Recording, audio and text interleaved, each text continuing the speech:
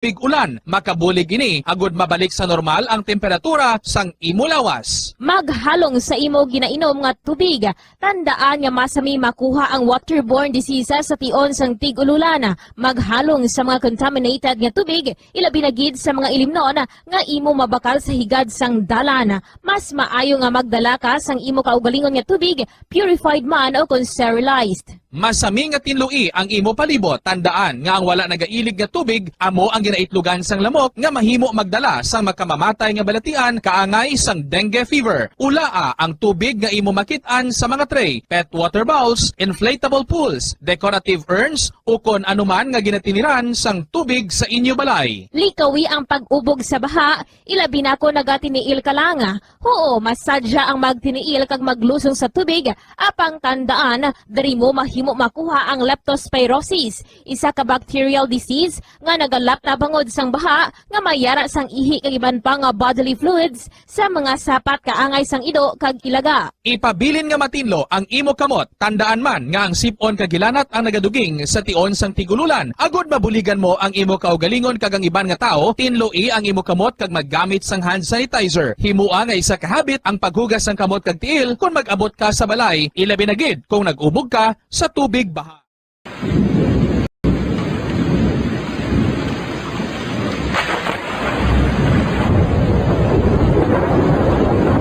Tiempo tigululan na naman mga kabombo. Ang ikayong lawas ng tanan aton gid halungan. Gani likawan nga mabasa sa ulan agud makalikaw man sa balatian. Yari ang mga bombo tips sa tion sang tig-ululan. Yod ng katotohanan, 5 dekada nang nagtatanggol sa mga mamamayan, patuloy na nagsasaliksik at mabilis maghatid ng mga balitang siksik at malaman. Patuloy na nangunguna sa mga issue, drama, promo at serbisyo publiko. Ito ang Bombo Radyo Bacolod, ang pambansang radyo ng Pilipinas. Fast Paradyo Bombo! Oras sa Bombo Radio Philippine Standard Time, 2 minutos na nakaligad sa atak na alas 6 sa aga. Bombo Radyo Bacolod. Fast Paradyo Bombo! Pilipinas, maayong aga! Welcome sa Bombo News and Views Morning Edition sa DYWP Bombo Radio Bacolod. Adlaw sang Lunes, Nobyembre 8, 2021. Ikawalong anibersaryo sa paglabay sa Bagyo Yolanda sa Pilipinas. Sa aton nga mga pangulong dinalaan sa top story of the day. Alkalde sang Tacloban aminado nga naka-move on na ang syudad. 8 ka tuig ang nakaligad. Humanin sang naglabay ang Super Typhoon Yolanda. Sa mga nagapangunang nga balita lokal, DILG nagpanawagan sa mga LGUs nga magpasar sang ordinansa nga himuon nga mandatory ang COVID vaccination. Governor Bong Lacson nagalantaw nga mahimo nga malabot na sang Negros Occidental ang herd immunity sa bulan sang Pebrero. COVID cases sa Negros Occidental tubtob kahapon nagnubos ang 50% kuni paanggid sa nakaligad nga duha ka semana. Duha ka mga lalaki patay sa pagkarambola sa motorsiklo, truck, minivan kag SUV sa Banwa sang Murcia. Duha ka alleged drug personalities nga nangayaw pa sa Bacolod arestado sa drug buy-bust operation. Samtang Mayor Isko Moreno Dumagozo may duha ka daw nga listening tour sa Cebu na kuang tagipusoon sa mga Cebuano. Sa mga nagapangunang nga balita national, mga senador hindi pa sa ginaduso nga mandatory vaccination batok sa coronavirus. Pilipinas may simultaneous vaccination activity sa katapusan sang semana sang bulan sang Nobyembre. Pag-withdraw sang Nanday Senador Ping Lacson kag Tito Soto sa suporta sa death penalty ginaabi-abi sa simbahang Katoliko. Sa mga nagapangunang nga balita international, Estados Unidos, magabukas na liwat sang borders makaligad ang 20 ka bulan. Patay sa hinali nga pagkarumpag sang 21-story building sa Nigeria, nagdangat na sa 42. Balita sa negosyo Pilipinas, magapadala na liwat sang trabahante sa South Korea. Balita sa hinampang, tennis star nga si Novak Djokovic, daog batok sa Russian player agol nga makuha ang Paris sa Masters title. Balita sa entertainment, Miss Globe 2021 Maureen Montaigne, hando raw sang journey sa pageant. Sa balita espesyal, food delivery rider nga nagasakay sa kabayo sa Misamis Occidental. Aton kilalahon. Oras sa Bombo Radio Philippine Standard Time, 5 minutos na nakaligad sa takna nga si Saga. Nga mo na pag-abi-abi sa inyo, diin man ka mga bahin sang syudad sang Bacolod, probinsya sang Negros Occidental, nga nakatutok na nagapamati diri sa DYWB Bombo Radio Bacolod 630 kHz sa lilisuan sang inyo mga radyo kag subong man sa mga nagapamati kag nagatanaw worldwide paagi sa Facebook Live, sa Facebook fan page sang Bombo Radio Bacolod kag subong man sa YouTube channel sang Bombo Radio Bacolod.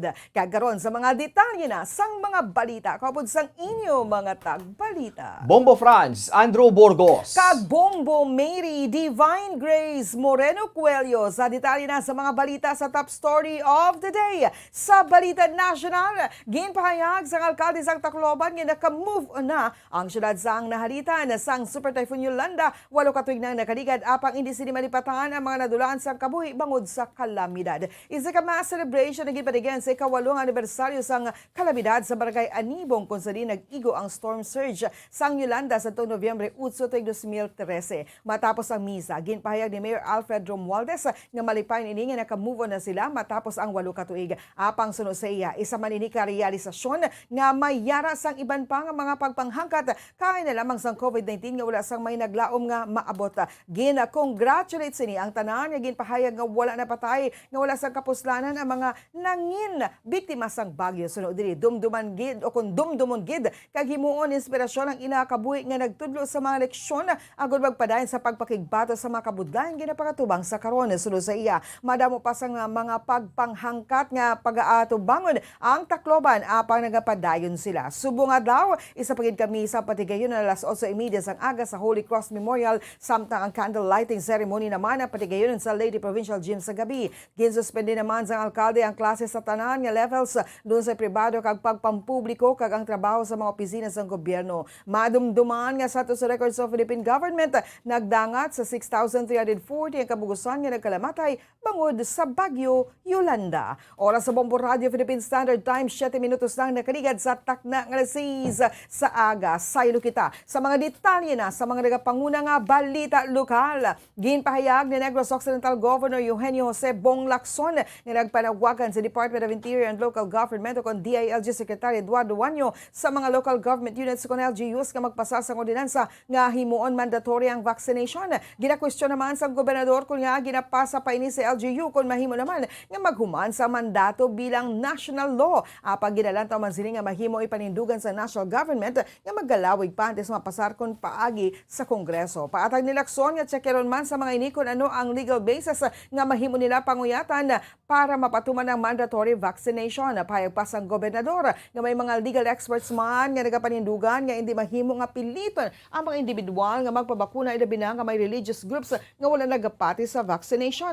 Ginalantaw ni Lacson nga frustrated na ang gobyerno kay nagadali nga malabot ang herd immunity nationwide. Ilabi na nga ginapatuman na sa karon ang pagbakuna sa 12 tubtob 17 anyos kag nalabot naman sa National Capital Region ukon NCR ang 90% ng herd immunity. Dugang pa ni Lacson nga nagdugang sa pagpursige sang gobyerno sa vaccination rollout ang natabo sa Pagadian City kung sa diin 100,000 doses ang COVID vaccine ang nasunog sa isa ka health office.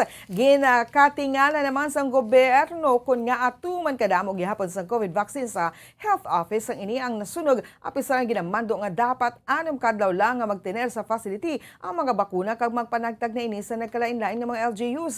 Nakabig naman ini nga pagpanghangkat sa mga LGU ilabi na sa local chief executive kung paano mapatuman ang panawagan nga himuon nga mandatory ang pagbakuna. Ginalantaw man ni Lacson nga isa sa rason sa pagdasig sang vaccination program ni Presidente Rodrigo Duterte bawod madamo na sa nagabot ka bakuna sa pungsod. Sa karon 12 tubtob 17 anyos pa lang ang pinakanubo nga ginapabakunahan apang sunod sa gobernador. Mahimo naman ini nga amat-amat nga magpanaog sa mas manubo nga age group ilabi na nga sa Estados Unidos ginabakunahan na ang 5 anyos nga mga kabataan. Ilang panawagan is that ang local government units ang magpasar sa ordinansya to make the vaccination mandatory. I'm just wondering, why is it passed on to the local government unit? If we can mandate it, why not make it a national law? Ang kabahin sa pagpahayag ni Negros Occidental Governor Eugenio Jose Bong Lacson. Ginalantaw ni Negros Occidental Governor Eugenio Bong Lacson nga mahimo malabot na sang probinsya ang herd immunity sa bulan sang Pebrero sa masunod nga tuig. Ay minado ini nga jutay pa lang sa mga nabakunahan nga 12 tubtob 17 anyos sa probinsya. Suna sa gobernador, luyag sini nga una nga malabot ang target population sa bahin sang A1 tubtob A5 sectors. Bungod din gihapon ang dapat nga hatagan sa prioridad. Patag man sining ang pediatric vaccination sa probinsya ang limitado pa lang sa karon sa pagbakuna sa mga pamatanon nga may comorbidities. Panawagan sining ang mga 12 o kung sa mga 12 to 17 anyos nga kung wala man ang mga inisang ginabatsyag, mas maayo nga paunahon anay sa mga ini sa pagbakuna ang mga pamatanon nga may ginabatsyag nga balatian. Nagalaom si Lacson nga sa Disyembre, mahimo na nga madoble sang Negros Occidental ang ratio sa nga nagakabakunahan aron nga mahimo nga malabot ang herd immunity sa February 2022. Sa karona, nagapabiling nga alertong provincial government kag una naman nga ginpasalig nga madamo na sang mapahanugutan nga pagtilipon na. Patag sini nga 50% na sa mga dine-in restaurants ang ginapahanugutan samtang 70% naman sa sagwa sang restauranta. Dugang pa ni Lacson nga ginapahanugutan naman ang video case alert level 2 nga status sa pangwala pag ginapahanugutan ang pag-inom sang alcohol sa pampubliko nga lugar. Ginalaw man sang gobernador nga magpabilin ang manubo nga status sa probinsya tubtob sa Disyembre. Agud madamo man ang mahimo nga makagwa. Panumdum ni Lacson nga dapat makaibalo na ang mga negrense nga magpangabuhi upod ang COVID-19. Mahimo ini pinaagi sa pagbuhat sang ikasarang agud nga maproteksyonan ang kaugalingon. Inibangod ang pagprotekta sa kaugalingon batok sa virus ang pinaagi naman sa pagprotekta sa palibot. Panumdum man sang gobernador nga nagapabilin ang COVID-19 sa palibot, gani hindi dapat magpakampante. Agud din matabo ang kaangay sa Europe kung saan liwat nga nag-surge ang virus matapos ang golpeada nga pagpahalog sang restriksyon kalakip ng pagpalos na sang mandato angon sa face mask. Sa ako ng personal, the best case scenario siguro is February na maabot naton ang herd immunity. Pero by December, we are also hoping, amo na gid ang direction naton na mapadasig naton, no? Mapadouble naton ang rate naton subong by the time that we hit December. Best case scenario will be February of next year. Sa liwat, tabatean si Negros Occidental Governor Eugenio Jose Bong Lacson. Ginpahayag sa gobernador sa probinsya sa Negros Occidental nga 2008 na lang sa karon ang active cases sa probinsya kung sa rin 50% gid ang naging pagnubo gikan sa nakaligid nga duha ka semana. Sunod sa gobernador ukod kay Governor Eugenio Jose Bong Lacson, maayo ni nga balita apang santo sa eksperyensya matapos magpanawag sang kaso kung kay sasunod ginagalunta ng surge gani paandam gihapon siniya ang pagsunod sa minimum health protocols. Ilabi na ang pagsuksok sang face mask kag physical distancing. Apang ginpakaamayo man ni Lacson nga napamatudan na sa mga eksperto nga ang vaccination rollout ang nagabulig sa pagpanubo sang kaso ilabi na sa Metro Manila. Isa man ini sa ginalantaw nga kabangdanan kun nga ginapanagyan sang national government ang pagpadasig pa sa vaccination rollout. Ginpakigbahin man sang gobernador nga nakasugilanon man sini sila Carlota City Mayor Rex Halanduon kay ginpahig sini nga ang mga nabilin na lang nga mga wala na bakunan sa ila target population among mga hindi magpabakuna. Nebroan ang syudad sang La Carlota ang isa sa local government unit kon LGU sa Negros Occidental nga may mataas nga vaccine rollout kag nalabot ang target para sa herd immunity. Aminado naman ini nga mabudlay na ang paglabot sa mga nabilin nga hindi luyag mabakunahan. Patag ni Lacson nga hindi na ini bangod sa rason nga malayo ang vaccination area sa ilapuloyan kundi sa rason nga choice sa mga ini nga hindi magpabakuna. Magluwas sa syudad nga maayo nga vaccination performance. Ginalantaw sa gobernador nga ang dapat gid nga mabuligan asang probinsya ang mga LGUs nga hinay ang vaccination rollout. Patag sini nga dapat matumod ang problema pangitan sang solusyon kag iduso ang pagpadasig pa sang vaccination. Sunod diri dapat mapalos sa mga ini ang pagpangduha-duha. Maayo man nga pamaagi sunod sa gobernador ang pagpadulong sang tagsa ka vaccination teams sa mga barangay. Ini ka nga sadto nga yara lang sa vaccination centers ang pagbakuna. Anymore a question of logistics. It's not a question na palayo sang ilang lugar. It's really now a question of their individual choice, no? That they don't want to be vaccinated. We have LGUs that are doing well, and we also have LGUs that are, there's so much left desired. Especially among nini sila, ang angayang gid bulig. Ang dugang nga pagpahayag ni Negros Occidental Governor Eugenio Jose Bong Lacson. Diyan 5 ang panibagong nga nagdugang sa kaso sang COVID-19 sa probinsya sa Negros Occidental kahapon. Samtang 41 naman ang nagdugang nga kaso sa syudad sa Bacolod. Sa COVID-19 Regional Case Bulletin number 590 nga ginpagwa sa Department of Health Center for Health Development, Western Visayas, nadugangan sang 103 ang kaso sa Region 6. Sa nasambit nga numero, isa diri ang nagikan sa Aklan, duha sa Antique, 15 sa Capiz, 1 sa Guimaras, 13 sa Iloilo, 25 sa Negros Occidental, 41 sa Bacolod City kag 5 ang nagdugang sa Iloilo City. Bangod diri, nagdangat na sa 143,753 ang kabugusan nga kasos ang COVID-19 sa Western Visayas. Kung sa rin nadugangan sang 241 ang mga nagalayo sa balatian, ganiyara na kabugusan nga recovery sa 131,524. Samtang nagdangat naman sa 3,567 ang death toll. Sa corona, mayara na sang 989 ka mga active cases sa Bacolod, samtang 3,774 naman ang aktibo nga mga kaso sa Negros Occidental. Personal nga ginbisita ni Bacolod City Lone District Congressman Greg Gasataya ang 92 ka mga pamilya nga naapektuhan sang demolition sa isa ka pribado nga propiedad sa Barangay Villamonte. Sang Nobyembre 5, ginbisita sang kongresista ang mga apektado nga residente agod babatian ang ilang mga concerns kay membroan kung paano ini makabulig. Naghatag man si Gasataya sang pauna nga bulig nga food packs kag ginsugura ng pagproseso sang financial assistance para sa mga ini. Hugot naman yung gipatuman ng health protocols samtang nagahinun-ano ng kongresista sa mga pumuluyo nga naapektuhan sang demolisyon.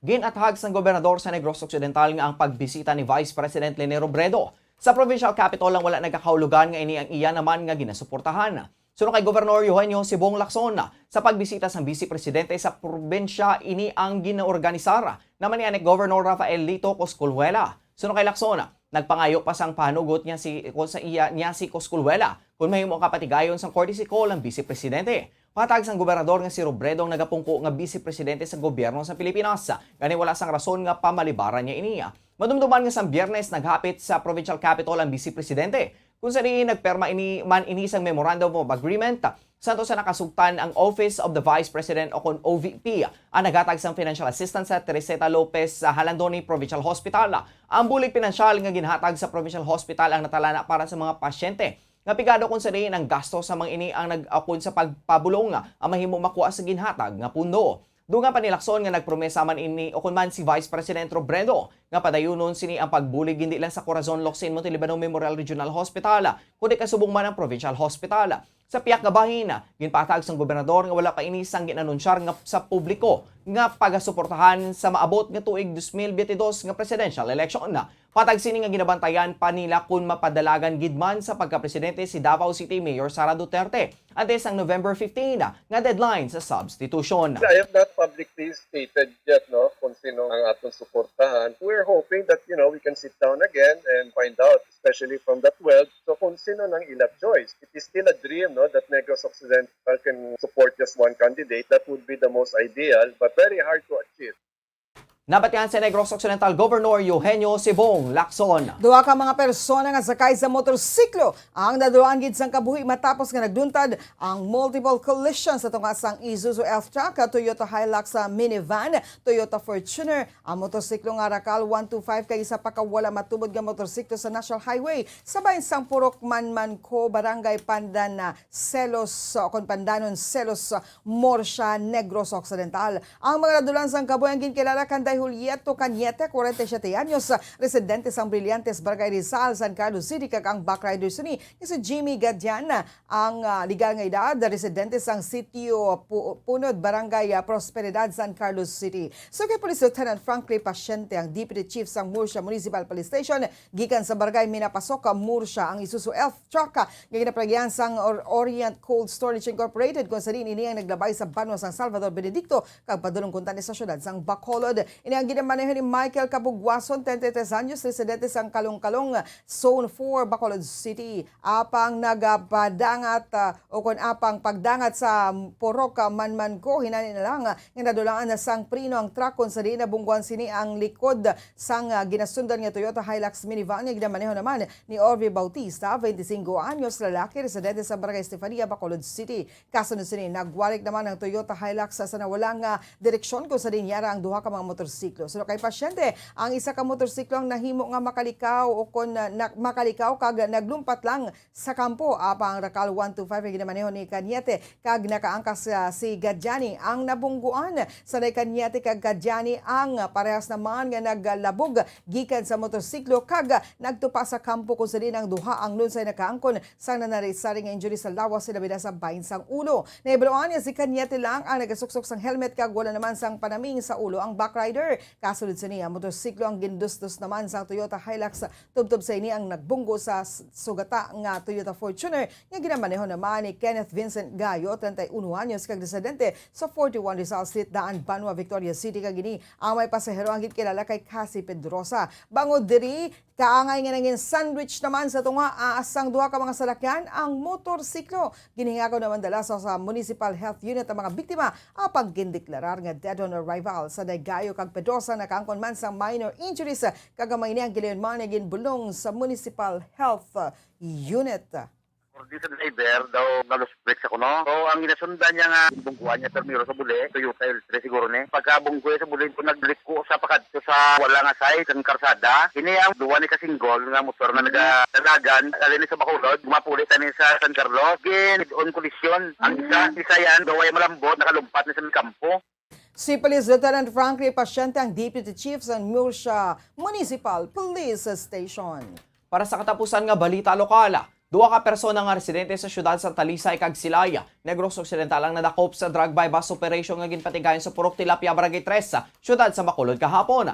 Sunod kay Police Captain John Christopher Masangkaya, Station Commander sa Bacolod Police Station 5, ang subject kung tali sa bypass operation amo ang ginkilala kay alias Georgia, nga isa ka Simana Manila ang ginamonitora. Santo sila confidential informant magapatigayon sa transaksyon sa lugar gani ila inigin operara. Wala nila maabtan si alias George kagang nadakpan amo ang duha ka persona nga ginkilala kanday Jonari Saura, 31 anyos, residente sa Purok 2, Ginilara na syudad sa Silaya, kag Roberto Mejica, 34 anyos, residente sa Banga 12, syudad sa Talisaya. Nakuha sa paginakop sang duwa ang pulo ka mga sachet sa suspected shabu nga ginawanta nagabugat sang 13 ka mga gramos kag nagabalor sang 85,000 pesos. Suno kay Masangkaya, Santay Mejica kag Saura ang ginaligar nga amo ang nagadulong sang items kay alias Georgia. Nga amo naman ang nagabaliga sa bahin sang Barangay Banago kasubong man sa Purok Sigaya, Barangay 2, syudad sa Bacolod. Gina-checkya naman sa karon sang kapulisan kung ang duwa ang may background naman nga kaso sa Talisay kag Silay City Police Stations. Sa korona, ang duwa ka suspitsadong nakaunong na sa kustodiya sa Bacolod Police Station 5 kag natala na nga pasakaan sang kaso nga paglapas sa Section 5 kag 11 sa Republic Act 9165 o kung Comprehensive Dangerous Drugs Act of 2002 subong nga adlaw. Bali initially ang target natin is si alias George, no. Taga diri siya supposed to be sa area, pero ang iya mga cohorts ang nakalatak pa namon nga si Robert Mejica kag si Jonari Saura taga Talisay City na sila kag ang isa taga Silay City, no. Allegedly sila gid ang gadulong sang items kay alias George nga amon na tani ang amon target galing wala namin siya labtan. Nabatian si Police Captain John Christopher Masangkay, ang Station Commander sa Bacolod Police Station 5. Oras sa Bombo Radio Philippine Standard Time, 22 minutos na nakanigad sa takna ng alas 6 sa Bantayan. Sa pagpanumbalik sa Bombo News and Views Morning Edition, mga detalye na sa mga nagapanguna nga balita national, international kagiban pa diri sa gihapon sa DYWB Bombo Radio Bacolod. Bombo Radio Bacolod. Fast Paradyo Bombo!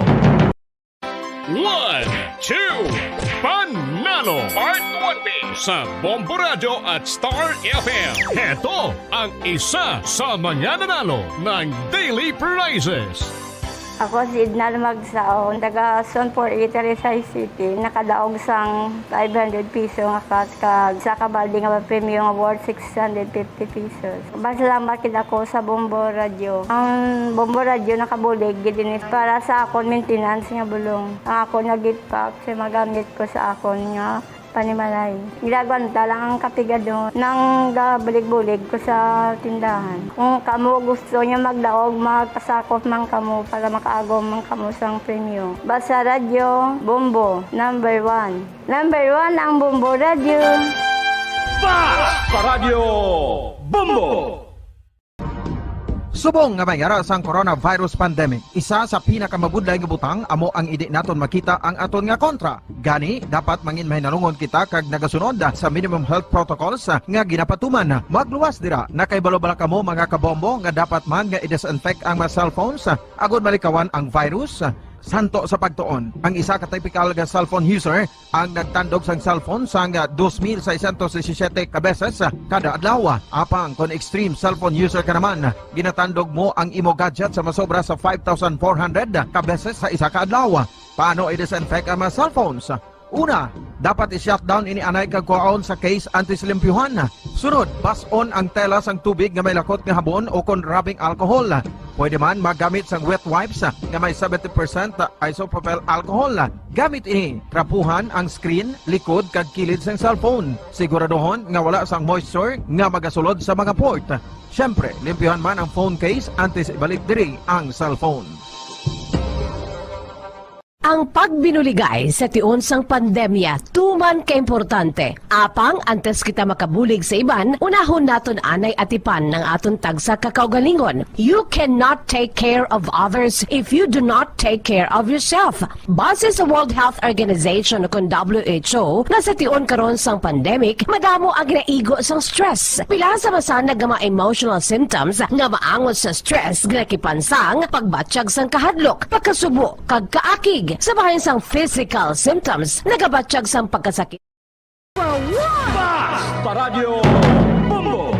Oras sa Bombo Radio Philippine Standard Time, 25 minutos na nakaligad sa atak ng Saga. Parang mga nagapamati, nagatanaw diri sa DYWB Bombo Radio Bacolod. Ini ang Bombo News and Views Morning Edition sa gihapon, kaupod ninyo. Bombo France, Andrew Burgos. Kag Bombo Mary Divine Grace Moreno Coelho sa dugang pa nga mga balita. Nagpadulong si Manila Mayor Isko Moreno Dumagoso sa Cebu sang Biyernes kag ginparigayon ang iya duha ka adlaw nga listening tour. Ang krusada ni Moreno nga pabatian ng mga pumuli nagikan sa nagkalain-lain nga sektor ang napresyar gid kag ang mensahe sini nga buhay at kabuhayan ang ginbaton miskan na diin ini magkadto sa probinsya sa Central Visayas sa ila konsidera nagapanguna sa boto sa pinakamanggaranon nga probinsya sa pungsod. Unay ninyo nagpadulong sa Banwa Zambari nga amo ang hometown ni Governor Gwendolyn Garcia kag utod sini nga si 3rd District Representative Pablo John P.J. Garcia na personal nga nagupod sa presidential candidate sa iya 2 days Cebu sojourn. Nakikita si Moreno sa mga entrepreneurs sang micro, small and medium enterprises sang Banwa Zambari kung sa din sinigid pakigbahin ng duwa sini ka mga prioridad nga agenda agad ma-revive ang sektor bangod sa pandemic.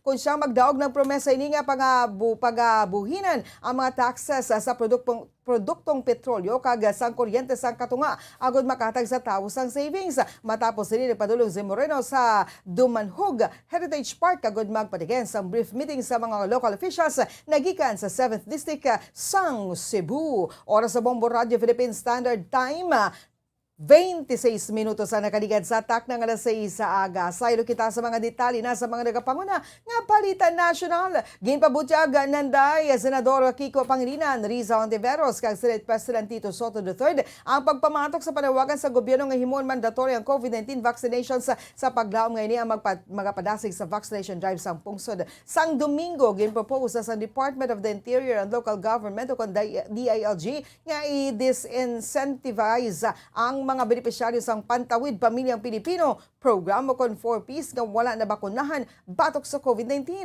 Bilang pagresponde gid ni Pangilinan nga ang 4Ps ang dapat i-implementar nga wala sang kondisyon pagod na kakailangan sa subsidy ang mga benepisyaryo para sa ila pamilya. Susaya, personal nga desisyon ng pagbabakuna kag ang dapat ngayon sa gobyerno amo ang inganyohon ng mga tawo nga piliyon ang magpavaksin. Susaya, ang manubo nga vaccination rate stem sa dagikan sa availability sang bakuna kag kakulang sa pagsalig sa mga muli sa vaccine brand. So kay Pangilinan, dapat pahibaloon sa gobyerno ang mga barangays nga maghahandle sa vaccination program santo sa ila jurisdiction nakip na pagtumod sa mga unvaccinated nga mga pumuluyo. Pag-schedule sa vaccination day kag pag-coordinate sa tag sa mga local government units. Ginduga man sini nga dapat i-incentivize ang kag hindi penalize. Hindi dapat pagkuhaan sang mga ini ang ayuda kag hindi solusyon ang pagdula sang kalanon sang tawo. Nagapati man si Ontiveros nga ang ini nga size sa proposal ang hindi makabulig sa mga pigado. Ginduga man sini nga wala sang kondisyon sa Republic Act 11310 o kunang 4-piece law nga nagapahayag nga kinahanglan sa mga recipients nga magpabakuna agud makakuha sang benepisyo. So siya, dapat nga magbuligay ang Department of Social Welfare and Development o kon DSWD kag Department of Health o kon DOH agud nga ma-promote ang ikaing lawas pagi sa pag-inganyo sa 4Ps nga magbabakuna sang himon ini nga conditionality. Paagi diri nagapati si Ontiveros nga makakita sang kaisog nga magpabakuna mga unvaccinated. Sa piyakabahin nagpanawagan naman si Senate President Vicente Tito Soto III sa gobyerno nga i-implementar ang hustong information program sa mga magmando sang vaccination sang ginpamangkot kun pabor ni sa mandatory vaccination ginpahig sini nga may demokrasya sa Pilipinas kung may Pinoy nga hindi magpabakuna nga apilito dinhi. Gindugang man sini nga ang pagpuwersa sa mga pumuli nga magpabakuna ang makatapak sa ila civil rights. Magapatigayon ang Pilipinas ang simultaneous vaccination activities. Sa katapusan nga semana sa Nobyembre, suno sa National Task Force Against COVID-19. Ang NTF ang wala naghatag sa specific dates para sa National Vaccination Day nga nagalaom nga mag-administer sa ini magnubo 5 million vaccine doses. As of November 4, ang Pilipinas ang naka-administer sa kabugusan nga 62,474,334 jobs. Sa bilog nga pungsod gani nagdangat na ang numero ang fully vaccinated individuals sa 28,718,856 o kung 37.23% sang target population. So kay Vaccine Czar Carlito Galvez Jr., ang Pilipinas ang nagatarget nga magbakuna sang 70% sa target nga populasyon sini o kung 54 million ka mga Pilipino nga makabaton sang hindi magnubo sa isa ka dose sa katapusan sang Nobyembre. Naka-report sang 2,605 ka bagong kaso sang COVID-19 ang Pilipinas kahapon kung sa rin duwa ka mga laboratorio ang wala nakapasa sang data on time. Bango din sa Department of Health nagdangat sa 2,803,213 ang kabugusan nga kaso kung sa rin 33,526 ang aktibo sa nasabit nga numero. 66% diri ang mild, 5.7% ang asymptomatic, 9% ang severe, kag 3.8% ang gera sa critical nga kondisyon. Ginansure man sa ahensya nga nagdangat ng kabugusan nga recoveries sa 2,725,257 matapos ang 3,901 ka mga pasyente ang nagalayo sa virus. Nagdangat naman sa 44,430 ka nagkalamatay matapos sa dugangan sa 191 ka mga nagkalamatay. Para sa katapusan nga balita nasyonal, gin-welcome sang Simbahang Katoliko ang withdrawal sang suporta sa revival sang death penalty. Sa dayal Senate President Vicente Soto III kag Senator Panfilo Lacson. Sunod sa article nga na-post sa Catholic Bishops Conference of the Philippines o CBCP news site, ang pagbaylo sa desisyon sang duwa ka mga veterano nga senadora ang magabulig sa pro-life advocacy sa simbahan. Sa Lacson kag Soto nga magapadalagan bilang presidente kag vice-presidente sa 2022 elections. Ang nagpahayag nga nagapamatok na sila sa karon sa death penalty matapos ang tinuig nga pagduso nga i-reimpose ini bilang mga senadora. Suno kay Bishop Joel Bailon, chairman ng CBCP Episcopal Commission on Prison Pastoral Care. Hindi maging solusyon ang capital punishment sa krimen kundi dapat nga magapasiguro nga ang pag naglapas sa lahi ang dapat manabat sa iya nga mahimo o kung sa iya nga ginhimo. Gindugang man sini nga ang simbahan ang nag-advocate sa isa ka reform-based correctional program.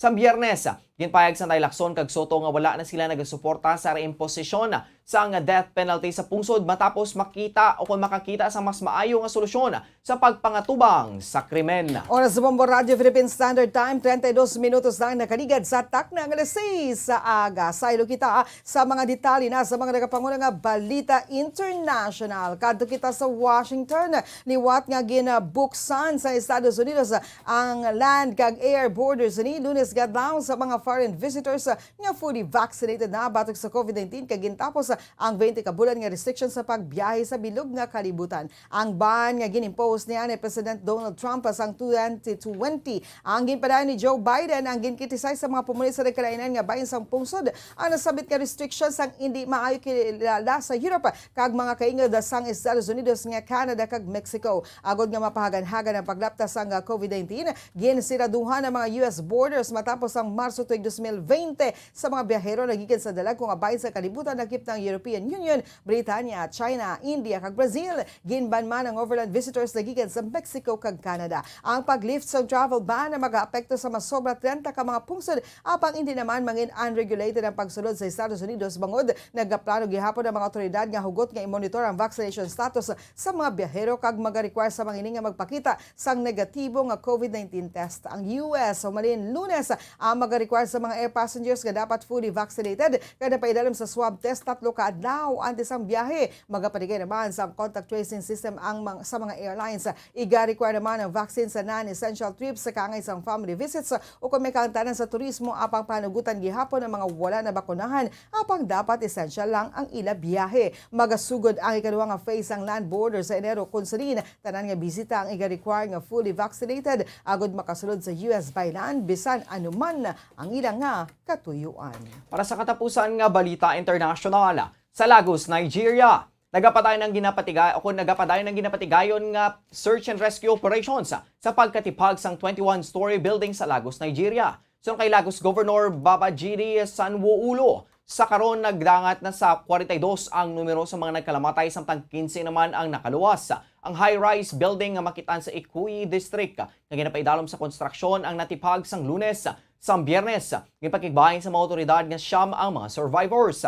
Sang weekend naman, nadugangan pang numero sa mga survivors matapos nakilala ang 6 kaiban pa nga nakaluwas sa insidente. Sa unang nagipahayag ni Sanwo-Olo nga wala sila nakahibalo sang insakto nga numero sa mga yara sa sulod sang building sang natabo ang insidente. Apang mayara sang ginaligar 49 ka pamilya nga nag-report nga nadula ang ilang mga himata. Gipatigayon naman ang DNA examination agon ma-identify ang pila ka mga lawas. Naghatag naman sang bulig ang gobyerno sa pagpalubong sa mga biktima kag financial support naman sa mga survivors.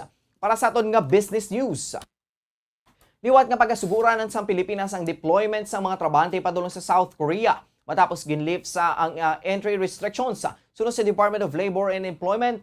Sunod kay Secretary Silvestre Bilio III. Nagmanduan duli sa Philippine Overseas Employment Administration o POEA nga sugura na ang pagproseso sang deployment sang workers sa mga kaingon nga pungsod sa Asia. Sunod kay Belio, mayo nga balita ni hindi lamang sa entry permit system workers kag sa ila pamilya kundi subong man sa mga Korean employers nga nagahulat sa mga trabahante nga makabalik.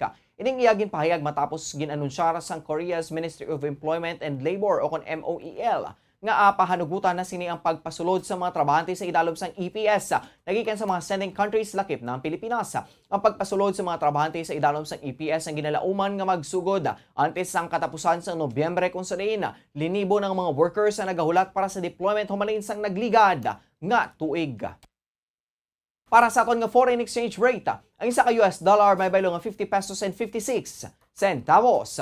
Ang isa ka Hong Kong dollar may baylo nga 6 pesos and 49 centavos. Ang isa ka Singaporean dollar may baylo nga 37 pesos and 43 centavos. Ang isa ka Saudi Arabian rial may baylo nga 13 pesos and 48 centavos. Kag ang isa ka euro may baylo nga 58 pesos and 43 centavos. Ang average nga presyo sa produktong petrolyo nagikan sa Shell, Caltex kag Petron stations.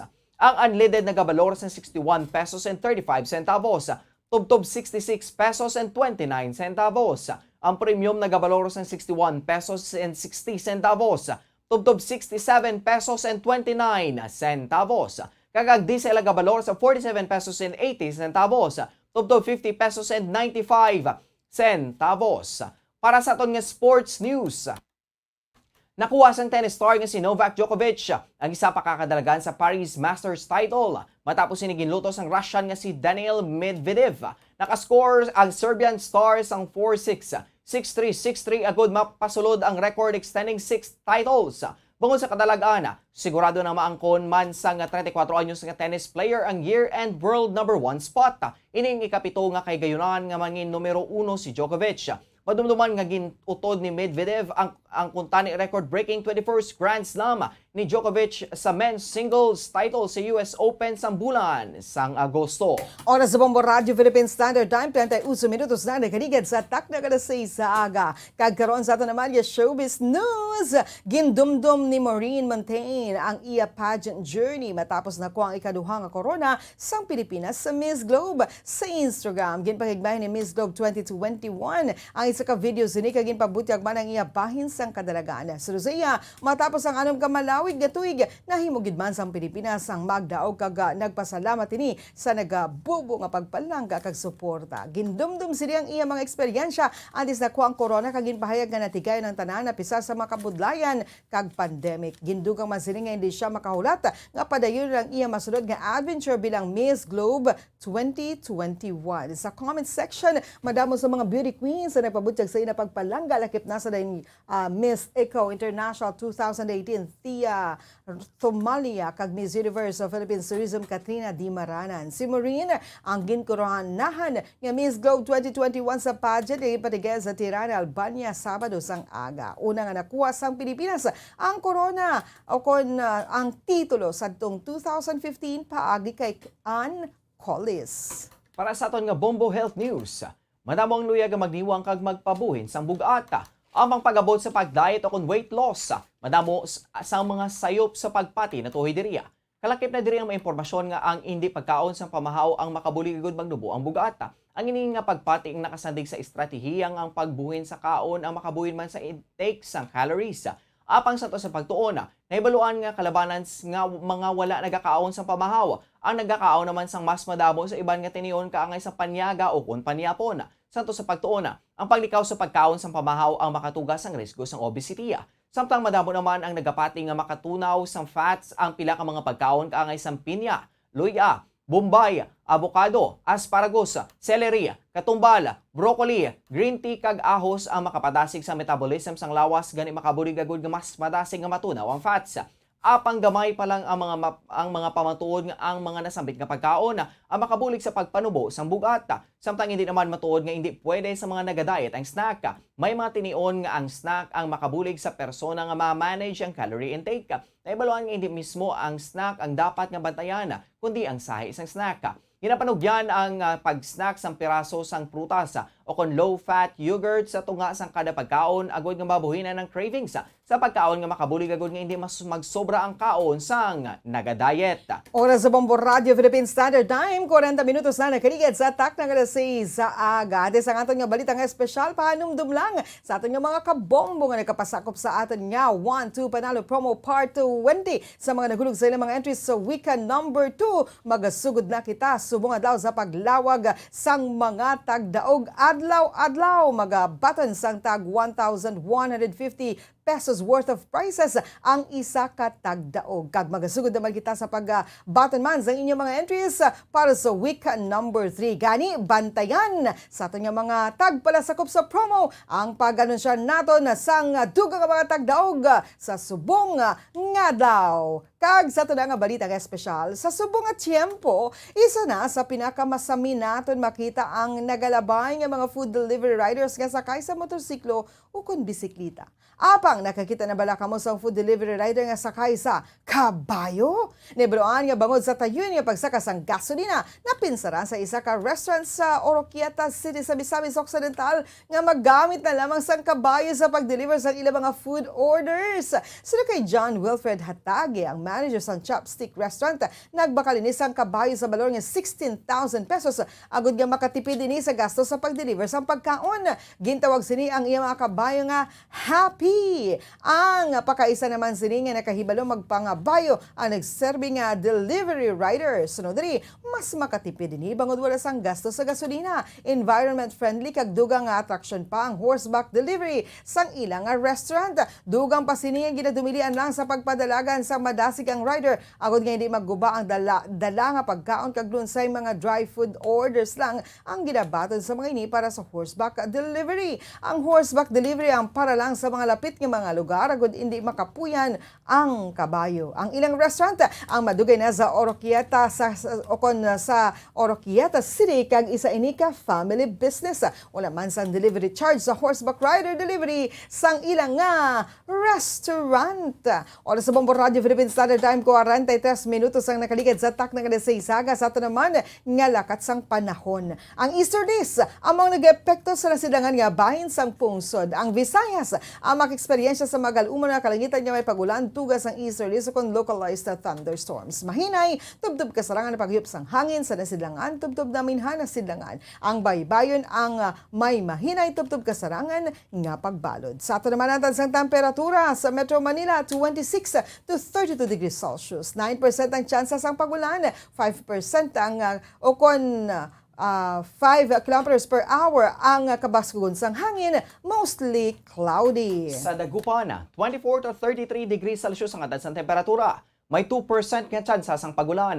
Ang hangin may kabaskugon nga 6 km per hour clear with periodic clouds. Sa Aklan, 26 to 31 degrees Celsius ang atad sang temperatura. 16% ang tsansa sang pag-ulan. Ang hangin may kabaskugon nga 18 km kada oras, mostly cloudy. Sa Davao, 24 to 31 degrees Celsius ang atas ng temperatura. May 4% nga tsansa sang pagulan. Ang hangin may kabaskugon nga 3 km per hour, partly cloudy. Kag sa Davao City, 4% ang tsansa sang pag-ulan. O kung sa Bacolod City, 25 to 33 degrees Celsius ang antad sang temperatura. 5% ang tsansa sang pag-ulan. Ang hangin may kabasugon nga 8 km kada oras, partly cloudy. Ang adlaw na butlak, 5:54 kay na sang kaagahon. Kag bagatunod, 5:25 karon sa kahapon nanon. Oras sa Bombo Radio Philippine Standard Time, 44 minutos na nakaligid sa tak ng alas 6 aga. Inyo debatian ang mga balita nga gindulong sa inyo sang Bombo News Team sang DYWB Bombo Radio Bacolod sa subong adlaw sang Lunes, Nobyembre 8, 2021. Ikawalong anibersaryo sang paglabay sang Bagyo Yolanda. Kag sa ato naman nga Christmas countdown, 47 days to go before Christmas. Ini ang Bombo News and Views Morning Edition. Kag kami ang inyo nangintag balita. Bombo Franz, Andrew Burgos. Kag Bombo Mary Divine Grace Moreno Coelho para sa Pambansang Radyo ng Pilipinas. Consistent overall number 1 sa Bacolod. Basta Radio! Bombo! Kag sa ito nga Bombo News Analysis, yung padala sa isa kamokod nga tagpalamatis ang Bombo Radio Bacolod. Inang ginbasa ni Bombo Daniel Lecciones sa May Tigulo. Kalibutan! Tugas ang Diyos ang kalibutan, agud unta sang tawo pagaamligan. Dunang manggad tani tipigan, apang ato nini ginakamasaan. Climate change ato na nabatyagan. Tungod sa pagabuso naton sang kalibutan, ginabalik na ang ginagimo naton nga kalainan, apang hindi paulihi ang tanan. Magbinuligay kita agud ini nga problema ang masolusyonan. Tinion nga magtanom kita sang kakahuyan, agod ang pag-awas ang tubig sa aton kasubaan, hindi makadala sang dako nga kalitan, labi na gid sa aton mangunguma kay mga kauturan.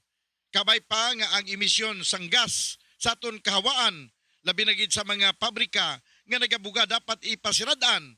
Mintras tanto ang gobyerno hindi maghimo sa makahas nga tikang, hindi gid naton marisolbar ang nagalala nga climate change nga aton palaligban.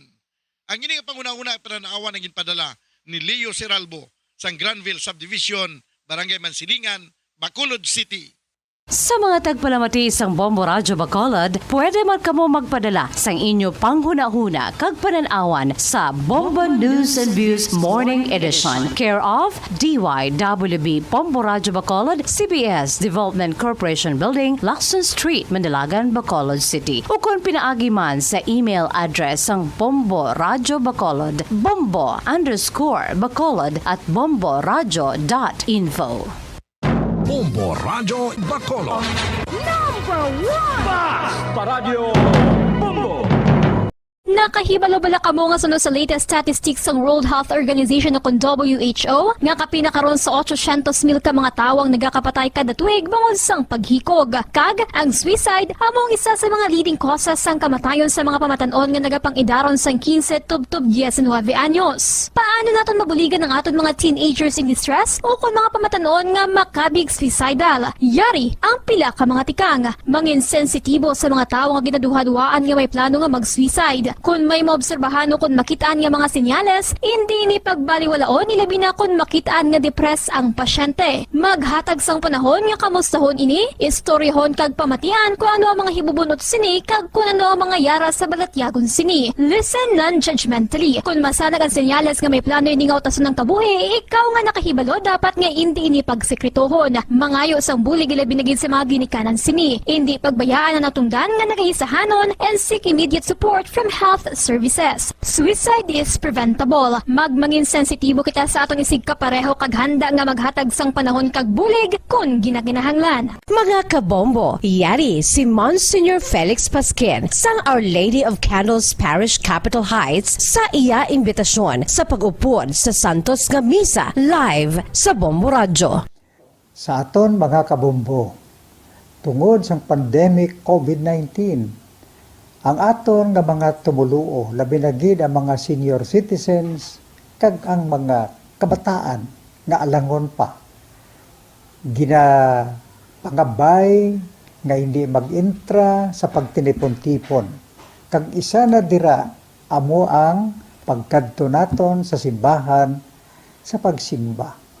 Apang kamo, makasimba gihapon, makapasalamat ka makadayaw sa Dios, makapangamuyo, pinaagi sa aton Santos nga Misa online sa Bombo Radio Bacolod. Nga aton ginahiwat kada alas 6:30 sang aga. Ini sa liwat ang inyo alagad, Monsignor Felix P. Pasquin, nga padayon nga nagaagda sa inyo. Sa pag-upod sa aton Santos nga Misa sa online sa Bombo Radio, kada Domingo alas 6:30 sing aga. Madamo gid nga salamat. Ang pagbinuligay sa tiun sang pandemya, tuman ka importante. Apang antes kita makabulig sa iban, unahon naton anay atipan ng aton tagsa kakaugalingon. You cannot take care of others if you do not take care of yourself. Base sa World Health Organization kung WHO, na sa tiun karon sang pandemic, madamo ang ginaigo sang stress. Pila sa masanag nga mga emotional symptoms nga maangon sa stress, ginakipansang pagbatsyag sang kahadlok, pagkasubo, kag kaakig. Sa bahin sang physical symptoms, nagabatsyag sang pagkasakit sang ulo, may kabudlayan sa pagtulog kapag kaon. Sa bahin sang behavioral symptoms, nagakadulaan na sang gana o kon motibasyon sa pagtrabaho. Nagataas ang pag-usa sang alcohol o kon drugs, kag wala na nagatambong Nang nagtatanggol sa mga mamamayan, patuloy na nagsasaliksik at mabilis maghatid ng mga balitang siksik at malaman. Patuloy na nangunguna sa mga issue, drama, promo at serbisyo publiko. Ito ang Bombo Radyo Bacolod, ang pambansang radyo ng Pilipinas. Fast Paradyo Bombo! Bombo Radyo Bacolod. Number 1! Fast Paradyo Bombo! 11 minutos ang nabilin antes ang alas 7 sa aga. Welcome diri sa pagbangalagad sang Bombo Report Second Edition adlaw sang Lunes petsa 8 sa bulan sang Nobyembre sa mga tig 2021. Labi ikaduha na ning adlaw sang Lunes sa 11 nga bulan sa mga year 2021. Sa mga aga mangin kaubunyalagad si Bombo Erlin Bayonita. Updan kita asala sa 7 ang atak na sa mga aga sa pagdulong sa inyo sang dugang mga balita lokal. Mga nabalaga sa ating mga police station sa diri sa maya syudad sang Bacolod, kalagipan na sa maya probinsya sang Negros Occidental. I-check ka nato na report ni Bombo Lianizil Minardo, mayara sang isa ka pension house, nga ginakawatan sang ilaman na mismo nga customer dira sa maya syudad sang Kabangkalan. Sa initial investigation sa aton nga mga kapulisan dira sa maya Kabangkalan City, idi maganabo diri sa 320,000 pesos nga balor sang cash banwa ang nakuha diri sang ginaligar tatlo man ka mga suspetsado nga ila man na mismo nga customer nga naga-check-in dira sa maya isa ka pension house sa maya syudad sang Kabangkalan. Latawan nato na kung natumod sa mga otoridad kung sa naisinugid ang ining nasambit ang mga sospetsado. kay ini ang ginapahayag nga kwan bala mga kolektor banwa nga ginakawatan sining tatlo man ka mga sospetsado dira sa may pension house sa Kabangkalan City. Sa piyakalinya, dugang mga detalye, Bombolyan Zil Minardo sa report. Kamin. Bombolyan. Okay. Bombolyani. Aha, kay subong parayon ning pagpatikayon sa investigation sa ngaton sa mga kapolisan dira sa may Southern Negros, ilabi na diri sa may syudad sa Kabangkalan. Bombolyani sa report. Kamin.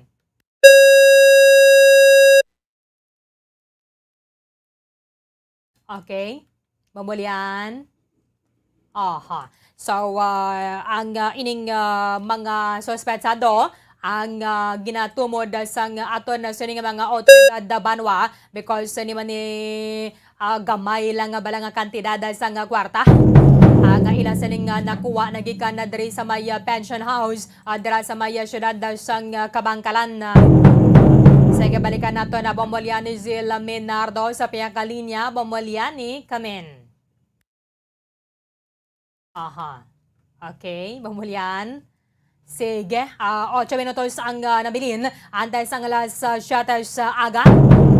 Ang ato na sa State Weather Bureau nagapaandam sa aton kagasawang man nagapagwa sa early morning forecast sa buong sining adlaw sa Lunes. Ang National Capital Region kalakip na ang nabilin nga bahin sa pungsod mangin magalumon tubdob magalumon pagidang kawaan kagakon kaysa meron sang isolated nga mga rain showers sa kon thunderstorms dala ini sa easterly sa kon localized thunderstorms sa buong siniyang Lunes sa Nobyembre 8. Ang flash floods o kon landslide posible man nga magaluntad sa tiyon sang pagatupa sang tayuyon madamol sa niyang ulan na banwa. Wala man sang low pressure area nga ginapantayan ang aton sa State Weather Bureau sa buong siniyang Lunes kag ang kadagatan sining sang pag-asa ang mangin kasarangan pero kung kaysa may mga matagas man nga balod over sa mga baybayon sa extreme northern Luzon. 7 minutos ang nabilin antay sang alas 7 sa aga. Balikan nato na Bombolyani Zil Minardo sa piyakalinya. Bombolyani sa report. Kamin. Okay, Bombolyan. Bombolyani, Yes, sige, Bombo go Erlin. ahead. Yes, sa Bombo Erlin. Aha. Okay. Bombolyan. Sige. 4 minutos ang nabilin antay sa alas 7 sa aga. Maya pila na sa karon ka mga pagganubo na gano sang kaso sang coronavirus diri sa aton sa may Pilipinas. In fact, na record na naton ang pinakamanubo nga active cases halin sang Marso 1. Sunod diri sa may report sang Department of Health kahapon. So, kabaya pa nga timangin na tayo yun na ini banwa kay amon na ni ang isa sa mga ginahulat-hulat naton ang pag-angko na naton sang Merry Christmas. Although ginatarget diri sang aton interagency task force nga malabot naton ang herd immunity sa first quarter sang tuig 2022. Kahapon na ginapahayag diri sang Department of Health Banwa nga nakarecord kita sang 2,605 ka mga bago nga mga kaso sang COVID-19. Ang aton nga total case load diri sa Pilipinas is 1,213,213.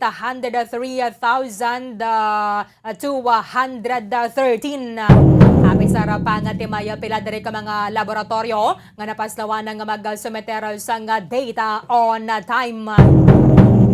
Ang aton ni nga bago nga mga kaso ang nagdala sa aton na sining active cases count sa 33,526. 66% diri ang nagabatyag sa mild symptoms, 5.7% ang symptomatic, or nagapositibo sila bala pero tiwala man sang sintomas nga ginabatyag ang ining nasambit ang mga COVID positive pero tinagpabilin sa may quarantine facility. 9% ang mayaran sa severe symptoms and then 3.7% ang yara sa critical condition. Ang total recoveries naton nagadangat na sa 2,725,257. Pagkatapos nga mayroon sa 3,901 kadugang nga diri nga mga pasyente nga naka-survive o naga-negatibo na balaliwat sa may respiratory test sa sining COVID test banwa kag nag-aayon na from their respiratory illness. Balikan natin sa piyakalinya, Bambalian ni Zil Minardo sa report. Come in. Okay. Sige. Do'y posible na ginagoro mo mukim. Kaya dari kita balikan natin ang ato ng total death toll is 44,430. Kaya may 191 ang mga bago nga mga fatalities sa banwa. Saling nga ganit rin sa Department of Health ginapangkakas na ni ang ining atras ka mga duplicate bala from the total case count kay wala to na check ang una sa ning record and kasunod sa ning mga validation nagagwa banwa nga nagduluble naman lang ini sila. So 151 ka mga kaso before nga natag as recovery sa banwa were reclassified as deaths after final validation which is maayo ini nga patimaan na banwa because halina sang March 1, 2021 amo na ni ang aton siniyang pinakamanubo yang kaso. Kon na mga aktibo balang mga kaso nga na-record adrin sa aton sa may Pilipinas. Ang data sa Department of Health nagpakita nga 42% sang intensive care unit beds diri sa aton sa may Pilipinas amo na subong ang ginagamit sa mga COVID positive nga mga pasyente. 25% naman sa mga medical ventilators ang ginagamit sa mga ospital o kada sa mga pasyente sa mga naglain-lain ng mga ospital nationwide. Sa Metro Manila, 38% sa mga ICU beds amo ni ang ginagamit and then 24% sa mga ventilators ang gina-utilize sa buong kabay pa nga magtayo yun na datoy suwaya nga ginapanawagan na gid kag awani nga pag-convince sang ato na sa mga otoridad banwa ilabi na sa mga health officials ang pagpabakuna diri sa may coronavirus. Kaya tindi na ni nato na problema ang shipment o kanang supply bala ang volume sang bakuna. Nga mo ni ang igadapat sa ato na sa mga Pilipino but mayara adre asang bastante na gidang shipment. In fact, ginaduso ni ganis ang Department of the Interior and the local government na kung na pwede mayara sang mandatory vaccination. But isoryanta na karon dugang sa Bamuhanay big time because may mga nagatuluhawa diri nga dapat mayara na sang mandatory vaccination sa aton nga mga Pilipino. Matamayo na may istoryan naton sa legalidad na bala sining mando kay sa Estados Unidos. In fact, ang ila didong vaccine na mandate asugod sa Enero 4 ining tanan nga mga kompanya banwa nga mayara sang masobra 100 ka mga empleyado at dapat tanan na dra nga mga empleyado nila is vaccinated. That is why nga gina-challenge ni Subong before the Supreme Court sa Estados Unidos pero determinado ang Biden administration nga ipatuman ining vaccine mandate. Kung mayara man yan dira sa nga hindi bala vaccinated ang mga empleyado, dapat may regular nga COVID test para sa ila sa tinutuyo banwa nga mapunggan ang ining paglapta sang coronavirus. Sige, impunto alas 7 na, yare na ang Bombo Network News. Magandang umaga Pilipinas sa mga oras sa buong mundo. Narito na ang Bombo Network News Morning Edition. Ngayon po ay araw ng Lunes, ikawalo ng Nobyembre 2021. Sa ulo ng ating mga balita, mamaya may mga update tayo hinggil hudon sa nangyaring stampede dyan sa Estados Unidos kung saan 8 naitalang patay at daan-daan pa ang naitalang sugatan kaugnay ng naturang pangyayari. At sa atin hong mga update naman dito sa Pilipinas, yung pagtuturok doon ho sa mga nakakabatang gulang ay tuloy-tuloy na habang yung immunity, herd immunity, inaasahan hong maaabot sa lalong madaling panahon. Samantala sa iba pang mga balita natin mga kabombo, yung pag-alala ukol ho doon sa anibersaryo ng Yolanda, 8 taon nang nakakalipas kaugnay ho ng pananalasan ng napakalakas na bagyo sa kasaysayan. Sa iba pa nating update mga kabombo, yung mga insidente tungkol ho dun sa mga sagupan sa iba't ibang dako ng bansa laban sa mga rebelde ay nangyayari ho kabi-kabila. Mayroon ho tayong mga follow-up hinggil ho dyan mga kabombo. Sa iba pang mga balita natin, yung nagpapatuloy din na mga aktibidad kaugnay ho dun sa COP26 Summit ay meron ho tayong mga follow-up mga kabombo hinggil ho dun sa mga lalagdaan na kasunduan hinggil pa rin sa naturang aktibidad. Sa atin hong balitang palakasan, si Canelo Alvarez ay patuloy hong umaani ng mga pagbati hinggil pa rin dito sa nangyari na laban ang kanyang tagumpay doon ho sa latest sa boxing. Sa iba pang mga balita natin mga kabombo, mga Kastar Nation, abangan ang ating panayam yan, direktamente live sa Estados Unidos. Kaugnay pa rin ho ng nangyaring malaking insidente doon sa USA. Antabayanan ho yan sa atin hong tuloy-tuloy na mga balitaan. Sa dagdag pa nating mga impormasyon mga kabombo ay kuha tayo ng update hinggil ho dyan sa pangyayari sa USA. Nandiyan na ang ating kasamahan dyan si Bombo Rupino Pinoy Gonzales. Mamaya ay kukuha tayo ng update.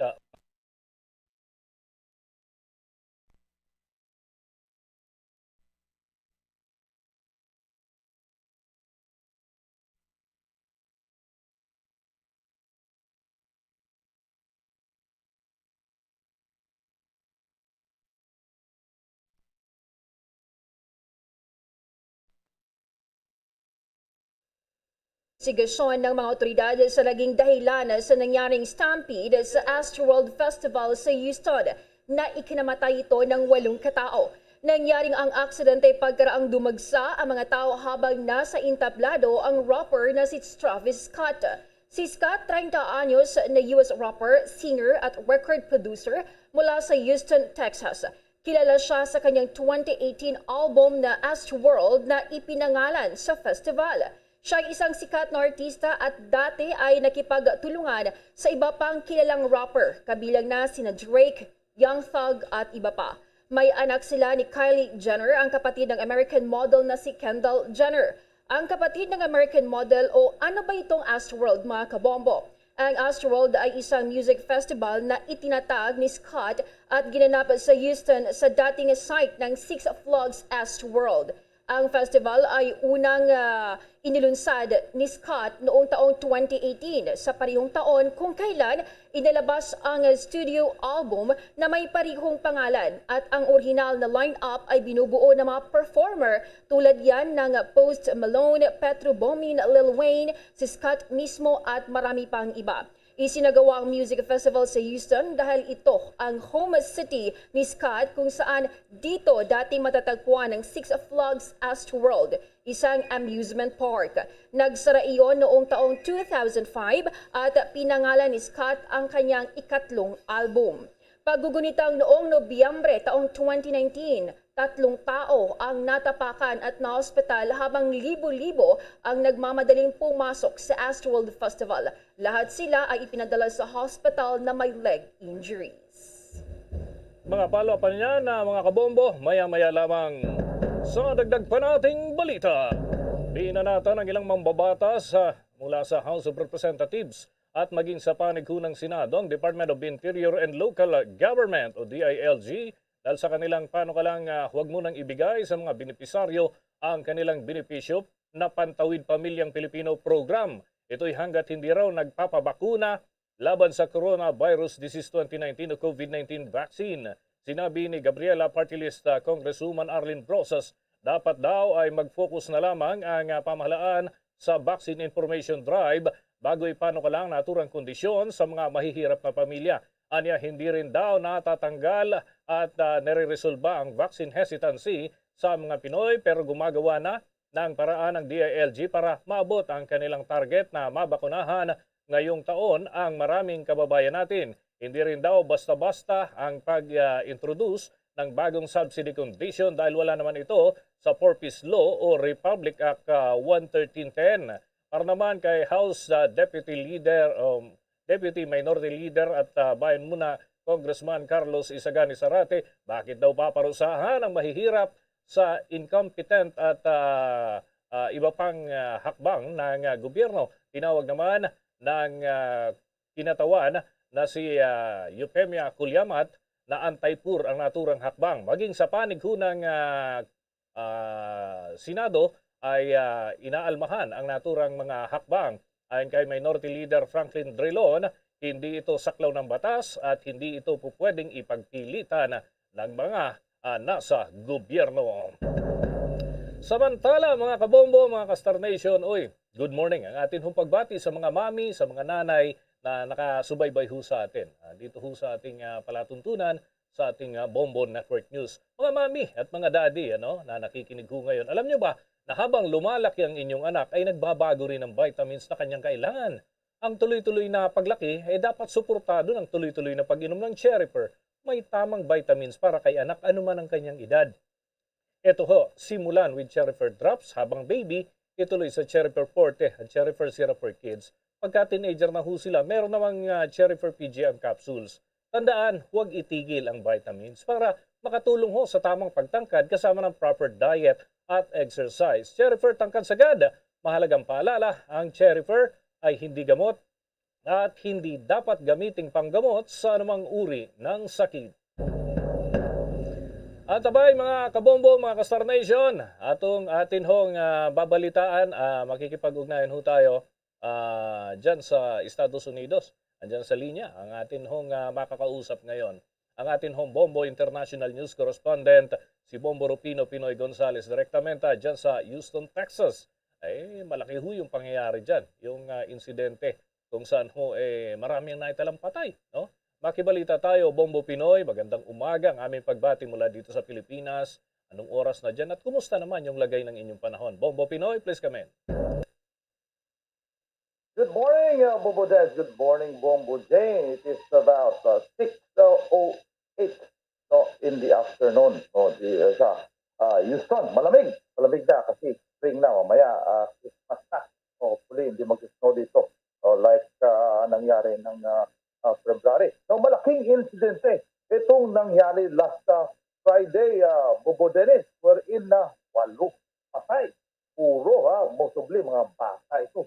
Very young people. Nangyari sa concert ni Travis Scott, isang sikat na Grammy Award winner na former isang ito, a boyfriend ni sikat na model na si Kylie Jenner. Sa kanyang concert nag-start ng alas 9. Madami ang nag-push sa likod. Itong mga tao, itong mga young people na sa harap, namatay sa stampede at saka namatay sa namatay sa pagtrampol sa kanila. Hindi sila makahinga, hindi sila makagalaw. Kasi may mga tao doon pala sa likod pala, Boboden, na mga loko-loko. May nag-inject ng mga droga sa kanilang mga leeg.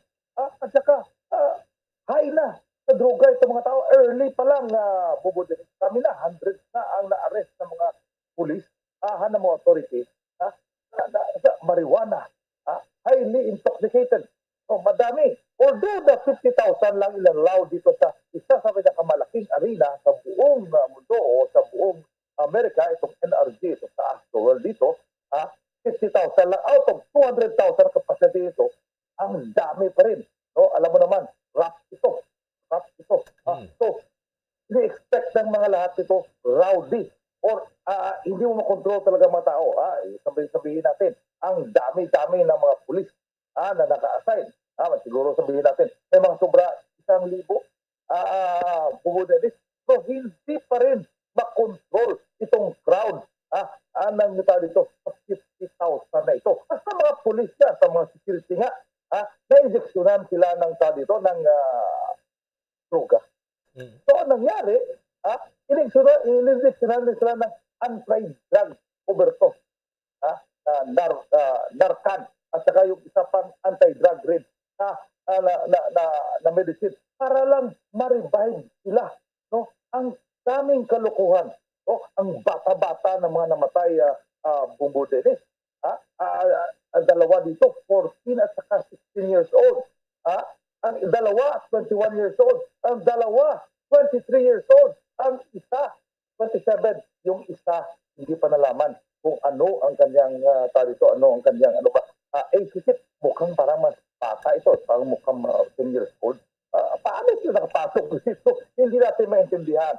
Bumudenis. Okay, Bombo Pinoy, concern namin, ano to? Ito ba yung kauna-unahang major concert after nang lumuwag ang mga restrictions dyan sa Estados Unidos, Bombo Pinoy? Alam mo kasi, Bombo Dennis, ang Texas, isa sa mga state na hindi hindi nagpa-follow ng mandatory na mga order ni President Biden. Ang governor dito is Republican. Matagal na hindi nagmamasa mga tao dito. Kunti na lang, hindi masyadong madami ang COVID bubuderes. Nag-search ito, pero control. Dito sila nag-concert. Kasi lack or hindi masyadong stricto ang COVID na protocols sa bubuderes. Kung doon ka sa California, hindi pwede mag-concert. Kung doon ka sa New York, hindi pwede. So, dito sila sa Texas, itong si Travis Davis. Kaso lang, hindi niya kinontrol. 9 o'clock nangyari ito ng gabi. Nag-stop ito na 9:30 ang ang kanyang pero hindi pa rin yung kanyang concert. Nag-stop siya hanggang 10 o'clock. Parang wala siyang pakialam. Nangyari rin ito ng 2017 doon sa Manhattan, Bubo Dennis, doon sa Terminal 5. Ang daming na-injured doon. Ang mga tao, kung saan may isang tao doon nandun sa third floor. Sinabihan ni Travis Scott Travis Davis na tayo ito. Mag-jump ka. Kasi i-cut ka ng mga tao sa ilalim. Hindi nag-jump ang tao na yon. Pero may isang tao pa doon na pinos, muntik na namatay. Broken ang kanyang vertebrae, mga ribs niya. At saka hindi nga siya binigyan ng tao dito, ng collar na para hindi ma-immobilize. Hindi, pinul lang siya ng mga staff ng rapper, papunta ng ospital. Wala nga siyang mga tao dito, mga tourniquet at saka ano. So, hindi maganda, hindi disiplinado itong concert na ito, bubudan nito. May kaso na ngayon. May dami na nag-file. Kung-file ngayon ang kaso against Scott Travis. Bubudan. Okay, Bombo Pinoy. May katanungan din ang aking katandem si Bombo Jane. Bombo Jane? Alright, Bombo Pinoy, muli magandang umaga. Yes, good morning, Bombo Jane. Bombo Pinoy, itong nangyari sa Houston, Texas sa concert ni Travis Scott, may kukonsidera ba itong sabotage, pananabotahe sa US rapper, especially na akalain mo bigla ka lang injectan dyan ng drugs habang nanonood, Bombo Pinoy? Actually, hindi. Nangyayari ito palagi sa mga rap concert sa Bombo Jane. Para masabi nila na parang wild west ang labas ng dito ng concert. So, hindi ito something na new nangyari. Matagal na ito nangyari, hindi lang sa kanyang concert. Sa iba pang concert ng mga rap. Pero alam mo naman, kapag rap ang dito, parang walang order. Freewheeling, very, very wild. Delikado. Pero madami rin Pilipino nag-attend dito. Buti lang, walang may namatay sa kanila. Kasi kung doon ka sa harap, Bombo Jane, mahal dyan, ticket, Bombo Jane. Okay. Sa inyong parte, gusto ko lang malaman, Bombo Pinoy, no? Personal ka bang nakadalo ng mga concert ng mga rapper? Hindi ako nag-attend dyan. Hindi ako nag-attend. Attend tayo siguro ng concert ng ibang mga tao dito, mga folk song, ibang rap ng mga tao dito. Pero hindi tayo nag-attend ng rap. Iba talaga. Hindi talaga ang rap dyan. Kasi daming rambol. Magkikita ito mga gang dyan. Magpapatayan. That's why ang mga pulis, libo-libo, nagbabantay. Ano mo mabantayan? 50,000 plus. Mag 1,000 plus pulis. Wala nangyari. Pulis yan, injeksyonan. Bombo Jay. Okay. Bombo Pinoy, sa kasalukuyan, anong mga measure naman yung ginagawa para at least yung mga susunod na concert hindi na katulad nito? Meron bang direktiba, kumbaga upper level, mula kay President Biden o kung sino pang opisyal dyan sa Estados Unidos para marendahan yung mga ganyang activities? Actually, itong concert nito, under ito sa City of Houston. Sa ika-4 na pinakamalaking city sa buong Amerika. No? Si Turner ang mayor dito. Sa kanya yan ang lahat na responsibility rin. Kasi before ka mag-concert, ipapas mo yung security arrangement mo, protocol mo. Si Turner ang mayor dito. Sa kanya yan ang lahat na responsibility rin. Kasi before ka mag-concert, ipapas mo yung security arrangement mo, protocol mo. Kaso lang, no, pag nag-concert ka, wala na. Pandemonium na. Wala, hindi mo na makontrol. Nag-push na forward kasi gusto nila parang excited na tao, gusto nila makita yan. Yun ang gusto nila ipakita sa TV. Yun ang gusto nila pamalita. Kaso lang, wala talaga nangyari na tayo dito na order. Ang gulo-gulo. Always gulo yan. Wala kang makitang concert na rap na hindi magulo. Ang gulo. Delikado. O sige, Bombo Pinoy, makikibalita pa kami kung may mga development. May mga parusahan na doon sa mga nag-i-inject na yon at iba pa mga personalities na posibleng nasa likod kung bakit nagkaganyan. Maraming salamat, Bombo Pinoy. Ito si Bobo Rufino Pinoy Ligarda Gonzalez. Nagulat para sa Pambansang Radyo ng Pilipinas. Radyo, Bobo! Mga kabombo, mga ka-Star Nation natin nakausap ang ating Bombo International News Correspondent direktamente live doon sa Houston, Texas. Kaugnay ho doon sa malagim na concert kung saan ho ito'y nakapagtala ng 8 patay at marami. Daan-daan ho yung naitalang sugatan bunsod ho ng nangyaring stampede. Sa iba iikot sa iba't ibang panig ng bansa sa mga nakalipas na araw ang ilan sa mga presidential aspirant para sa halalan sa susunod na taon. Si Vice President Leni Robredo ay ni Robredo sa Bacolod Silay Airport papuntang Daroin sa Talisay, Negros Occidental, kung saan tinatayag na sa 1,000 sasakyan ang sumali. Samantala, si Moreno naman at ang kanyang team ay sinamahan ni Cebu Representative Pablo John Garcia sa pag-iikot sa Barili at Dumanhog bago nagpunta sa Molbol. Samantala, marami rin ang lumahok sa mga caravan at motorcade na isinagawa ng mga taga-suporta ni dating Senator Ferdinand Bongbong Marcos Jr. at sa iba't ibang panig ng bansa. Kaugnay pa rin yan na Bombo Jane. Mainit din ang naging pagtanggap ng supporters at mga local officials. Dito naman sa grupo ni Presidential Aspirant Panfilo Ping Lacson dyan sa lalawigan ng Cavite at Laguna, partikular sa isinagawang in-person meeting dyan sa bahagi ng Carmona at Cabuyao sa Laguna. Dito ay hinarap naman ni Lacson ang kanyang plataforma para sa gobyerno na nakaangkla sa Budget Reform Advocacy for Village Empowerment, o yung tinatawag niyang Brave Policy Agenda. Kabilang sa mga dumalo sa naturang aktibidad ay mga city at municipal mayors ng naturang lalawigan. Mahigpit naman yung pinairal ng mga patakaran ng kanilang organizers para sa standard national and local public health protocols sa pagsusuot ng face mask, physical distancing ng mga participants para maiwasan ang hawaan ng COVID-19.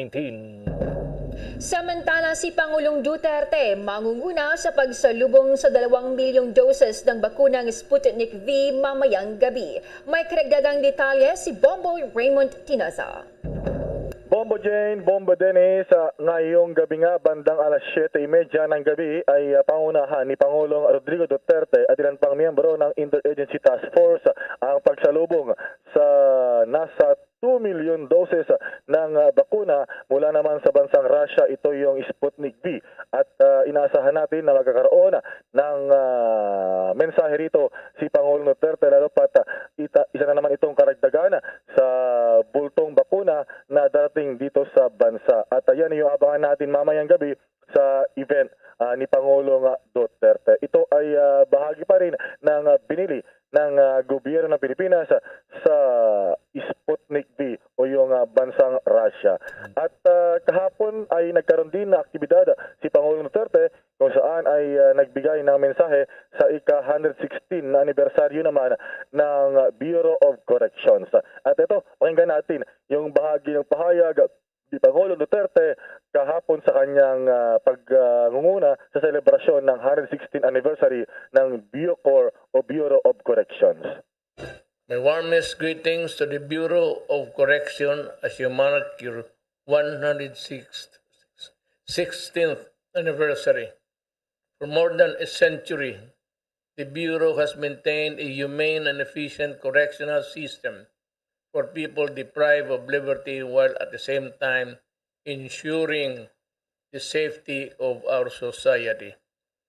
May you continue to serve our justice system and the entire nation with dedication, accountability, and integrity.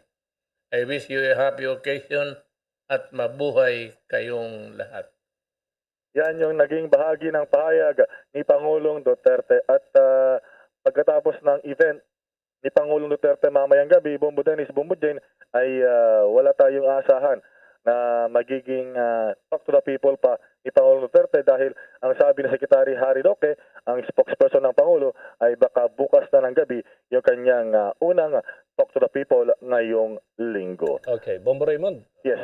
Bago kita pakawalan, si Pangulong Duterte ba wala sa kanyang schedule na bibisita doon sa Eastern Visayas dito sa anibersaryo ng pananalasa ng Super Typhoon Yolanda at yung mga related activities sa Bombo Raymond? Well, sa ngayon ay wala pang ibinibigay ang Malacanang na schedule, Bombo Dennis. Pero tingnan natin, baka alam mo naman ang Pangulo, may mga pabigla-bigla siya na mga schedule at mabilisan lang naman dahil may ginagamit naman siya na private jet para makakalipad siya to and fro sa mga aktibidad sa mga panig ng bansa, Bombo Dennis. Oo, at mamaya mga kabombo, mga ka-Star Nation, may update ho tayo live kung ano mga event dyan sa Yolanda Anniversary, Bombo Raymond. Talagang malaking bagay itong pinag-uusapan, lalo't konektado doon sa Climate Change Summit. Okay, so wala na bang partisipasyon pa ang Pangulong Duterte doon sa bagay? Parang natapos na yata yung leaders meeting ng Climate Change Summit, Bombo Raymond. So ano na lang kayang mga expected natin sa next coming days sa mga activities ng Chief Executive? Well, marami dito yung kanyang mga public engagements at siyempre yung mga pagharap sa publiko, Bombo Dennis. Yun lang yung mga abangan natin over this week. At tingnan natin dahil baka mamayang o ngayong araw pa lamang magbibigay ng panibagong schedule din ang Malacanang sa atin, Bombo Dennis. Okay, maraming salamat, Bombo Raymond. Para sa Bombo Network News, Bombo Raymond Tinazo nag-uulat para sa pambansang radyo ng Pilipinas, Basta Radyo, Bombo. Dagdagan pa natin ang ating mga balita. Umalo sa 2,605 ang napaulat na kaso ng COVID-19. Ito ho yan sa ating bansa na meron ng kabuang bilang sa ngayon na 2,803,213. At ayon nga sa Department of Health, hindi pa kasama sa total caseload na yan ang data mula ho sa dalawang laboratorio. Sinabi kasi ng kagawaran na dahil sa nailatag na bagong bilang na mga kaso ng COVID-19 dito sa ating bansa, meron na ngayong 33,326 na aktibong kaso para sa kabuuan ng ating bansa.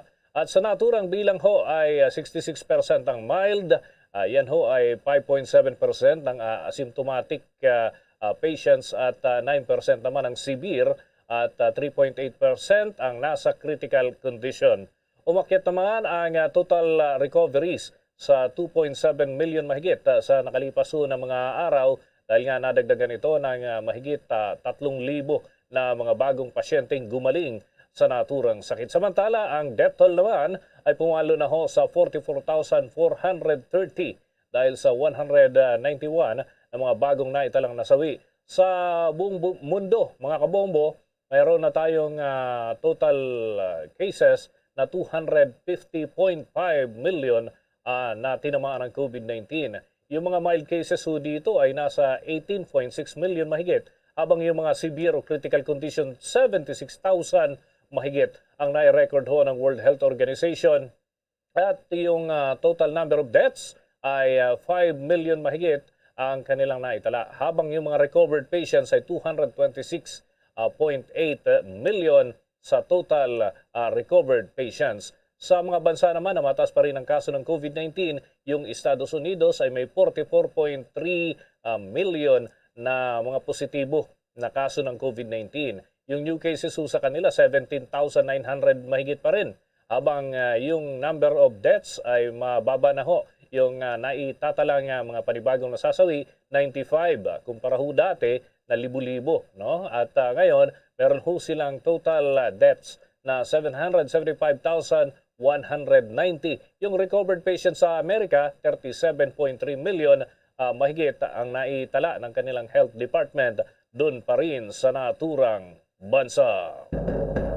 Samantala, mga sundalo, mahigpit na ipinagbabawal na maging security escort ng mga kandidatong tatakbo sa 2022 polls. Ang Army Chief naman tiniyak ang non-partisanship sa halalan. Alamin ang karagdagang detalye sa report ni Bombo Annalise Soberano.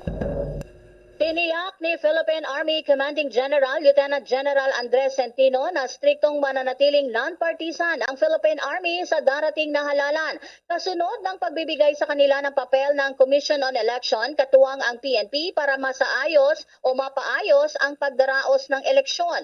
Una na ring binilina ni Defense Secretary Delfin Lorenzana ang AFP na manatiling neutral sa panahon ng kampanya.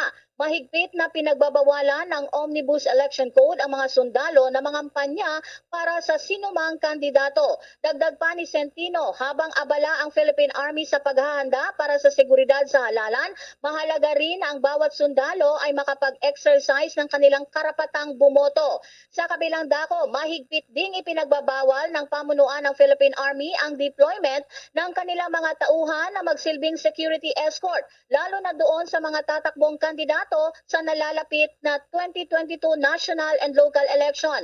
Ayon kay Philippine Army spokesperson Colonel Cerces Trinidad, hindi kasama sa kanilang mandato na bigyang seguridad ang isang kandidato.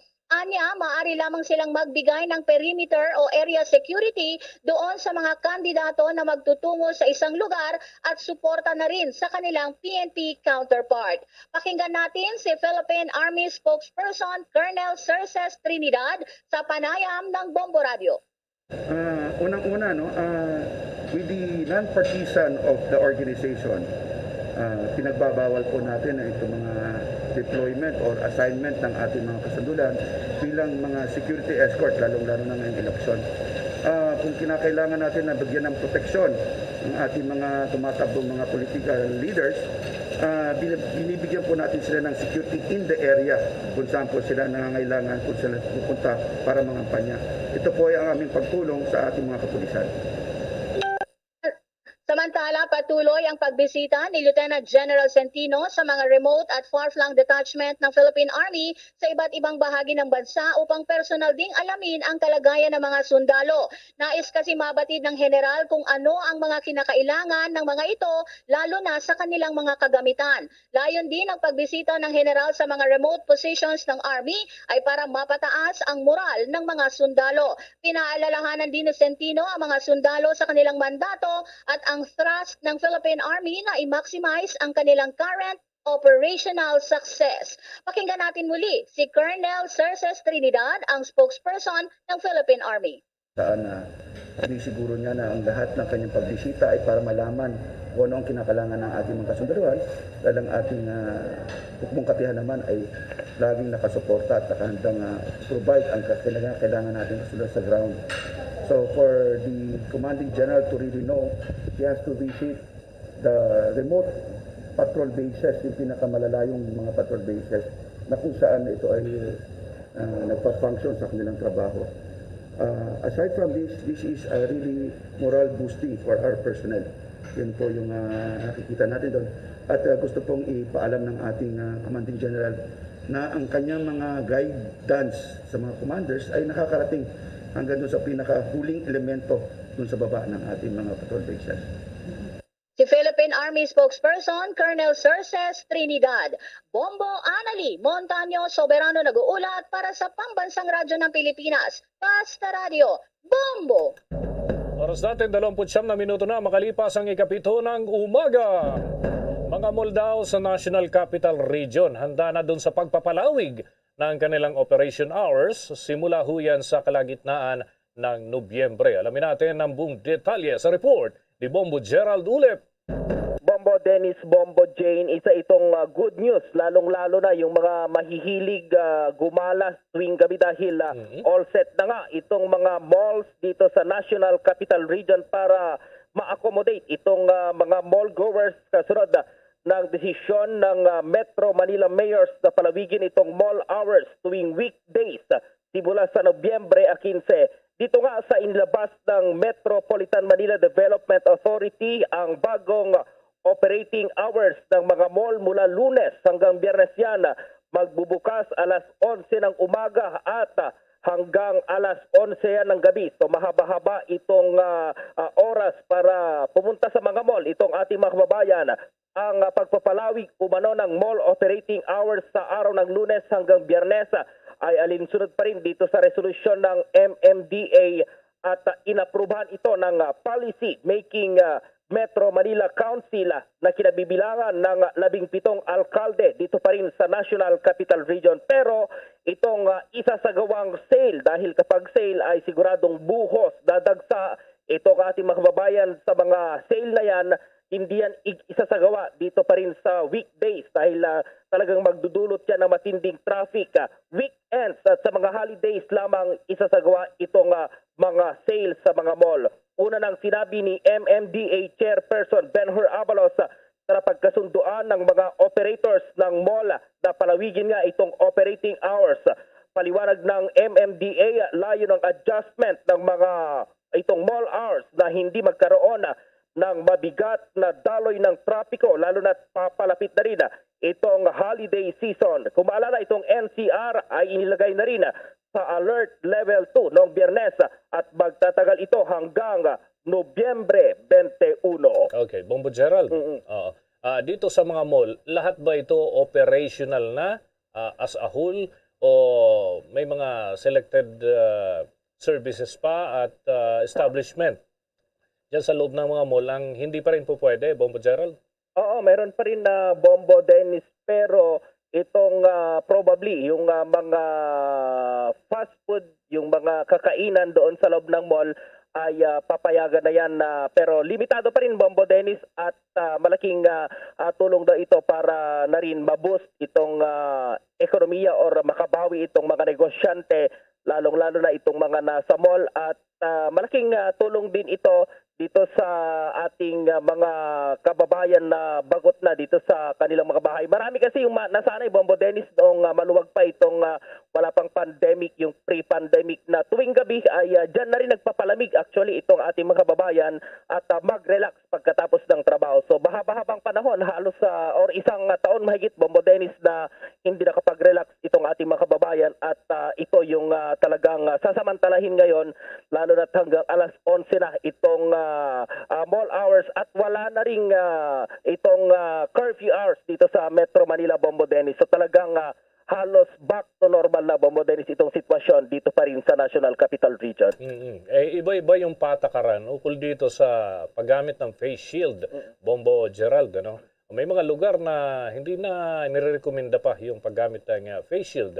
Pero ano ba talaga yung panuntunan sa mga mall baka bigla si Bombo Jane makapadpad sa mall sa ibang lugar at ano ba talaga? Sino yung naglalabas ng mga palisiya hinggil dito? Yung LGU o yung IATF mismo, Bombo Gerald? Yung minsan, Bombo Dennis, yung mga mall mismo kasi nakapasok na rin tayo sa iba't ibang mga mall.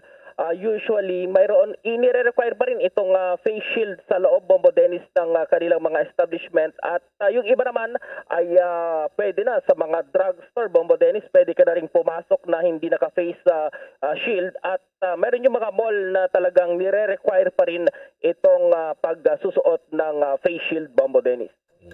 Maliban dito, yung patakaran naman, yung mga safety seal, ino-observe pa rin ba ito, Bombo Gerald? Yung, diba may mga sticker yan, safety seal stickers para doon sa mga fully vaccinated. Tapos, kung hindi pa fully vaccinated, iba't iba yung treatment dito, Bombo Gerald. So, ano yan? Yung DTI ba, nire-recommenda pa rin yung safety seal?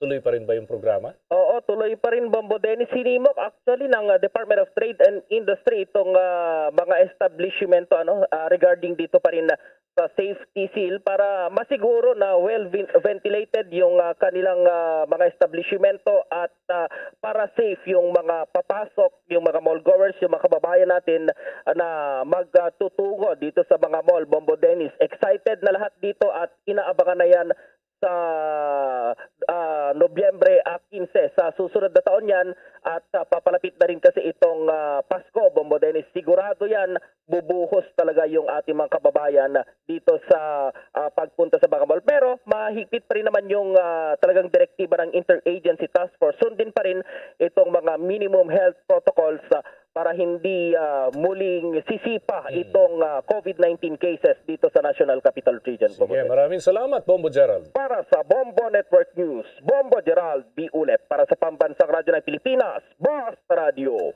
Bombo.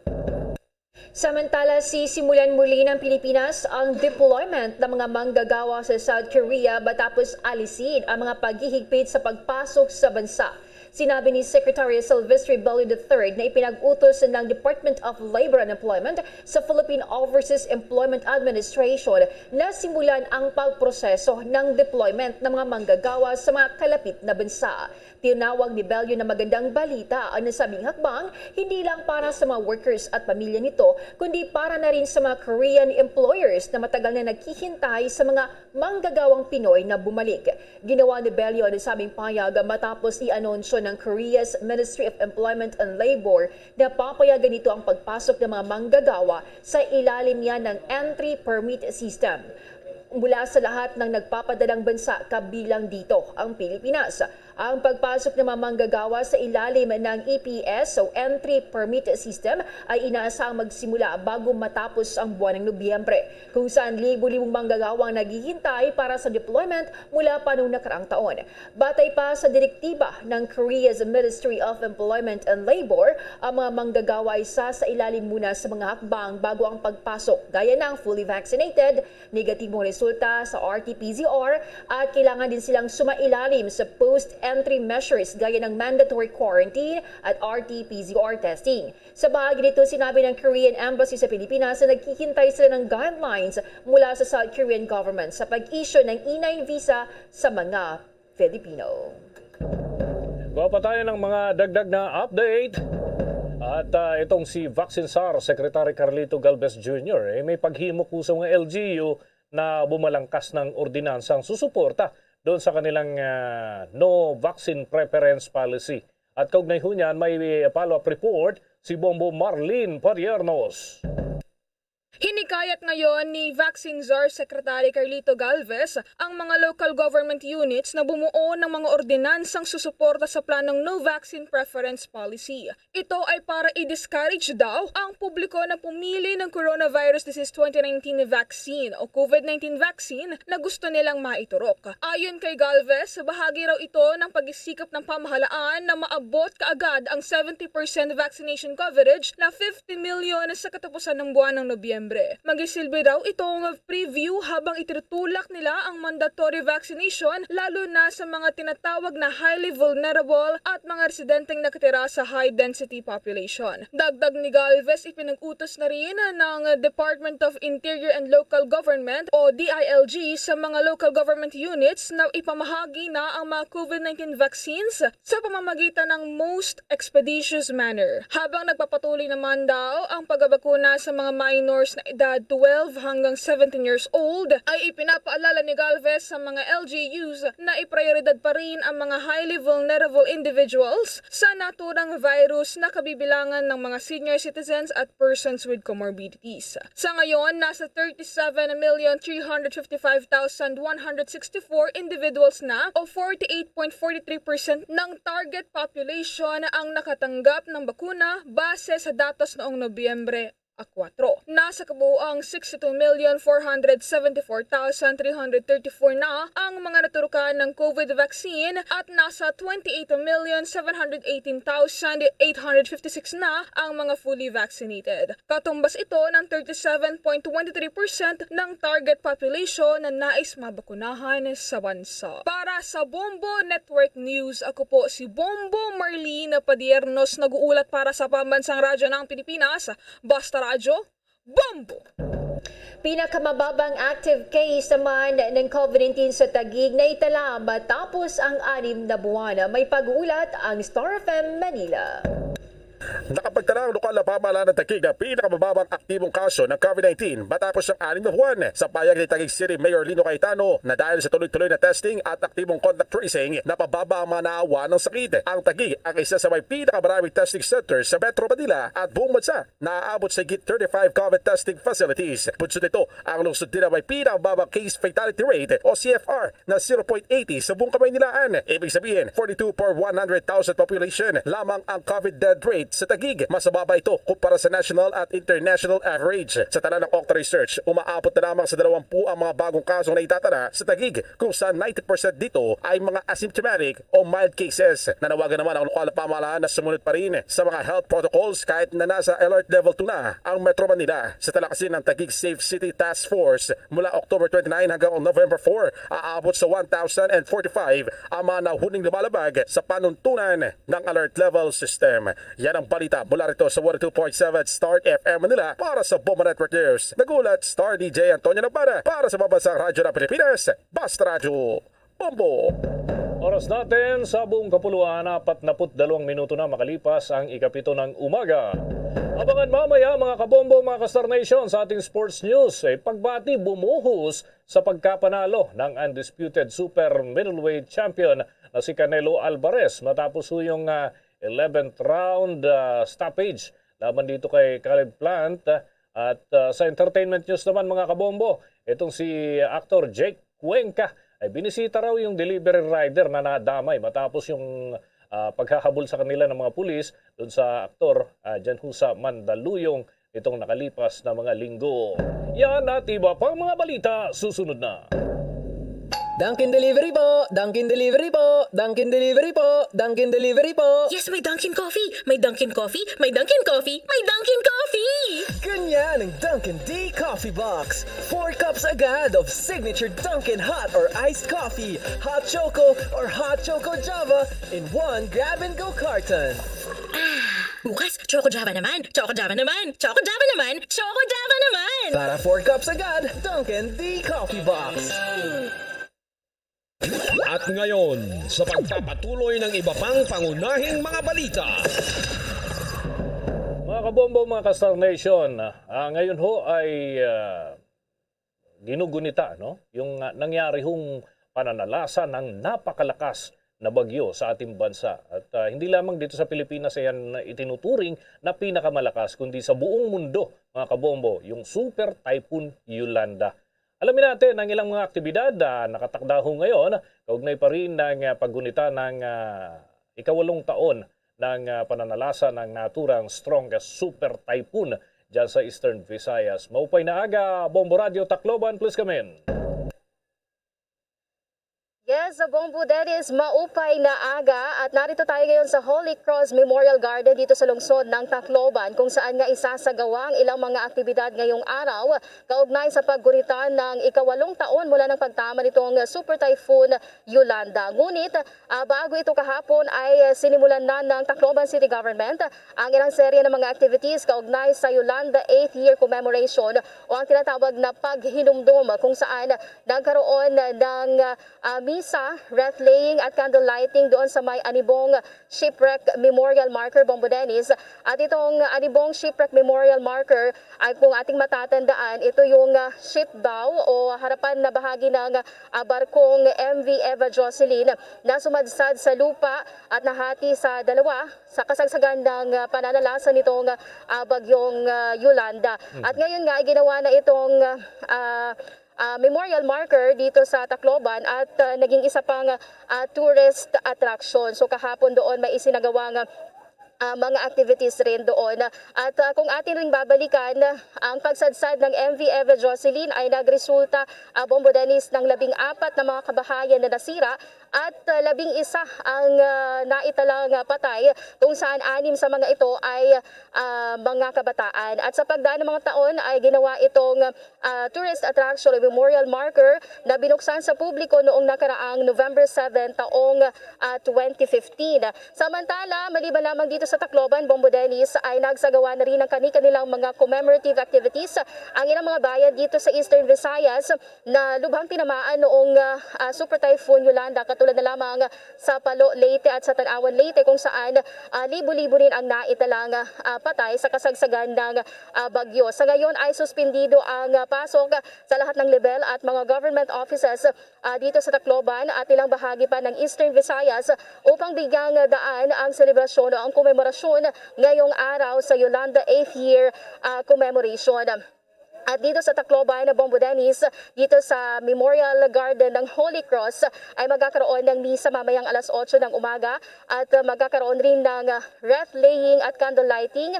Itong wreath laying ay pangungunahan ni Mayor Alfred Romualdez na kanyang may bahay na si dating Mayor Cristina Romualdez at gayon din si Congresswoman Yeda Romualdez. At magkakaroon din ng activity doon sa may Astrodrome o sa may Tacloban City Convention Center kung saan libo-libo rin ang naitalang patay noong pagtama ng bagyo. Samantala ngayon, Bombo Dennis, kasama natin ang isang Yolanda survivor dito sa Tacloban kung saan nga ay aabot sa 6 daw na miyembro ng kanyang pamilya ang naitalang patay. Ito, Bombo Dennis, makapanayam natin si Sir Jeremy Garing. Magandang umaga po Ako sa po inyo, si Sir Jeremy. Jeremy, yung survivor po ng Yolanda. Opo. Yes. Sir Jeremy, kwento nyo naman po sa amin. Paano yung pangyayari nung nanalasa yung Super Typhoon Yolanda? Nasaan ho kayo ng mga panahon po na yun, Sir Jeremy?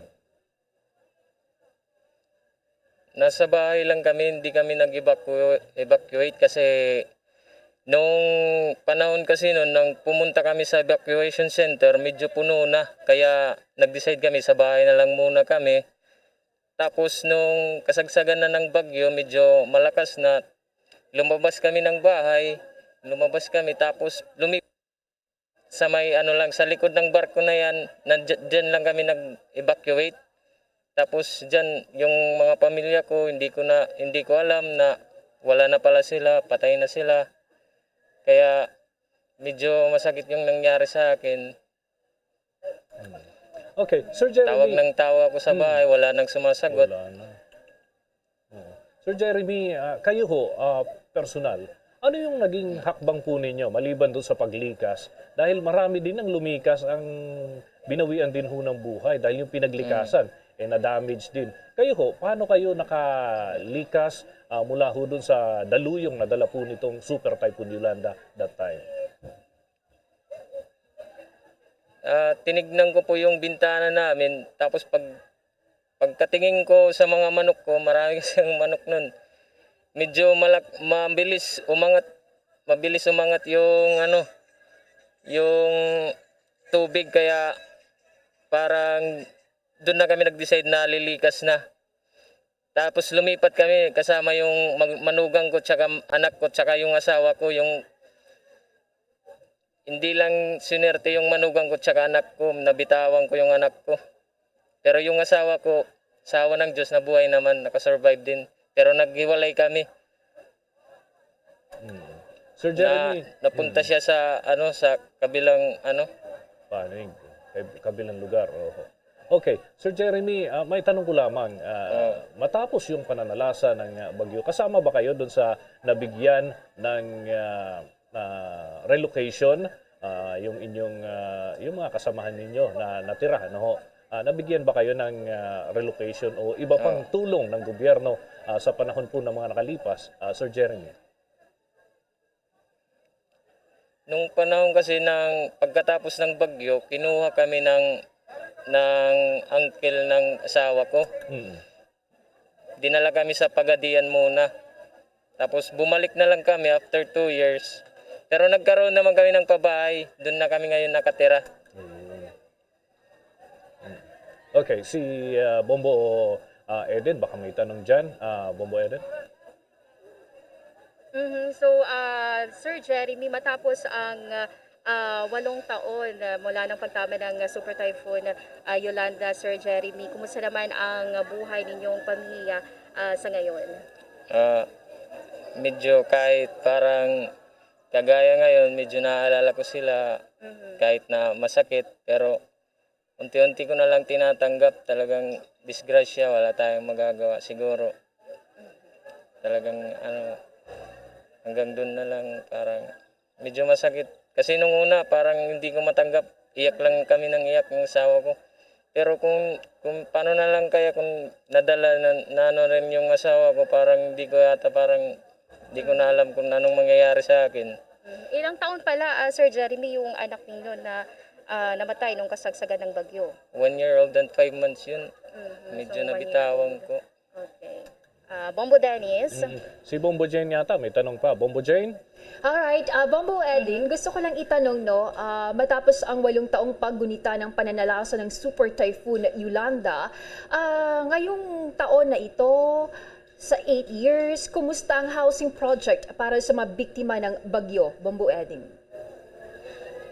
Ayun nga, Bombo Jane, dito sa lungsod ng Tacloban at sa Eastern Visayas ay libo-libo ng mga housing units ang nai-award dun sa mga LGUs at sa mga residente ng mga coastal areas sa iba't ibang bahagi ng Eastern Visayas. At dito sa Tacloban, ang target ay 15,000 housing units ang target na maibigay sa mga benepisaryo. At sa ngayon nga ay nasa 13,000 ang naibigay. At ngayong taon ay target na makumpleto ang awarding nitong mga housing projects o housing units para sa mga Yolanda survivors. Okay, with that, maraming salamat, Bombo Eden. Mag-ingat kayo dyan. At yan ang ulat mula dito sa Tacloban City, live dito sa Holy Cross Memorial Garden. Ito si Bombo Eden Terceño para sa Pambansang Radyo ng Pilipinas, ang #1 radio network in the country, Basta Radio, Bombo! Sa dagdag pang mga balita, higit 1 milyong halaga ng party drugs, shabu at marijuana na recover sa 17 magbabarkada. May ulat ang Bombo Radio Davao. Parehong nasa kustodiya ngayon ng PDEA 11, NBI SEMRO at Mabini Municipal Police Station ang magbarkada kung saan na-recover mula sa kanilang posisyon ang milyong halaga ng party drugs, shabu at marijuana kasabay ng isinagawang drug bypass operation sa isang resort sa Barangay Pindasan, Mabini, Davao de Oro. Sinasabing target sa nasabing operasyon ng isang Rebsan, Ethelbert Papay Elizalde, 33 anyos, residente ng Katalunan Pequeño nito lungsod ng Davao, kung saan nabilhan ito ng PDEA agent ng 2,000 halaga ng party drugs at 6,000 pesos na halaga ng marijuana. Sa nasabing operasyon, nasa 16 rin na mga individual ang nahuli na aktong nag-drug session sa nasabing resort. Sa inisyal na investigasyon ng otoridad, nasa 1.5 million pesos ang halaga ng mga na-recover na illegal drugs mula sa mga suspect na kinabibilangan ng 26 na pakete ng marijuana, 3 pakete ng illegal drugs o shabu, 722 capsules ng party drugs, 9 na plastic bottles at 2 mga vials ng liquid party drugs, 77 mga LSD at 7 energy drink bottles na pinaniniwala ang may halong party drugs. Nasa kustodiya ngayon ng PIDEA Regional Office Laboratory ang mga na-recover ng mga illegal substance at nakatakdang sampahan ngayong araw ng kasong paglabag sa Republic Act 9165 o Comprehensive Dangerous Drugs Act of 2002 ang 17 mga individual. Yan ang balita mula Himpila ng Bombo Radio Davao para sa Bombo Network News. Bombo M. de la Peña nag-uulat para sa Mapasa Radyo ng Pilipinas at number 1 radio network in the country, Basta Radyo. Bombo! Sa dagdag pang balita, 2 miyembro ng New People's Army ay arestado doon sa Iloilo. Mga granada at matatas na kalibre ng armas ay na-recover. May report ang Bombo Radio Iloilo. Nahuli ng mga pulis at militar ang 2 miyembro ng New People's Army o NPA sa barangay Cahigon, Galinog, Iloilo. Kinilala mga ito na sina Nelson Kimon Jr., 28 anyos at Lilibet Gimong, 49 anyos. Pinaniniwala ang kasapi ng Central Front, Kumiting Rehiyon Panay at tumatayong medic ng kanilang grupo. Hindi pa makumpirma ng otoridad kung ano ang relasyon ng dalawa. Sa panayam ng Bombo Radio kay 3rd Infantry Division, Philippine Army spokesperson Captain Kim Apitong, sinabi nito na ikinasang operasyon kasunod ng natanggap na intelligence information na may presensya ng Communist Party of the Philippines, New People's Army o CPP-NPA sa nasabing lugar. Nakita ang dalawa na nakasakay sa motorsiklo. Sunod na tumakas sa mga ito, ngunit nahuli sa isinagawang hot pursuit operation.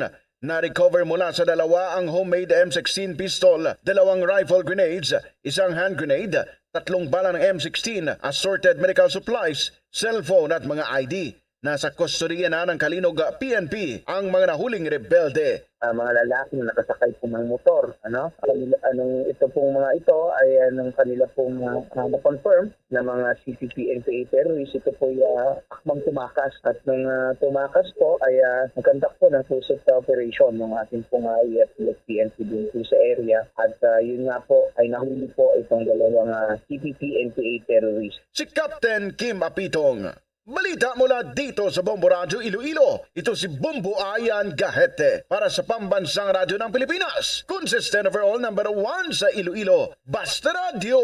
Bombo! Bombo International News. Patuloy na umanong sinisiyasat ng kampo ni Iraqi Prime Minister Mustafa al-Kadhimi ang intelligence report kasunod ng drone attack na isinagawa mismo sa kanyang bahay sa Baghdad. Sa ngayon, maaga pa raw para sabihin kung sino ang nasa likod ng naturang pag-atake sa Prime Minister habang nasa loob ng kanyang high security green zone sa kabisira ng Iraq. Hinihintay na rin daw nila ang inisyal na resulta ng isinasagawang investigasyon kung sino ang nasa likod ng pag-atake gamit ang drone.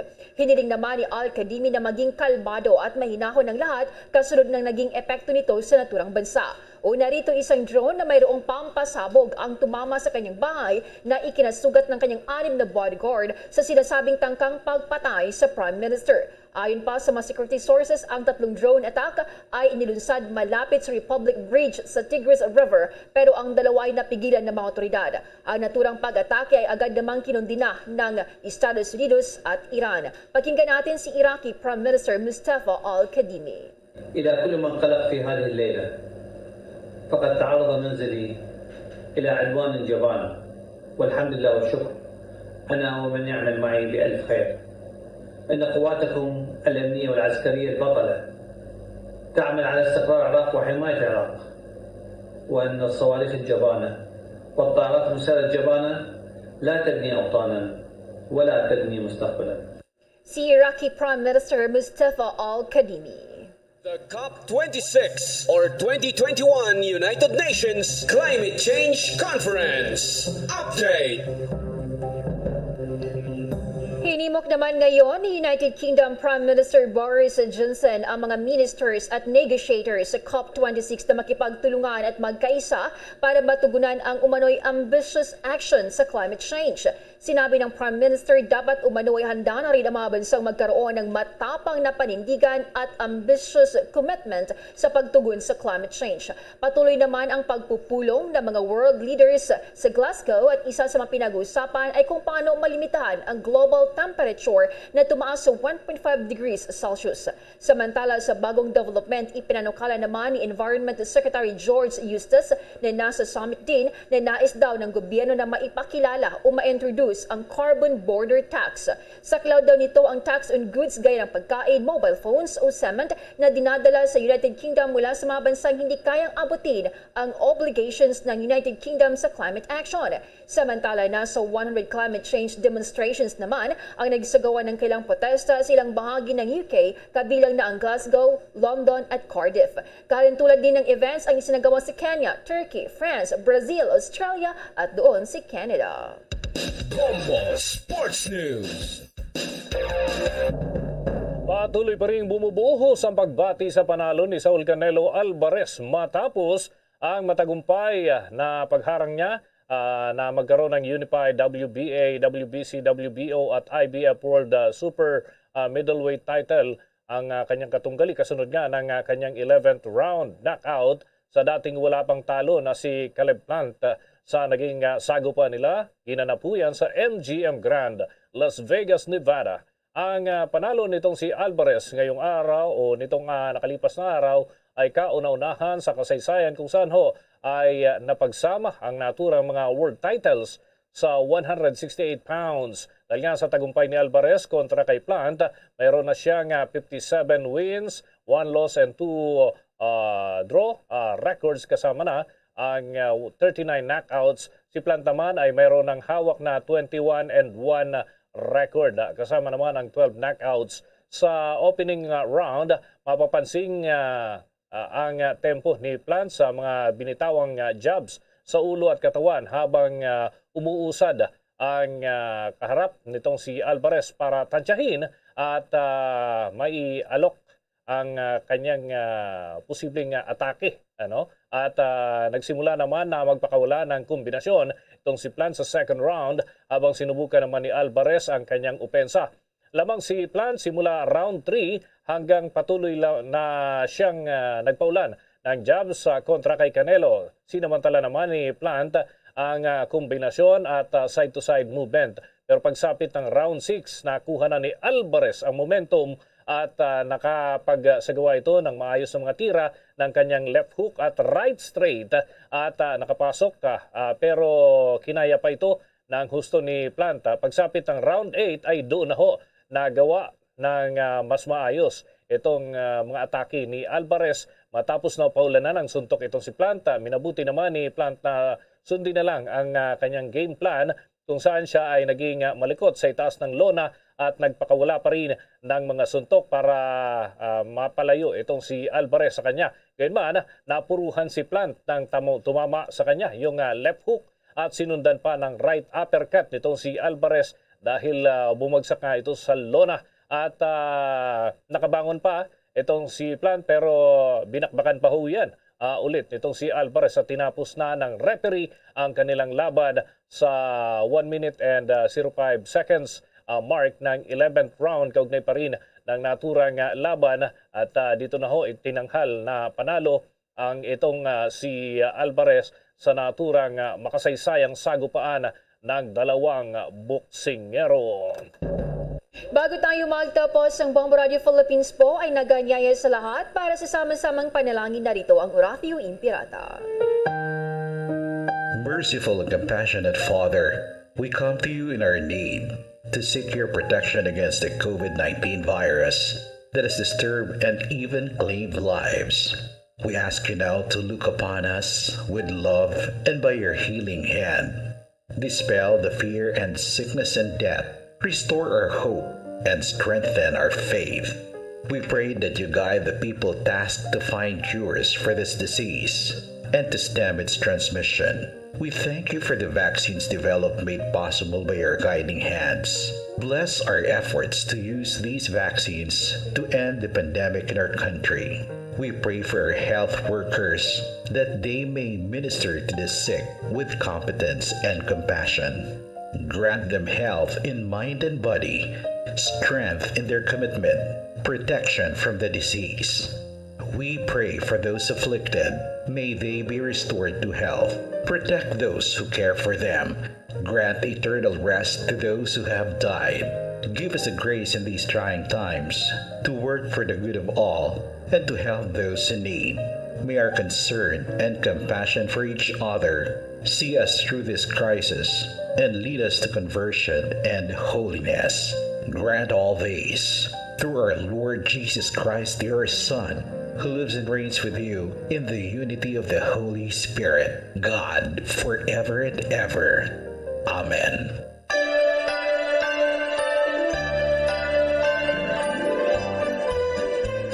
Mga kabombo, mga ka-Star Nation, sa ating Christmas countdown, 47 days na lang at Pasko na.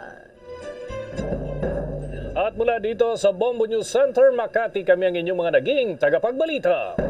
Ako si Bombo Jane Buna. Ako naman si Bombo Dennis Hamito para sa Pambansang Radyo ng Pilipinas, Basta Radio. Bombo! At sumainyo ang kalipunan ng maiinit at pangunahing mga balita sa Bombo Network News. Hatid sa inyo ng Pambansang Radyo ng Pilipinas, Bombo Radio Philippines. Pa Radio Bombo!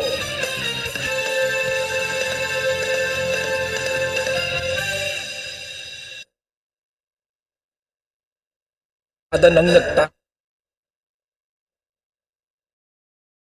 sa mga mamamayan, patuloy na nagsasaliksik at mabilis maghatid ng mga balitang siksik at malaman. Patuloy na nangunguna sa mga issue, drama, promo at serbisyo publiko. Ito ang Bombo Radyo Bacolod, ang pambansang radyo ng Pilipinas. Pa Radio Bombo! Bombo Radyo Bacolod. Number 1! Pa Radio Bombo! 5 minutos ang nakaligajitak na ang alas 8 sa aga. Welcome diri sa pangalaga isang Bombo Hanay Big Time. Adlaw sang Lunes sa petsa 8 sa bulan sang Nobyembre sa mga 2021. Ikaduhang adlaw sang Lunes sa ka-11 nga bulan sa mga year 2021. 47 días na lang ang nabilin antes sang adlaw sang Pasko. Ato na natamya mga taga-Palamati diri sa may syudad sang Bacolod, probinsya sang Negros Occidental, sa bilog nga Negros Island, sa bilog man nga Western Visayas. Saan ka man nga bahin na sang kalibutan nga nakatutok na, pinaagi sa Facebook Live, kagad sa YouTube account sang Bombo Radio Bacolod. Welcome diri sa pabangalagad sang Bombo Hanay Big Time. Sa mga aga mangin kaupod si Bombo Erlin Bayonita. Upda na kita hasta alas 9:30 ang atak na sa mga aga. Sa pagdulong sa inyo sa mga balita lokal, mga balita nasyonal, mga balita sa luwas sa pungsod, sa mga balita sa batag sa ginampang balita sa artista.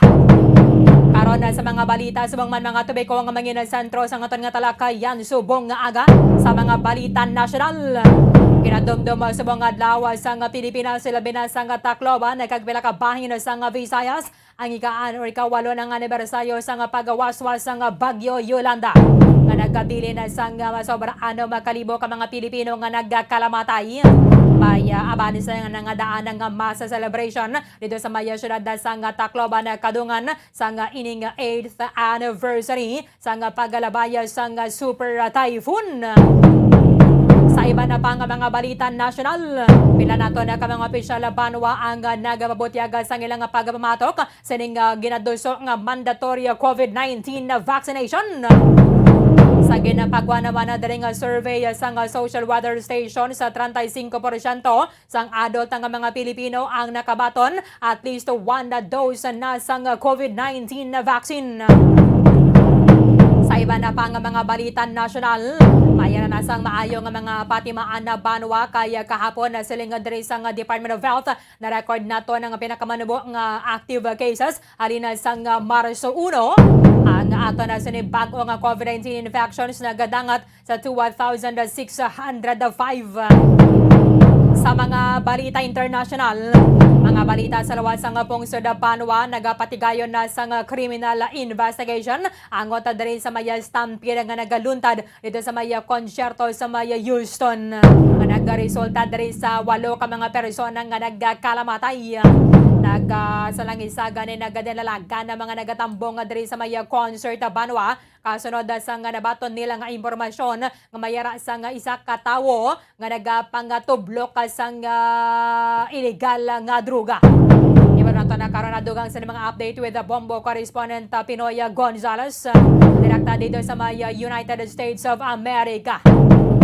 Sa Estados Unidos sa gyapon na Banwa, nagapasalig sa karon ang White House kay lasan nga tubangon against the court challenge ang ini nga ginamando nga US vaccine mandate. Kung nasa rin ang mga kompanya nga mayroon sa isa kagatos sa mga empleyado ang dapat nga bakunahan na batok sa coronavirus, and then mayroon sa weekly testing sugod sa Enero 4.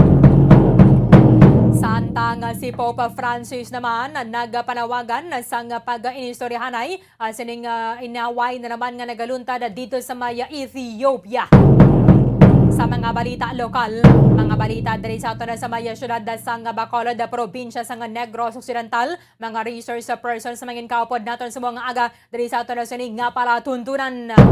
Kadungan na sining ginaduso sa Department of the Interior and Local Government Banwa nga dapat bakunahan na ining mga benepisyaryo sa 4Ps kaya kung wala sa bakuna wala man kuno sang subsidy ang gobyerno.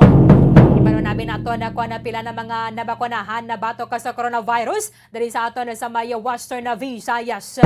Karon na sa report ni Bombo Franz Andrew Burgos. Kaga syempre masulod na nato na dari ang COVID-19 vaccine literacy para na ni sa mga minors sa Banwa. Meron sa giya ang mga ginikanan. Anong mga obrahon para nga mabakunahan ng mga kabataan at the same time anong pag-obrahon sa adlaw man na mismo sa COVID vaccination. Sa iba na pang mga balita lokal, ibalo na to nagkaroon ng investigasyon sa Kabangkalan City Police Station angot diri sa pag-hold up sa 3 ka mga collectors ng lending corporation nga nag-check-in sa isa man nagka-pension house dira sa may nasambit ang syudad. Pasobra ni sa 300,000 pesos nga cash ang nataban sa mga sospetsado. Nagkinalantawa diri nga basig nasundan na gid bala ang ini mga biktima and then naginasulod sila sa nga kwarto and then naginatayaan sa armas lutang nataba na diri ang ining 320,000 pesos nga cash sa nga tinalikdan nga adlaw. Balota na karon sa report ni Bomboliani Zil Minardo. Kagiban pa ang mga impormasyon ka mga balita Banwa nga posible maggaluntad samtang nga nagapangalagad ang Bombo Hanay Big Time.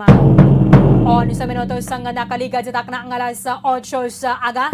Atensyon sa mga naghahulog sa entry sa 1-2 Panalo, Part 20 promo ng Bombo Radio and Star FM.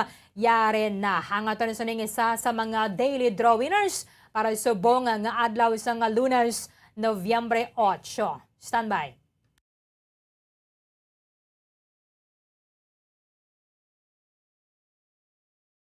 Bombo Radio Bacolod.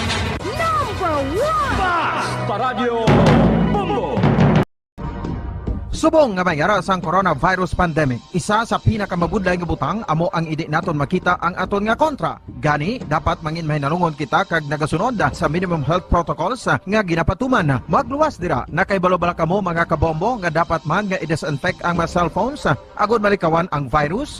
Santo sa pagtuon, ang isa ka typical nga cellphone user ang nagtandog sang cellphone sang 2,617 ka beses kada adlaw. Apang kon extreme cellphone user ka naman, ginatandog mo ang imo gadget sa masobra sa 5,400 ka beses sa isa ka adlaw. Paano i-disinfect ang mas Panalo Part 1B sa Bombo Radio at Star FM.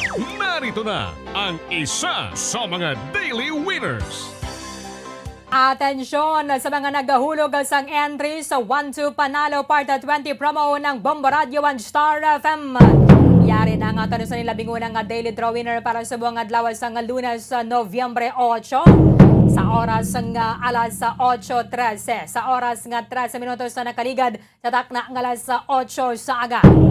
Gaya sa nga entry gina-checkan na ni Sir Rodel Longaras, our FDA representative. Siya nagamit ang Rexona bilang proof of purchase. Taga Sitio Paradise, Barangay Rizal, Silay City. Sitio Paradise, Barangay Rizal, Silay City. Congratulations sa Gerardo Ruby.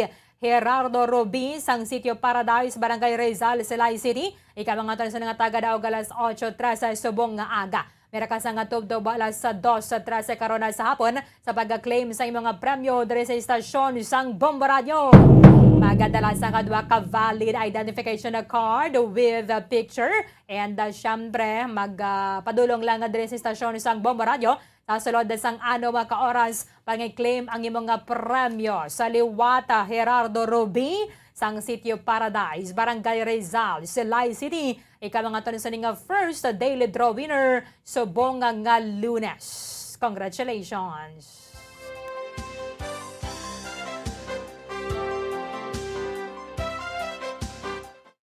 Sige, 14 minutos na nakaligad sa takna nga alas 8 sa aga.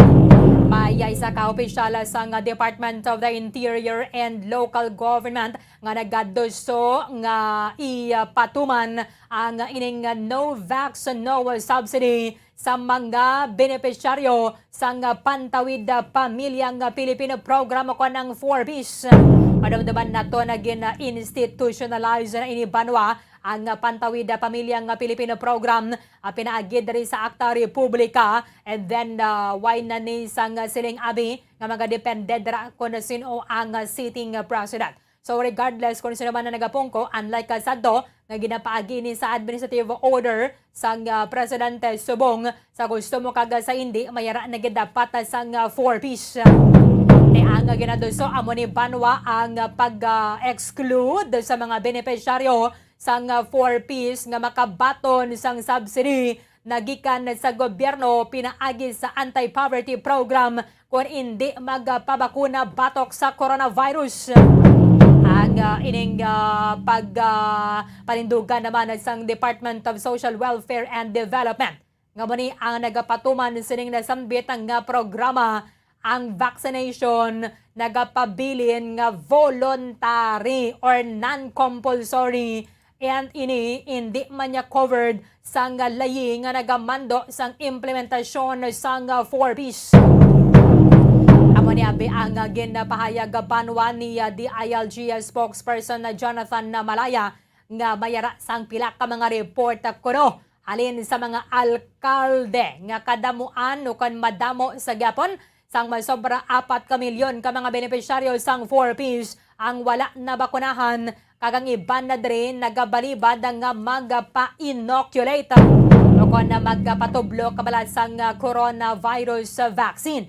So parang masolusyonan ang ining problema sa spokesperson sa DILG, ginaduso nila ang pag-disincentivize sa mga unvaccinated among dre sa mga recipients o kung mga benepisyaryo sa nasambit nga programa.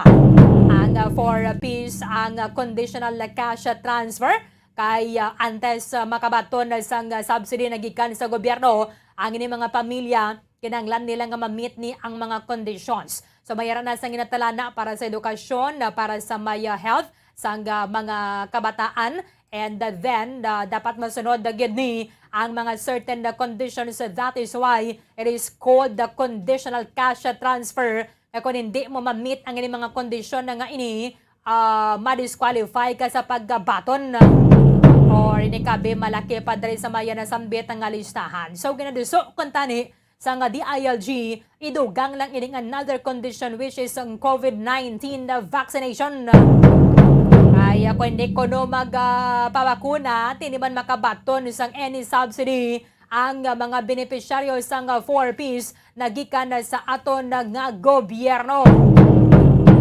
Galing kay teko na mo man ganang gusto nila i-amend dapat i-amend ining Akta Republika nga mo ni ang naga-institutionalize ang Pantawid Pamilyang Pilipino Program nga dapat malakip na nadra sa ilang nga mga kondisyon. Tisiling ganit rin ni Health Undersecretary Maria Rosario Vergire ang nagatindog bilang tagmamaba sang Department of Health Banwa. Ginalantaw na nila ang pag-implementar sa nga vaccine na mandate kay ginalantaw man naton gina-target naton na diri nga malabot sa gilayon ang herd immunity. Ipinanagiban ng mga nabakunahan na diri nga mga 4Ps beneficiaries sa aton sa may Western Visayas. Sa Pia Kalinya, Bombo France, Sandra Burgos sa report. Come in. Bobo Andrew? Okay. Sige, Bobo France? Hindi pa subong klaro kung nabala ining proposed mandate banwa ang para sa entire population o kung para lang sa mga sektor balakay mo ning isa sa mga ginaduso sang aton sa mga doktor banwa para nga malabotan naton ang herd immunity. Wala pa man kono diri sang pila ka mga means para nga ma-boost bala ang job acceptance especially sa mga probinsya kaya mayra man sa mga information na drive nga ginapatigayon ang aton sa mga doktor, ang aton ng mga local officials and mayra naman na gani sang house to house vaccination. Kakaisa nga ginaubra nato na bala diri sa may syudad sang Bacolod and then paghatag sang incentives bisan na pila lang ya dira ka kilo nga bugas para sa mga makapatublok sang COVID vaccine. Sa piya kalinya, Bombo Andrew sa report. Kamin.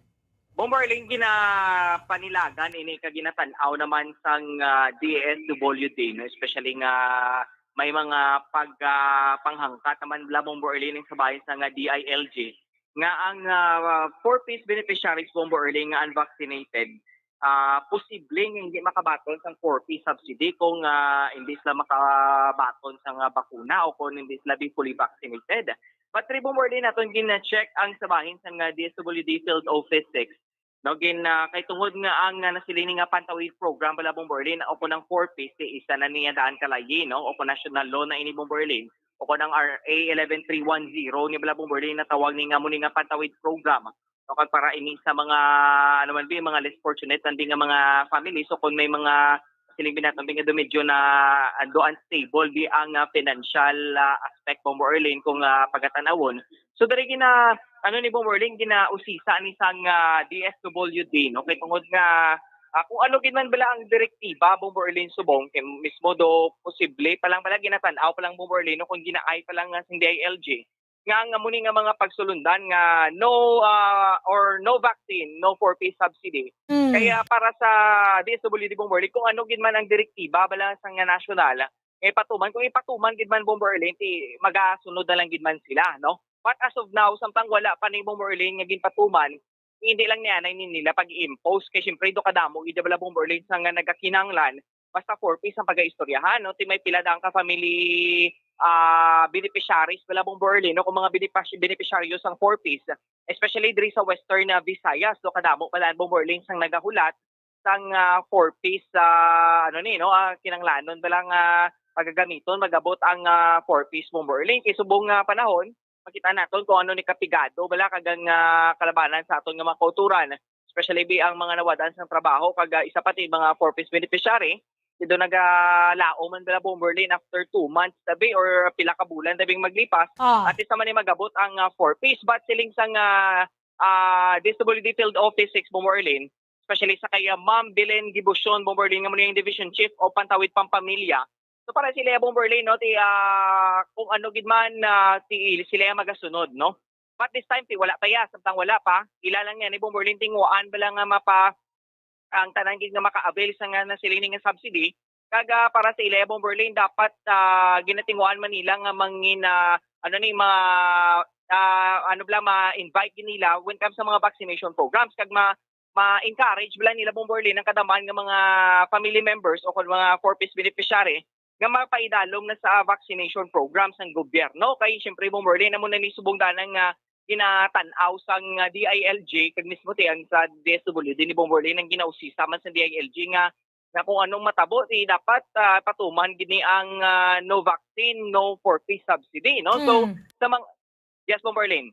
Sige, continue Mamo France. Yes Bomberlin no. So tiyan mo na mismo ang ginapahayag sang DSWD diri sa aton para sa ilaya Bomberlin nung amo ni nga pagsulundan wala naman sila Bomberlin may mahimo kung ipatuman na gid man ini kaya para sa tanan kitungod nga programa man sang gobyerno when comes sa vaccination rollout nagasigi-sige may mga pabati-bati naman gani Bomberlin nga mandatory na gani ang vaccination bala sa kadamaan no but ti amo pa nang ginatan-aw kay basi bala may mga reaksyon ng iban ka mga mamalisa gani Bomberlin nga basi bala malapakan ng civil rights ang isa ka persona kung mandatory ang vaccination diri sa aton sa pungsod Pilipinas but sa bahin sa DSWD amo niya Bomborlin anay no ang ilay ako so party do wala pa man gini siya nangin na isa ka lagi bala Bomborlin nga mag mandatory na gid ang vaccination ko ng vaccination no 4P subsidy lagi sila na ya o padayon lagi sa gyapon sa mga programa Bomborlin sa idalom sa nga DSWD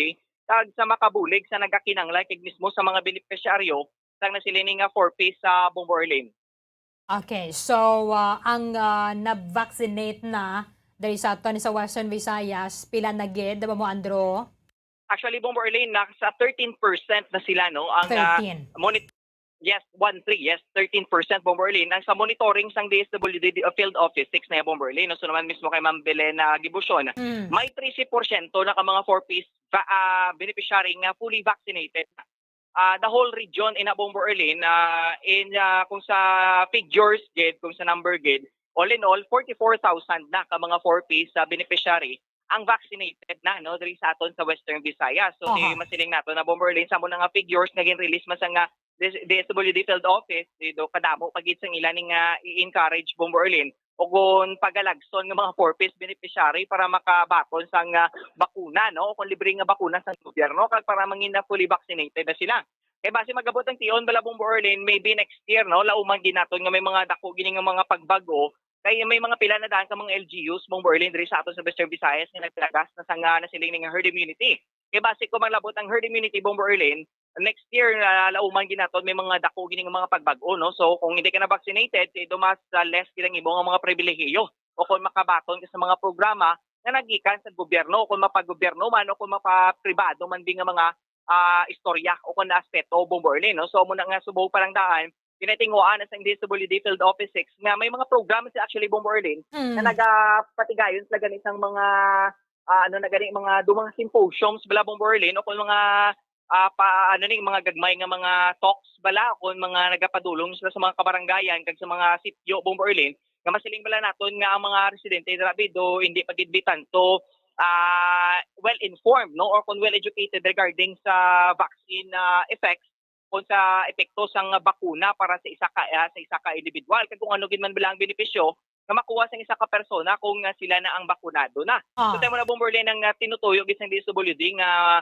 mapasanyo pagid bala nila ang ilaning mga mensahe kag impormasyon para sa mga benepisyaryo sang 4Ps Bomborlin nga hindi pa bigyapon o kung hesitant pa bala no sa sa vaccination. Actually Bomborlin damo pagyapon hesitant nga mga 4Ps beneficiary no halos gid nga nilaban Bomborlin nga mga beneficiaries ng 4Ps ang hesitant pa bala no o kung wala pagid bala nag-decide bala Bomborlin nga mag-avail sang libre nga bakuna kay tungod nga may mga pagtan-aw man sila mo may mga pagpati sa bala Bomborlin especially sa ila man din nga kakabatian sila nga palibot nga mo ning resulta sang bakuna kung ikaw magpabakuna no may mga damo pagilabis ang mga misinformed ba abo mo France? Yes, correct Bomborlin. Amo ginasubong ang isa sa mga dakugid nga pagpanghangkat man sa bahin sang programa sang gobyerno ang mga misinformations kid no nga mga nagapatalang bala Bomborlin nga mga impormasyon nanungod sa vaccination no sa bakuna subong diri nga which is nga mo ni pinaka-importante subong panahon Bomborlin kay makitaan man nato no kag mabatyagan taman Bomborlin kung ikaw fully vaccinated na well dito kadamo gid sang pribilehiyo man para sa imo kag siyempre mas mahapos pa kay tungod sa amo ning pagpabati-bati na sang DILG sa bahin sang DSWD nga no vaccine no 4P subsidy so base pa lang Bomborlin malagas na sang DSWD no nga ang mga 4Ps beneficiary ila na ma-encourage kag ma-imbitar sa ilan ning mga vaccination program diri mismo sa region sa isa Bomborlin. Okay, sige. Yes, Bomborlin, may dugang lang gid man diri nga pahayag sa aton ang sabahin sa nga DSWD Field Office 6 nga si Mama Belen Gibusyon nga muning Division Chief of Pantawid, Pampamilya. Ang naman sa recent nga development balaan, we know naman that the intent of the government is of course to make this vaccination a massive one, no? Especially gina-target natin ang Pantawid. However, in relation to policy balaan, Bumbo Andrew, no, kung para man sa ihibalo sang tanan, since 4Ps is a national law siya, no? This is especially with the passage of RA 11310, ang conditions balaan sang Pantawid is siya, naka-anchor siya sa layin naton. So whatever whatever changes actually. Hindi lang siya basta-basta kay this will undergo, I suppose, amendment man sang provision. Kay this has been the policy and that any addition balaan, even prior pa ya sa passage sang RA 11310, nag-aagi gid siya Bombo Andrew sa National Advisory Committee.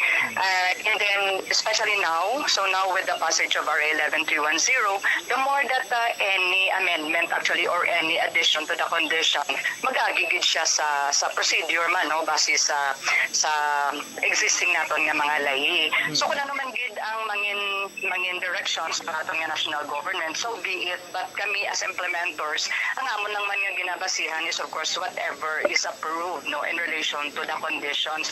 This time, for as long as hindi pa siya balaan, Bombo Andrew, ano siya ng layi, hindi pa siya na amendar ang layi sa Pantawid, so we cannot just implement that actually. But what we are doing right now is we are campaigning actually massive siya Bombo Andrew ang ginaobra naton nga pagkampanya. We are educating our Pantawid beneficiaries and kasabay sa aton man nga lead agencies, DOH and other partners, especially sa mga munisipyo sa Kabanwahanan kag mga syudad na no, our staff are working closely. And in fact, kung mabatian man, no, damo kami gina-publish and ang sa monthly activities ng Pantawid nato, no, isa sa mga conditions, nagalakip gid siya actually Bombo Andrew sa mga information about vaccination. That has been our topic actually for the past months na. And we are continuously doing that actually. If only, no, ang ano lang balaan sang Pantawid as an empowering man nga klasika program, dapat based man siya sa information, kumbaga makahimo man sang decision, informed decision ng aton nga mga beneficiaries after maybe, no, listening, understanding, and eventually ma-realize kit sang Pantawid how important vaccination nowadays, no. Okay, so Ma'am Belen, may mga monitoring kamo sa mga 4-piece beneficiaries being vaccinated na? Yes, Bombo Andrew, no. In fact, the last reporting that we have, we are at around 13% pa lang so far sa mga beneficiaries natin nga na vaccinate, no. Kay we are like as per our accounting, although this is still progressive man nga activity naton, ongoing activity. Gina-account naton pila nakapantawid ang nakabaton sang vaccine. So we are at around 44,000 out of the 25,000 naton na beneficiaries in the region, no. That is as of October 30, September 30 I mean, but you see ano man padayon ng aton nga kampanya, in fact, no, ang reporting naton ginaduso man sa ibabaw. So maybe whatever development in relation to this, no, that is also based on the data we have provided Bombo Andrew, no, sa national level. But sa amon diri sa idalom niya, sige gid Bombo Andrew ang kampanya kag impact ang aton nga mga staff nang inkabahin sa mga interagency initiative if only nga ma-convince nato na mga beneficiaries, no, mapahibalo ba, mapaintindi sang kaimportante ka vaccination. Okay, Ma'am Belen, but base sa inyong pag-monitor, damo gyapon hesitant when comes sa magpa-vaccine, especially sa mga 4-piece beneficiary, Ma'am? May mga cases actually Bombo Andrew nga may mga reservation pa, no. So ang amo na dabalan nga antong pagpati naman is kulang lang sa pag-intindi, no, kag pag-apresyar ka importansya. But reality man siya Bombo Andrew, I guess if we are going to check in most LGUs, availability of vaccine is one of the pa rin siya constraints. May mga beneficiaries man kita nga gusto na, pero I suppose hindi man siya available ang vaccines. Kaya we are working closely actually, no, sa aton nga mga LGUs kay kundiin may mga beneficiaryo nga ready naman magpa-vaccine, so hindi man siya available ang aton nga mga vaccine. So I think, no, it takes a lot of effort actually, including convergence effort at the ground, if only to reach Gidjaya Pantawid. 44,000, Ma'am, 13% ang mga beneficiaries, the whole Western Visayas na, no? Yes, Bombo Andrew, no, but we know naman that our monitoring, no, hindi pa man gid siya mo na-reach siya sa dalom. Kay ongoing gani ang amon nga pag-account, no, and we really need to do that on a household level, no, kung pilagid ka mga beneficiaryo naton panimalay ang naka-avail na sang vaccine, no. Just like taking sa imong mga gina-request na mensahe, Bombo Andrew, no, just like what we are campaigning sa Family Development Station nga ginakampanya gid nato, no. So kami sa DSWD as implementers ng Pantawid, working closely with the LGUs and of course with the Pantawid beneficiaries as our recipients, nagapadayon gid sa pagpabalo, pag-inganyo, paghatag ng importansya sa vaccination. Para just like sa amon nga staff, nagakampanya man kami. In fact, almost naka 80% kami in our case, no, sa staff, kay grabe man ang kampanya within DSWD in the same manner that we are doing that sa beneficiaries. So sa mga Pantawid benis, kay tungod nga kita kinahanglan naton nga magwa sa aton nga mga balay kay kinahanglan naton mangita sa aton nga kinahanglanon para nga matugunan ang kinahanglanon kang aton nga panimalay. Ilabi na gid nga naga-normal naman ang aton nga eskwelahan.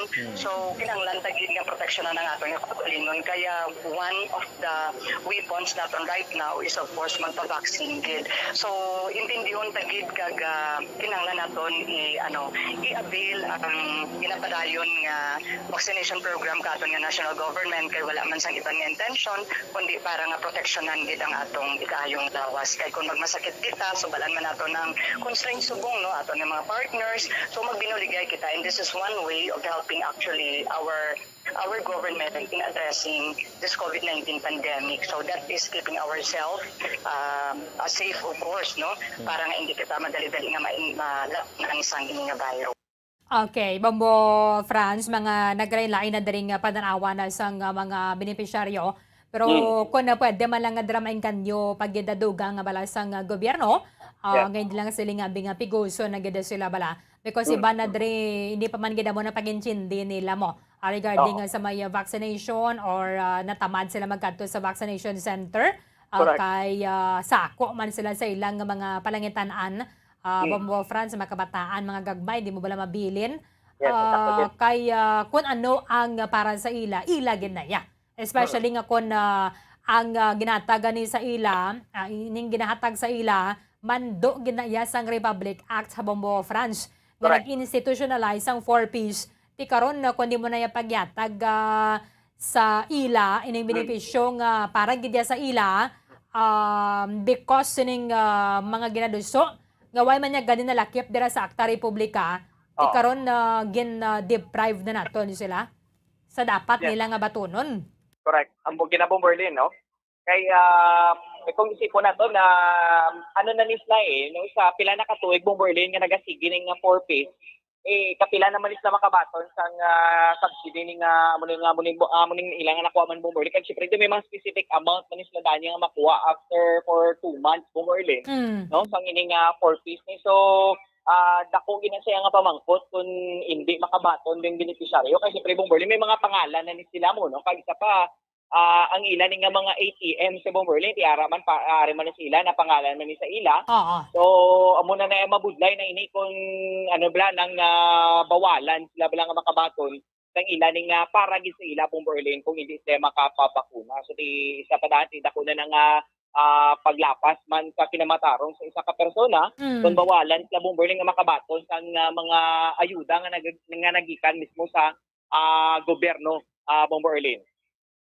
Okay, sige. Thank you, Gid. Bombo France. Yes, Bomberlin, para sa pagpangalagan sa Bombohanay Big Time, ini si Bombo France Andrew Burgos. Para sa pambansang radyo ng Pilipinas, consistent overall number 1 sa Bacolod, Basta Radyo. Bombo! Madamong nga salamat kay Bombo France Andrew Burgos. So kung natin karon na may kang tanan na sa legalidad bala ko na pwede na mamando or mapilit agad kita nga mga Pilipino nga magpabakuna banwa kay tinakabutang sa COVID-19 Vaccination Act of 2021 nga non-compulsory ining vaccination.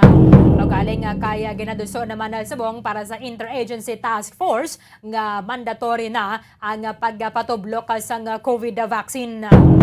Kung na mo sina malapas naman ang ato ng tawanon nga kinamatarong nga because mayara sang freedom kita sa idalom sang aton nga constitution nga mag-decide kaya kung mapabakuna ka o kung hindi.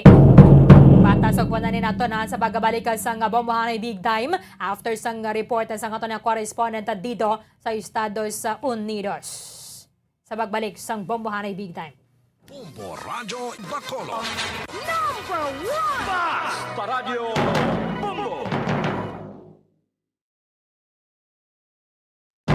Bombo Radyo Bacolod. Number 1! Basta Radio Bombo!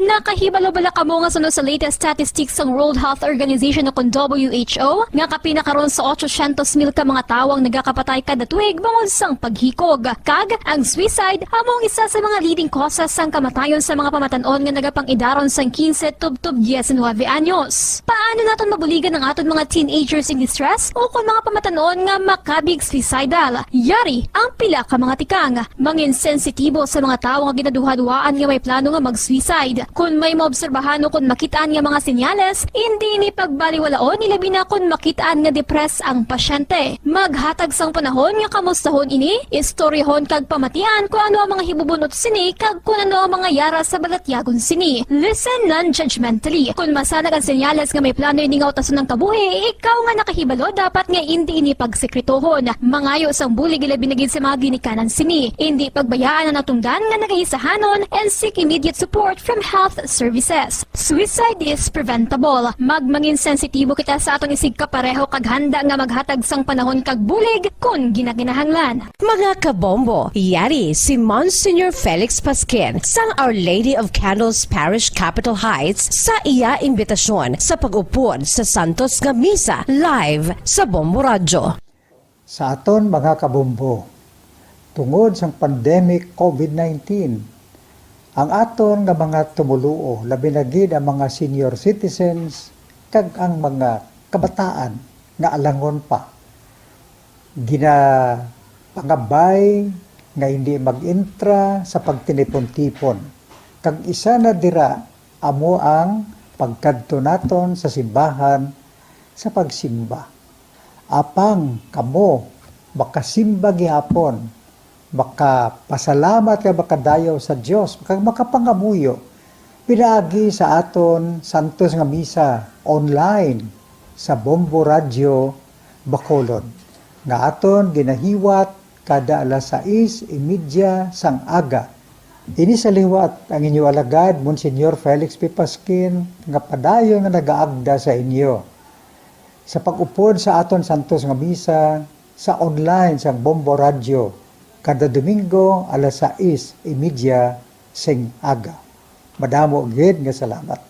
Ang pagbinuligay sa tiun sang pandemya tuman kaimportante. Apang antes kita makabulig sa iban, unahon naton anay atipan ng aton tagsa kakaugalingon. You cannot take care of others if you do not take care of yourself. Base sa World Health Organization kung WHO, na sa tiun karon sang pandemic, madamo ang ginaigo sang stress. Pila sa masanag nga mga emotional symptoms nga maangon sa stress ginakipan sang pagbatsyag sang kahadlok, pagkasubo, kag kaakig. Sa bahin sang physical symptoms, nagabatsyag sang pagkasakit sang ulo, may kabudlayan sa pagtulog kapag kaon. Sa bahin sang behavioral symptoms, nagakadulaan na sang gana o kon motibasyon sa pagtrabaho. Nagataas ang pag-usa sang alcohol o kon drugs, kag wala na nagatambong sa mga ginapakigbahinan sa tunga religious, spiritual practices. Magun sini, iyari ang pila ka mga panugyan sang WHO agud nga makalikaw kita sa stress. Lingawon ang kaugalingon, pinaagi sa paghimo sa mga aktibidad nga imo gina-enjoy kag ginakaluyagan, kaangay sang pagbasa, pagkulokanta, pagsaot, pagluto, gardening, kag iban pa. Mag-exercise physically every day, magtulog sang temprano or getting enough sleep,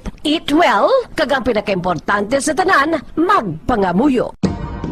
Subong nga mayara sang coronavirus pandemic, isa sa pinakamabudlay nga butang amo ang idi naton makita ang aton nga kontra. Gani dapat mangin mahinalungon kita kag nagasunod sa minimum health protocols nga ginapatuman. Magluwas dira nakaibalo-bala kamo mga kabombo nga dapat man nga i-disinfect ang mga cellphones agud malikawan ang virus. Santo sa pagtuon, ang isa ka typical nga cellphone user ang nagtandog sang cellphone sang 2,617 ka beses kada adlaw. Apang kon extreme cellphone user ka naman, ginatandog mo ang imo gadget sa masobra sa 5,400 ka beses sa isa ka adlaw. Paano i-disinfect ang mga cellphones? Una, dapat i-shutdown ini anay kag kuhaon sa case antisilimpyuhan. Sunod, bas-on ang tela sang tubig nga may lakot nga habon o kon rubbing alcohol. Pwede man magamit sang wet wipes nga may 70% isopropyl alcohol. Gamit ini kapuhan ang screen, likod kag kilid sang cellphone. Siguraduhon nga wala sang moisture nga magasulod sa mga port. Siyempre, limpihan man ang phone case antes ibalik diri ang cellphone.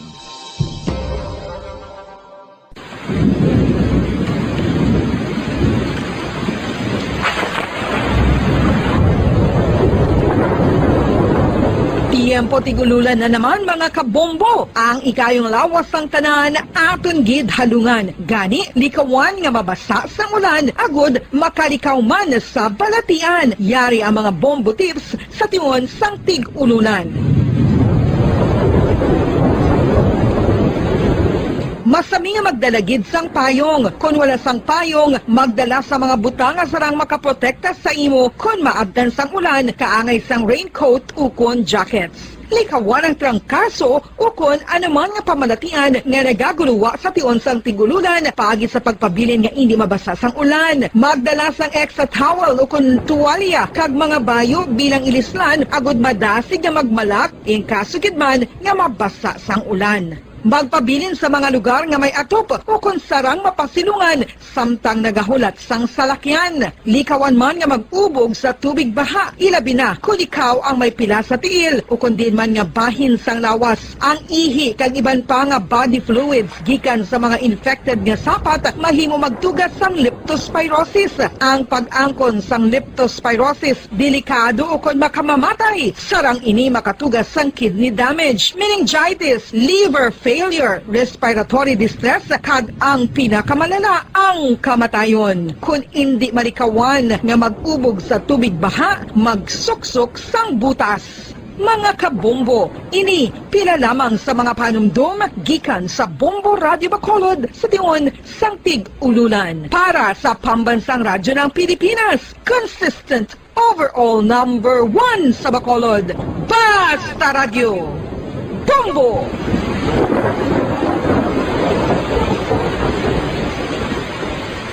Ano ang RA 9003? Yari ang mga butang nga dapat mo mahibaluan angot sa Ecological Solid Waste Management Act of 2000. Ang Section 10 nagamando sa decentralization sang waste management o kung paghaboy sang basura. Sa iya implementing rules, ginamanduan ang mga barangay nga magtukod sang Barangay Solid Waste Management Committee. Ano ang mga katungdanan sang Barangay Solid Waste Management Committee? Pagbahin-bahin kag koleksyon sang madunoton, makompost kag ma-recycle nga basura, pagtukod sang materials recovery facility, pagsumiter sang bulanan nga report sa munisipyo, pag-organisar sang multipurpose environment cooperative o kon asosasyon. Pagbalay sang solid waste management program sang barangay, pagpain kag pagpangita sang pondo, pagpahamtang sang core coordinators. Ang Section 21 nagamando sang pagbahin-bahin sang basura sa ginhalinan sini kag sa pagpatuman sang no segregation, no collection policy. Ang Section 32 nagamando sa pagtukod sang materials recovery facility sa kada barangay o kon clusters sa mga barangay.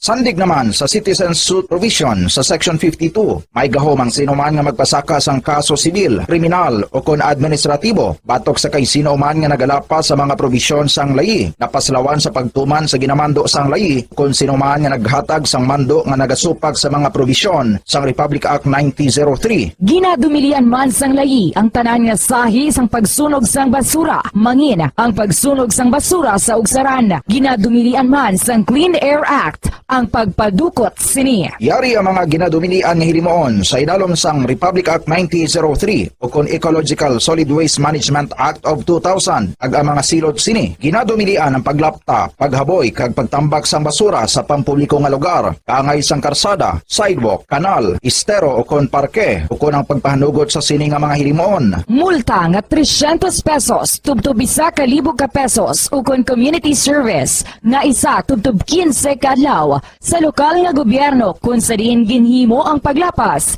ukon pareho nga silot. Ginadumilian ang pagpatigayon o kon pagpadalagan, pagkolekta o kon pagbiyahe sa mga kagamitan na may paglapas sa operasyon nga pangpanilo o kon permit sandig sa RA 9003. Ginadumilian man ang pagsunog sang basura. Silot, multa nga 300 pesos, tubtob 1,000 ka pesos. Ukon community service nga isa, tubtob 15 kadlaw sa lokal nga gobyerno. Kun sa diin, ginhimo ang paglapas, ukon pareho nga silot. Ginadumilian man ang pagpakolekta o kon pagpahanugot sa pagkolekta sang wala mabahin-bahin nga basura. Illegal nga pagpatukod sang balay sa open dump kag landfill. Silot, multa nga 1,000 ka pesos, tubtob 3,000 pesos. Ukon, pagkapreso sang isa tubtob 15 kadlaw sa lokal nga gobyerno kun sa diin ginhimo ang paglapas. Ukon, pareho nga silot. Pagsimpon sa mga nabahin-bahin nga recyclable sa iban pa nga basura sa salakyan o kun bulutangan nga ginagamit sa pagpangolekta sang basura. Silot, sa una nga paglapas, multa nga 5,000 pesos, kag duga nga 5 tubtob 10%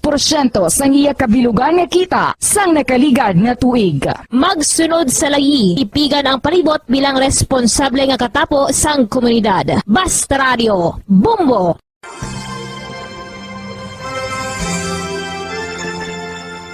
His Excellency, Most Reverend Patricio A. Bozon, SDBDD, Bishop of Bacolod, sa iya imbitasyon nga aton updan ang Santos nga Rosario sang Bombo Radio Bacolod. Ako nagakalipay nga may mga initiatives, mga grupo, and in particular, may initiative gali ang Bombo Radio nga mag Holy Rosary every 9 o'clock in the evening. Kabay pa nga aton updan ang mga tumuloon naton nga nagapangamuyo paagi sa sini nga radio station sa pagpangamuyo sang Santo Rosario. Kabalo kita nga all through the history of the church, particularly in very difficult times, in times of the plagues and calamities, our Blessed Mother was always the first protectress of her children. So katahom, and I congratulate Bombo Radio for initiating this very, very beautiful practice of gathering our people, our listeners, to join in the praying of the Holy Rosary. Madaming salamat po.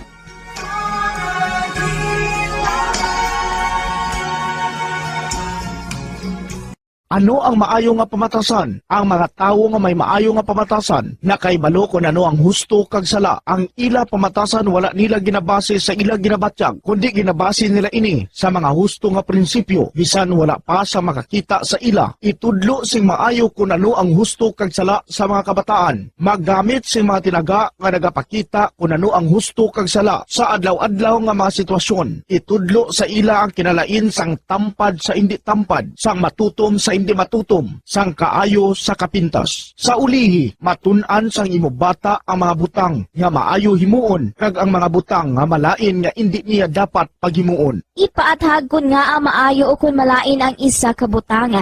Halimbawa, pamangkota siya nga ang maayo gid kun tampad kita, nga maguba ang pag-abinay kun magbutig ka, nga asala ang pagpangawat. Gamita ang maayo nga pangatarungan para amat-amat mo nga matudlo sa imo bata ang husto kag sala samtang nagadako siya. Ipadako ang mga benepisyo sang maayo nga pamatasan. Mahimo ka magsiling kun tampad ka, saligan ka sang mga tawo, o kun ipakita mo ang kaayo, manamian sa imo ang mga tawo. Kadlunga ang hindi maayo nga pamatasan. Buligi ang imo bata nga responsable sa ila ginahimo. Dapat mabala nila kung ano ang ila sala, kag kun nga hindi ini maayo nga pamatasan. Hindi gusto sang iban nga ginikanan nga sawayon ang ila bata kung makasala ini, kay basi manuyahan ini. Pero ang pagtadlong sa malain nga batasan, makabulig sa imo bata nga makahana sa iya konsyensya, kag makalikaw sa paghimo sang sala sa ulihi. Pabakura ang handom sa imo bata nga himuon ng husto. Dayawa ang maayo nga pamatasan. Kung maayo nga pamatasan ang ginpakita sa imo bata, dayawa siya kag ipaathag kun nga ang maayo ang iya ginhimo. Halimbawa, makasiling ka, maayo kay tampad ka. Proud gid ako sa imo. Kung nagsugid ang imo bata nga may ginhimo siya nga malain, pasalamati siya sa pagsugid antes mo siya tadlungon.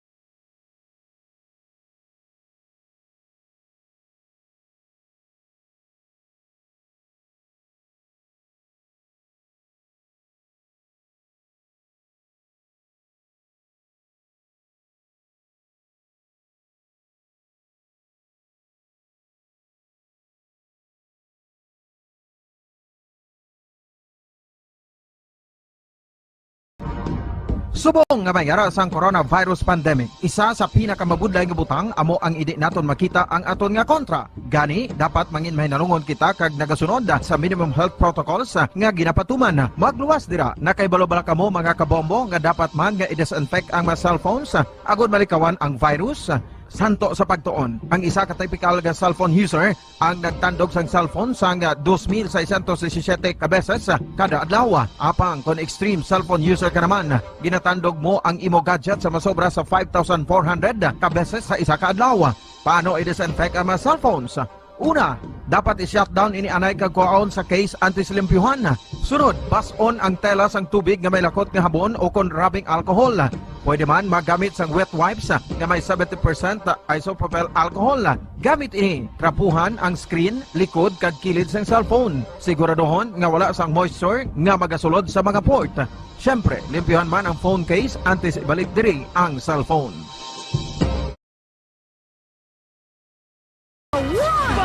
Paradyo Bombo. 6 minutos ang nabilin antes ang alas 9 sa aga. Pabalik ka diri sa pagpangalagad sang bombohanay big time. Nagapatigayon na sang investigasyon ang mga otoridad dito sa Maya Houston sa Estados Unidos. Kasunod na sining stampede nga nagkaluntad kahapon sa sining music festival sang rap star nga si Travis Scott Banwa nga nagaresulta 8 ka mga persona nagkalamatay kag denosena ang pilason. Siling nga diri sang mga otoridad mayara sang ginabuksan ng criminal investigation by homicide and narcotics detectives. Kasunod sining pilaman ka mga report Banwa nga nagkinagula ni nagdinalagan ang mga tawo ngadto dito sa may Astro World Music Festival. Pagkatapos nga nakabaton na sang report nga mayara sang isa ka tawo nga kabahin man sang audience nga nagapang-inject sang iban nga mga tawo sang illegal nga droga. Kaya nag-sosoperte man ang pagdinalagan sang mga supposedly tiamo ni kuntani magalantawa bala sa ning concert and then may yara sang pilaman ka mga tutukan nga mga unruly behavior sa bilog nga adlaw. Ay nagkadangatan ni sold out ang ticket Banwa sa ning concert kun sariin mayara sang malapit 50,000 ka mga nagtambong when people began to fall unconscious. And mayara sa iban nga mga nagasuffer sa cardiac arrest, so iban pa nga mga medical issues. And then, may mga nagdinalaga na dito kaya sa kakulba sa mga nagatambong. Yara sa piyakalinya si Bombo correspondent Pinoy Gonzales, direkta dito sa may United States of America. Bombo Pinoy, live kita sa Bombo Radio Bacolod. Dapat mo si Bombo Erlin mayong aga. Hello, sir. Okay. Sige. Kaya gina-fix natin ang linya with the Bombo correspondent Pinoy Gonzales, direkta dito sa may United States of America. Kaya iban na dre, siling nga ganit mga minutos lang gid mo ang igotlan na balaga sunod-sunod ang mga nagkalatumba dre sa may audience. Bombo Pinoy, good morning. Yes, good morning, Bombo Erlin. Good morning sa Bilog na Bombo listeners sa Tundra sa Negros sa Bilog, Bacolod. Kasi hindi mayong kinatabo, no? Sing Bernes sing gabi, Sabado sing aga, Pilipinas. No, kakonsildiin, walugid ang patay, may mga minor de edad. 14 to 18, ang isa way identify. Pero nakabati kita do mga 10-year-old na to. Ang iya nga edad, Bombo Erlin, kung paano nakasunod. Hindi naton maintindihan. No, nagsugod ini ang concert ng isa kasikat na rapper na si Travis Scott. Sikat ini siya. Kasi hasta si Kylie Jenner, girlfriend niya. So, hindi niya mag-boyfriend ang mga Jenner. Ako hindi ikaw sikat kang hindi ikaw manggaranon. No, hindi siya ka Black American, Houston native. No, so dirigid siya na concert. Hindi ka concert sa New York. Mga concert sa California. Hindi ka maka-concert sa mga No, pero yan, Texas, Florida, tanan nga mga southern states, open niya for business. 100% open. Open ang resort, open restaurant, open tanan. Kung makita nyo, wala gamas ang mga tao. Wala social distancing. 200,000 na capacity and admin center. Gini, adri ginamampangang tawag ni, ang Texan, Houston Texan, dako-dako ni nga gym, dako-dako nagli nga cool tawag ni ng field, football field, dako-dako ni. Kaya 50% lang ang ginalaw sing mayor na makasulod rin. Pero sobra na kasulod, di kaya ginasok sila sa gate. Ginasok sila sa gate. Ako rin dakpan gani, Bomberlin, nagadala marijuana. Tamo mga dala sing tawag ni, deadly weapon. Nagkinapungulay, rambulanay. Kabalo ka mga daan, rap ini. Wild. Ang ini, nga tawag ni, nga concert. Sungod 9 o'clock. Dinaguso ang dito sa likod. Dinusok nila subangan. Wala may himo subangan. Natatakan, patay. Tamo na tawag ni, nagkaladasok pag daw ni, di na pala ginawa. Cardiac arrest. Kasi yan ako kadako, ang saga ni 27-year-old ni Siag. Ginprotektahan yung mga amiga. Patay siya. Wala gid. Ang sadya sini, di mayo diri kasi sa likod. May kapag injection druga. Asa security, asa police, injection nila. May tanan-tanan. Kaya gusto nila nga mag-wild. Gusto nila nga hike ka. Gusto nila nga tawag ni, wala order. Gusto nila nga amo ini ang ila concert. Bumbo Erlinsi, injectionar siya sing narcan. No? Anti-opioid. Anti-overdose na droga. Hindi, mapatay ikaw. Sa mga opioid, mga fentanyl, nga mga droga ini. Nasutog pa ni sa mga sabu o kung ano nga mga droga. Bumbo Erlinsi. So, inimbestigar na po, hindi makita sa kamera. Kung sino ini ang nag-ibo sini. So, may investigasyon na isa kriminal. No? Ang isa, kaso na to. Kuha nila ini, millions of dollar ini, ang ikaso nila kay Travis. Okay. Sa wala, tawag ni. Kasi, nagsugod ang ginamo, ambulansyara, wala niya mag-untat si Travis Scott, tawag ni, ang iya nga concert, sige. Ako sinagakuan, naghambal pa siya nga, I want to hear the ground shake. Okay. Ginamo pa yan. So, ginawa siya, untat lang siya, 9:42 PM. Yung kita, yan nga daw, grabe na ang ginamo. No? Wala disiplina. Bobo Pinoy, dari sa mga videos ang na-secure nato na from US, dumasanag pa niya sa raw? Oo, ang kuha niya, hapon. Hapon. No, hapon. Okay. Siya, pag tawag na siya, dulong-dulong na yung nagawa. Dulong-dulong na nagawa. Hapon nila nga mga kuha nila. Hapon nila nga mga footage nila. Hapon ang footage. Gamo kasi dulon. Why discipline na mga tao? Pero sir, ining may nang tublok gidman sang illegal drugs? Damo gintublokan. Damo tublokan. Hasta security ni tublokan. Amo gani man? Amo ini ang ila concert. Iti sa Manhattan gani, sing tawag ni Manhattan gani sa New York. 2017. Bala ni Travis Scott ang isa ka galantaw sa curb. Lumpat ka sa mga tao. Hindi siya maglumpat. Kung isa ka tao dito yagin, suso siya, impos sa hulog siya. At tamo bali yan, ito lang patay. Kutuhan niya si tawag ni Travis Scott. Amo niya ila concert. Gusto nila magamo. Okay. Rap na daan, Berlin. Oo. Pero ang mga nagasululod dadara, ano ni Sir Man, wala gina-check? Ang mga dala-abi nila? Kasi hindi man metal nga daan ng droga.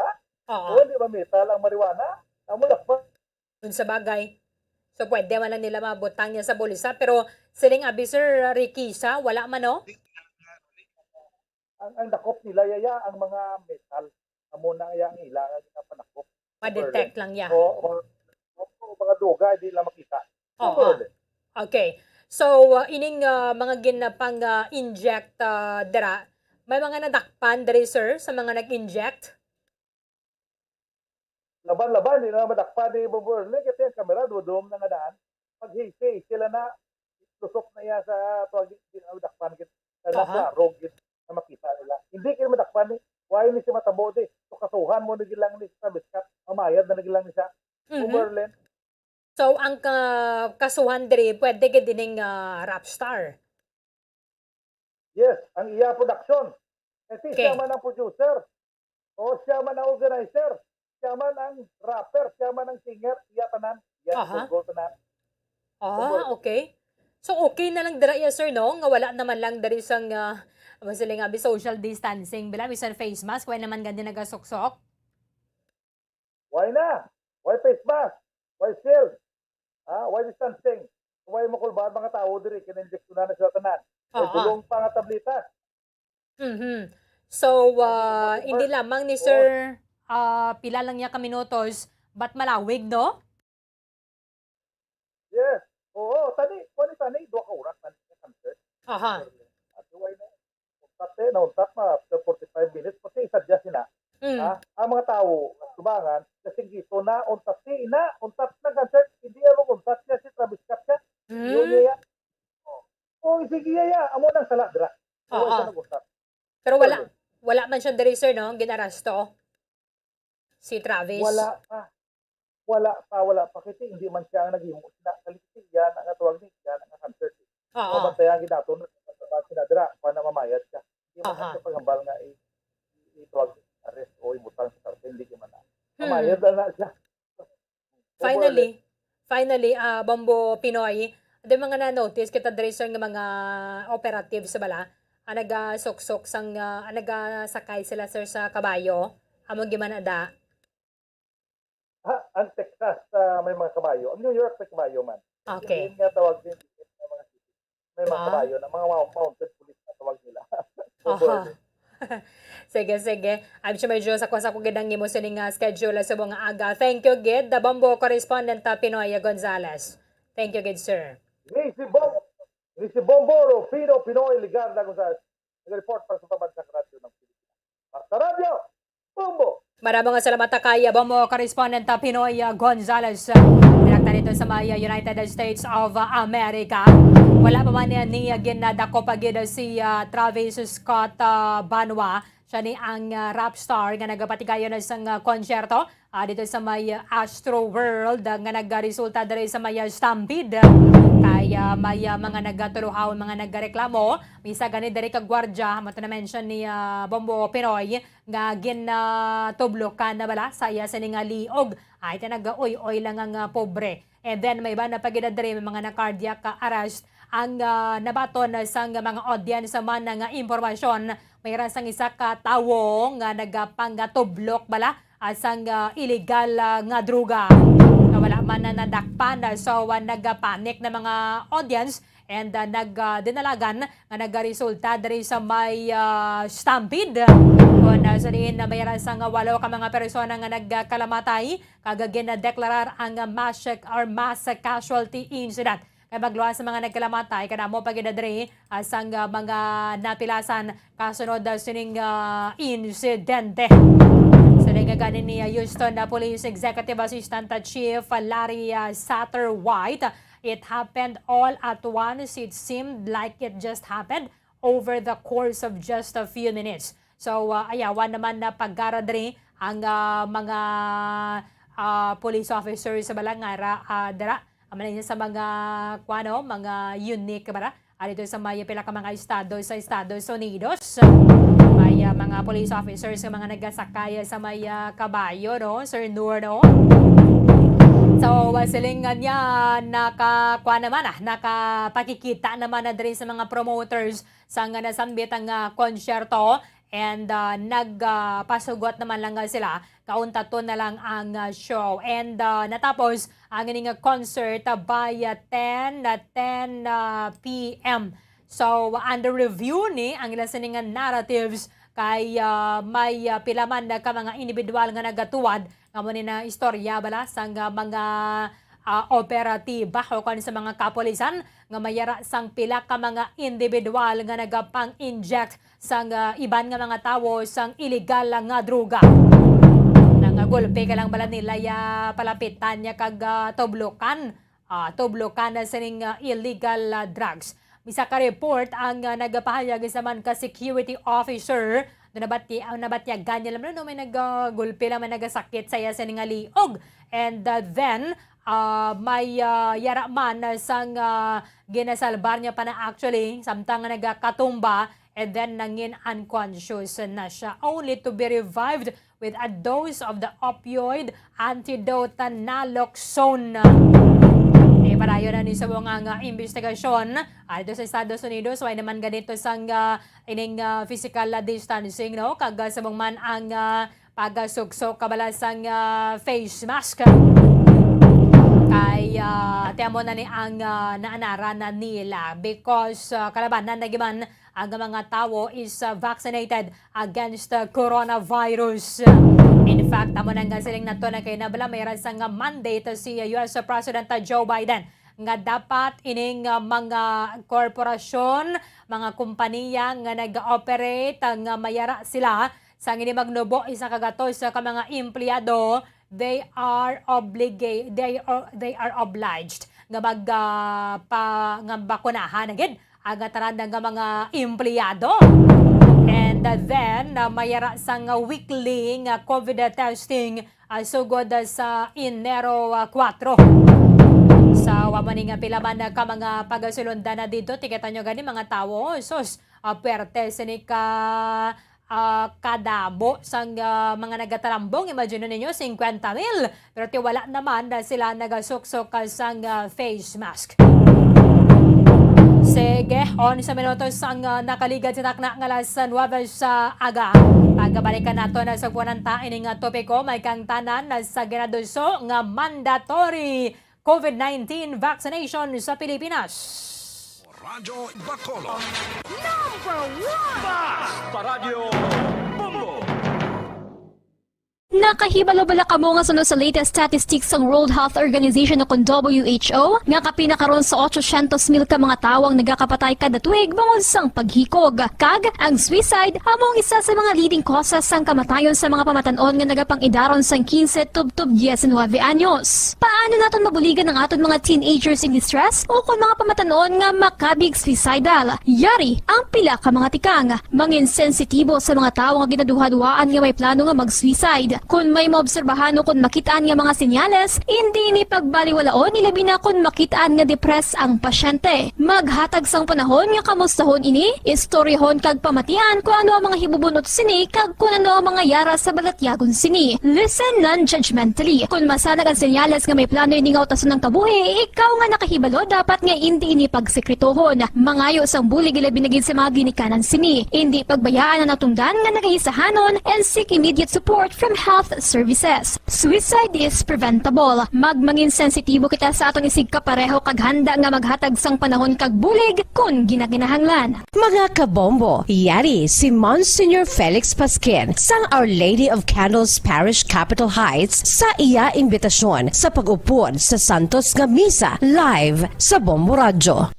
Sa aton mga kabombo, tungod sang pandemic COVID-19, ang aton nga mga tumuluo, labi na gid ang mga senior citizens, kag ang mga kabataan nga alangon pa. Pangabay nga hindi mag-intra sa pagtinipon-tipon.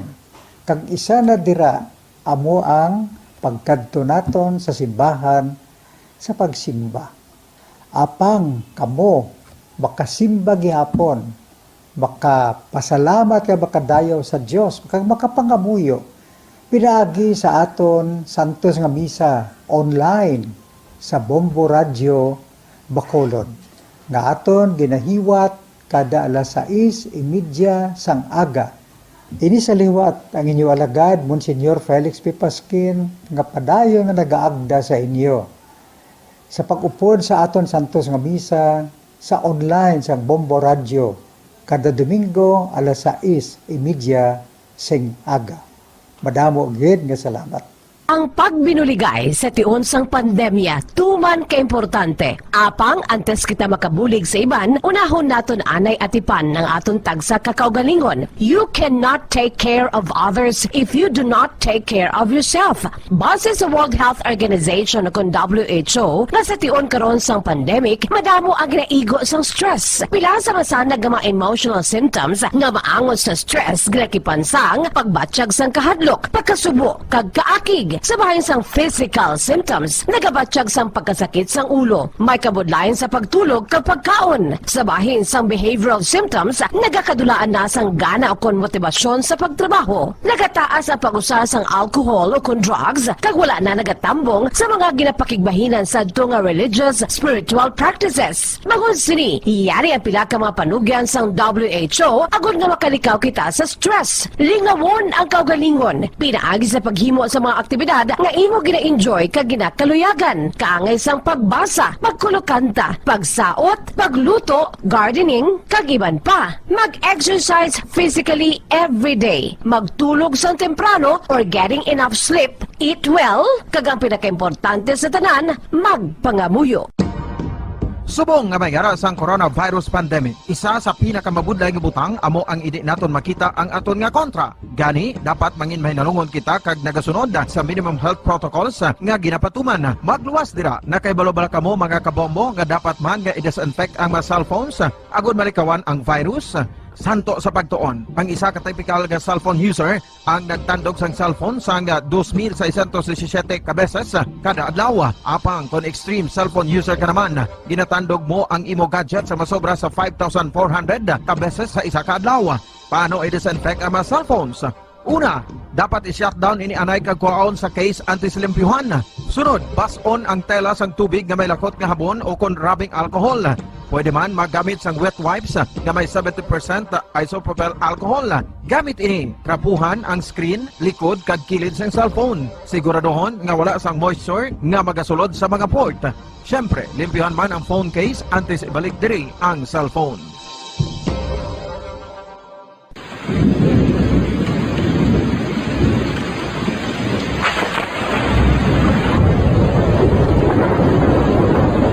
Tiempo tigululan na naman mga kabombo. Ang ikayong lawas ng tanan aton gid halungan. Gani likawan nga mabasa sa ulan agud makalikaw man sa balatian. Yari ang mga bombo tips sa timon sang tig-ululan.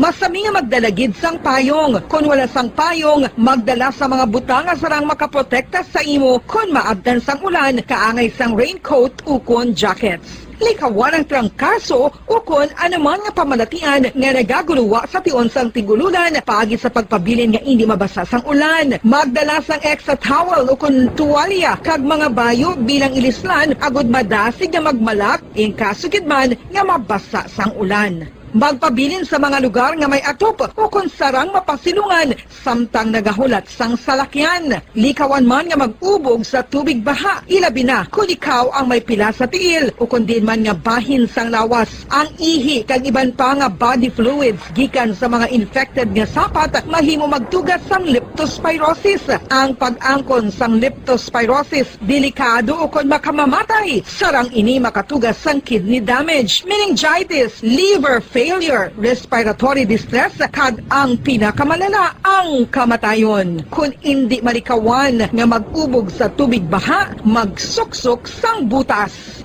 Mga kabombo, ini pila lamang sa mga panumdum gikan sa Bombo Radio Bacolod sa tion sang tig-ululan. Para sa Pambansang Radyo ng Pilipinas, consistent overall number 1 sa Bacolod, Basta Radio, Bombo!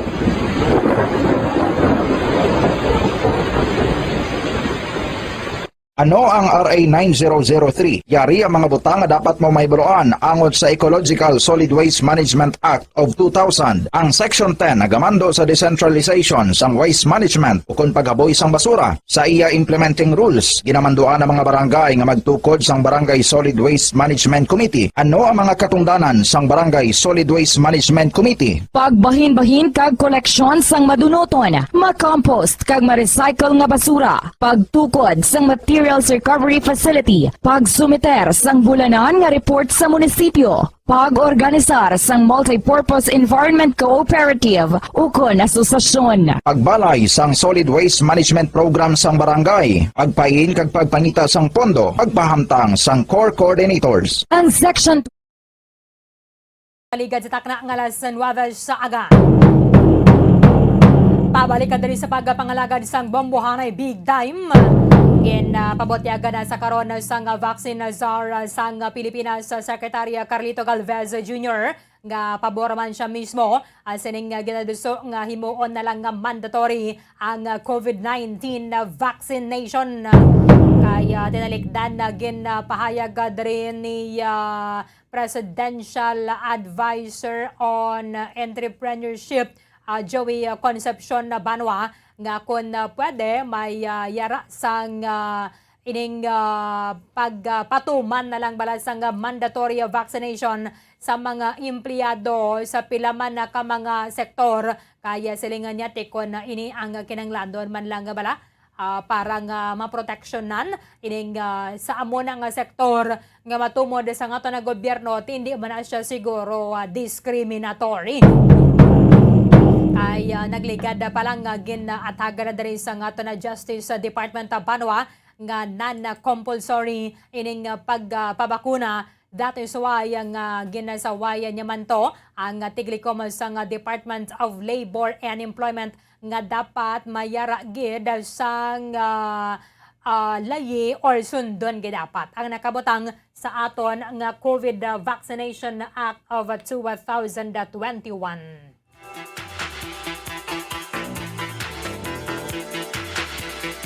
The Bombo COVID-19 Vaccine Literacy. Wala ini nagatuyo nga kumbensihon ka nga magpasugot o kung inganyihon ka nga magpamatok. Mayor nga tinutuyo sini nga mapalabot kag mapahangop sa imo ang importante nga mga impormasyon na hanungod sa bakuna. Bangod ikaw bilang pumuluyong Filipino, responsibilidad mo nga magpamangkot kag kinamatarong mo nga mahatagan sang sabat. Sa ngalan sang serbisyo publiko, ginadulong sa inyo sang Bombo Radio ang The Bombo COVID-19 Vaccine Literacy.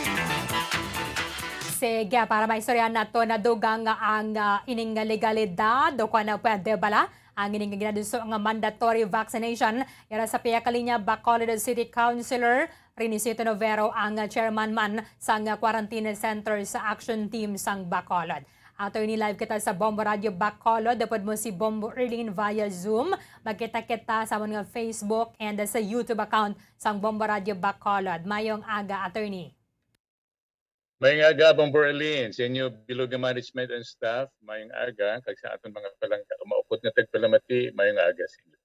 Ano ang imo paglantawa diri attorney kaya may mga graduso subong nga imo na bing mandatory ang COVID-19 vaccination?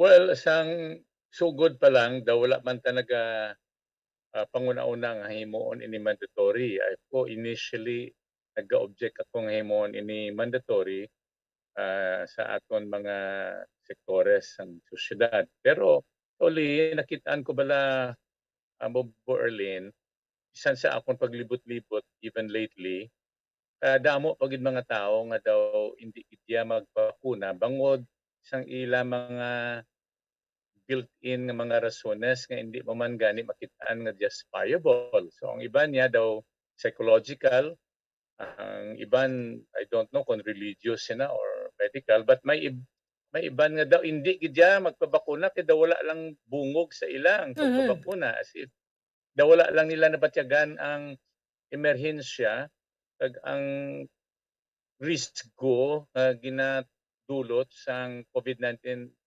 infection. So, nag-review ako sang aton mga kasubuan, including the Philippine Constitution.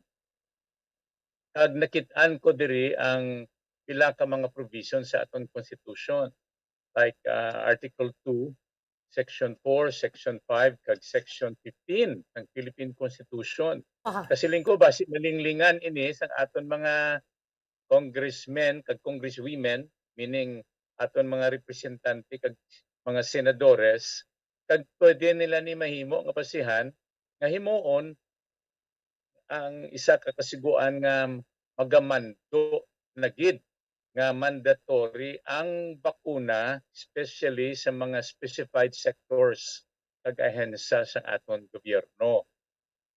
Ano ni, for example, Section 4 siyang aton Article 2 sa Constitution nagasiling the prime duty of the government is to serve and protect the people. Ang Section 5 nagasiling the maintenance of peace and order, the protection of life, liberty and property, and the promotion of the general welfare are essential for the enjoyment by all people of the blessings of democracy. Section 15, nagahambal, the state shall protect, mandatory ni, the state shall protect and promote the right to health of the people and instill health consciousness among them. So in other words, ang aton mismo konstitusyon nga ginaprobahan naton nga mga pumuluyong Pilipinon, nagamando sa estado, sa gobyerno, nga magprotehir sang aton ikaayong lawas sang aton kabuhi, kag mag-promote sang sound consciousness na nungod sang aton ikaayong lawas. So kung malinglingan ini nila, posible pwede nila mahimo nga basihan to justify a mandatory vaccination program in certain sectors of the government. In certain sector lang, no, attorney, pwede. But not sa general population. Dira siguro, posible dira nila siguro suguran, although mabulubudlay kung imuon nga mandatory for all, no?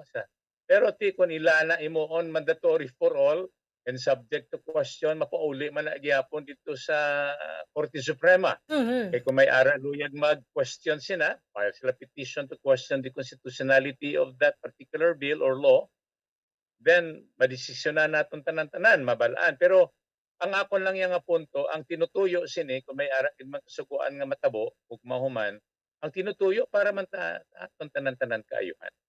Kaya nakitaan man naton ang kalainan nga gindulot sang COVID-19 eh. It seems to be helpless ang tawo kung madapuan na gid ang COVID-19 sa serious nga level, nagapauli sa fatal nga konsekwensya.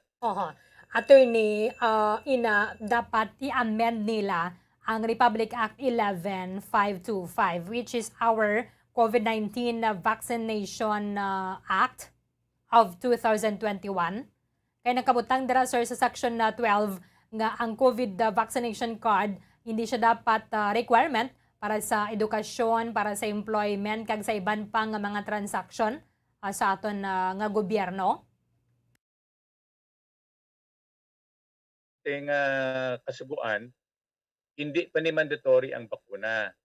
So they either can amend that particular provision of the law or they can enact another or separate law to that effect. Ilan na naiaridor sa Kongreso. Pwede gid, sir, no? Another law, dari i-duso nila. And hindi ini, sir, mapatuman ang mandatory vaccination kung wala sang layi. Liwat, Bongo Erlin. Hindi pwede, sir, no, mapatuman ang mandatory vaccination without a bill nga ipasar sang Kongreso and then pirmahan sang presidente into law? Yes, under the present setup sa atong kasuguan, hindi mandatory ang bakuna in any sector of our society. Pero kung makapasar sila kasuguan, himuon nga mandatory, mandatory yun na sa. Kung sino ang mag-question sang validad, sina kasuguan, adto sa Korte Suprema and file a petition to question the law. Pero kung interagency task force lang, attorney, magmando, hindi pwede. Kung sa subong, hindi na pwede. Kung manduan lang abis ang presidente o kung sa IATF or any agency of the government ngay mo on mandatory, hindi na pwede subong kay wala kita kasuguan nga nag-authorize sang mandatory vaccination in any sector. Okay. Maya pila gani kita dire ka mga manunudlo man, sir, no? Ngayon sa Apple ninyo. Kamusta ang meeting, attorney, with the unvaccinated, the teachers? Nagiwat kami sa meeting sa aton mga manunudlo because Mayor Bing informed us that there were about 1,109 mga manunudlo out of about nearly 4,000 nga mga manunudlo public school teachers sa Bacolod. Nga wala pa bala nakapabakuna, 1,109. So, ginagkadto ako sa kay Ma'am Gladys Sales, ang aton division superintendent, kag nangabay nga kun mahimo maka-schedule kita meeting upod sa aton mga manunudlo. So a schedule was made 2 Thursdays ago, kag nakahimo kita virtual meeting with them upod kay Dr. Fornan, kay Dr. Montinola, kay Ma'am Gladys Sales, nakahinon-anon kita. Gin-explikar namon sa ila ang necesidad sang bakuna, ang seguridad kung mabakunahan, tag ang kadelikado kung hindi mabakunahan. And we encourage them to do that. And ako personally, kumusiling ko, nagatudlo man ko sang mga pagtudlo sa balaan nga kasulatan, may mga rason mang isang ibang nga religious ang aspeto mo. Aha. I-explicar ko nga, insofar as my humble opinion is concerned, wala man da bersikulo sa Biblia nga ginalupag kung magpabakuna kita. Aha. In fact, ang Biblia mismo nagasugo sa aton na kooperar kita sa aton gobyerno. You will find that particularly Romans chapter 13. Ginamanduan kita magkoopera sa atong gobyerno kay ang policy kag mga hagna sa atong gobyerno basically pabor ni kag sa aton tanan kayuhan. Ginexplikar ko man nanungod sining posible nga mandatory vaccination. Kasi lingko we are trying our best nga magbalik na bala kita sa normal. Although hindi man tuman pa kalapit pero dira kita nagapadulong. And normalcy will include face-to-face classroom instruction. And one of the basic requirements will be nga kinanglan bakunado ang mga manunodlo. So siling ko, posible kung malinglingan sa aton mga legislators, kagsang presidente, ang constitutional provisions nanungod sa General Welfare Clause, ayuhan naton tanan-tanan, kayong lawas sa kabuhi, there is a possibility nga imoon nila mandatory in essential sectors that will include possibly and most possibly the education sector. Isiling ko, kung hindi ka magpapakuna, ma-jeopardize ang inyong profession, ma-jeopardize ang inyong income and livelihood and anything. In addition to the fact na ma-jeopardize, madelikaduhan ang inyong kabuhi, ang inyong panimalay, kabuhi sa aton mga estudyante, kagang ilang mga panimalay. So, yung kanami man sa ila response, actually, Bombo Erlin, luya ko i-recheck na, may di karon dugay-dugay kung may nagpabakuna from the teachers nga gin-meeting. Kaya medyo damo-damo pag ginigalino.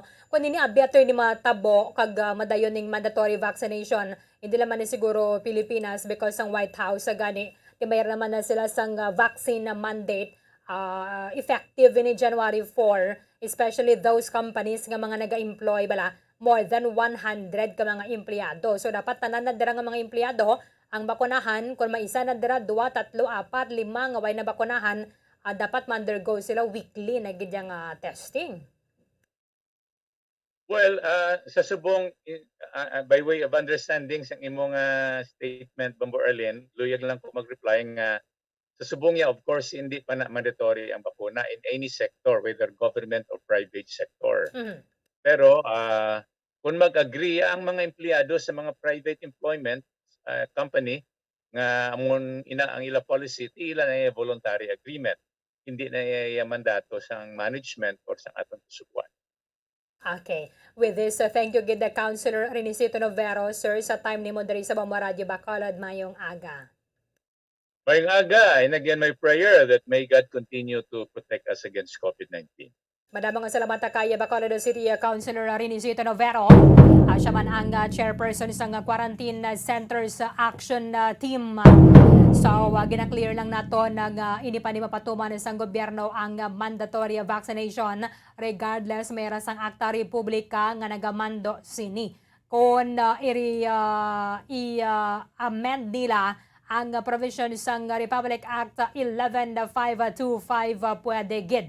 An act establishing the COVID-19 vaccination program, expediting the vaccine procurement and administration process, providing funds therefore and for other purposes. Kaya nakabutang na dali sa Section 12 nga dapat ang ining COVID-19 vaccination card nimo hindi ina siya requirement. Okay, check ko dali. Section 12, COVID-19 vaccine card. Individuals or the Department of Health shall maintain a central database of vaccination para na ni sa mando bala sa mga LGU or sa DOH nga pwede nila madirihere sa mga LGUs ang paghatag sa vaccination card magluwas gid lamang kung mayara na sa prescribe gid bala nga mo na ang vaccination card para sa tanan ang mga nabakunahan. Provided further that the vaccine card shall not be considered as an additional mandatory requirement for educational, employment, and other similar government transaction purposes. Individuals vaccinated against COVID-19 as indicated in the vaccine card shall not be considered immune from COVID-19 unless otherwise declared by the DOH based on the reliable scientific evidence and the consensus. Di pwede ni ma-amenda sa nga to na sa mga legislators sa Banwa or mahimo sila sang another legislative measure kunin na siya maprobahan, mapasar na sa third and final reading both sa Kamara kag sa Senado, inapirmahan ni President Rodrigo Duterte into law. Pero samtang nga wala Banwa ang Interagency Task Force base man sa mando ni President Rodrigo Duterte, hindi pwede makamando, hindi pwede nga makapatuman sang mandatory vaccination. Kaya tinakabutang nga man sa aton nga constitution, pwede man ini siya mabasihan sa aton nga mga legislators sa Banwa nga muning article dira sa aton nga constitution na nagamando nga obligasyon sang Estado nga proteksyonan ang general welfare. So kung ini nga bakuna ang makasalbar sa aton, so amo na ni ang pag-hitso bala, pag-fulfill sang gobyerno sa aton nga Estado sa ilang obligasyon kag responsibilidad nga proteksyonan ang general welfare. But samtang nga wala pa sa nga Republika, hindi pwede ning mandatory vaccination. That is why nga mga kabutyag man na diri sang pagpamato kanila pila nato na ka mga senador ay hindi pwede ang mandatory vaccination. Magluwas gid lamang kun mayara sang akta Republika nga nagamando sini in pursuant to kung nag-comply man na bala sa nakabutang sa ato ng constitution. Ibisan na ganin dira sa mga opisina kon sa mga kompanya man ang iban na mayara sang mga nagareklamo. So sa ato na inayang kahiluwayan. Kung nakita nimo yan dira nga dako ang proteksyon kag bentahan nga mahatagal sa imo sang COVID-19 vaccine, please feel free nga magpa-register kag magpabakuna kay kanamo na gid sang supply sang COVID-19 na vaccine nga nabaton sa ato na gobyerno. In fact, kaganid diri ang ambal sa presidente, siguro ining mga LGU bala nga daw kahinday gid sang ilayang pag-roll out sang bakuna, dagdagan na nato sang sanction. Pero kung ikaw man lang dira LGU no, nga nakabaton ka man lang sang bakuna, nga abing hindi mo pag-administer, nga abing hindi pag-inoculate ini sang mga vaccinators dira sa municipal or city health office, kita mo man lang ginahulat naton mo. Kung ikaw dala nakabaton, di mo mabuyan-buyan ka pa, hindi bala? Kung pwede pa ba nang ganing nga madabo pa sa mga vaccinators nga gamit kag makakadto na bala sa mga vaccination centers, ang problema man na diri sweldo sa mga vaccinator mo. Especially kung kinahanglan na bala nga mag-hire sang local government unit sang dugang nga mga vaccinators, amo man lang na iya ang problema.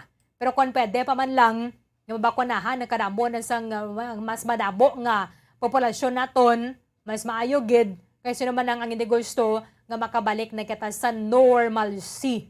Gusto naton ang pangabuhi ito bala nagligad ato kung gusto may mag-face mask. Ang bentaha man actually kung nag-face mask kita bala, especially kung yara ka sa madabo sa nga mga tao, no? Kaya maproteksyonan mismo ang imong kaugalingon from the virus. Di ko nag-face mask kita and then ang vaccine makatag pagid sa aton isang another layer of protection, mas maayo pagid.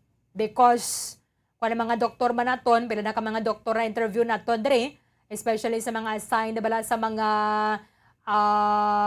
emergency room, nga kalabanan gid sa mga nagabatyag sang masawan lala nga symptoms, amo ni ang mga unvaccinated. Pero tayo sa liwat, wala naton ginapilit ang mga hindi na dira. Provided lang nga makuan laman kamo. Masunod lang kamo sa minimum health protocol.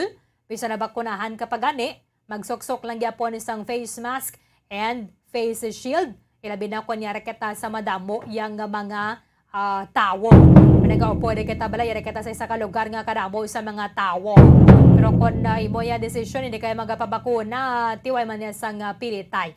Unless sa nasilingtan lang, mayroon sang akta republika nga magamando nga dapat compulsory ang ining vaccination.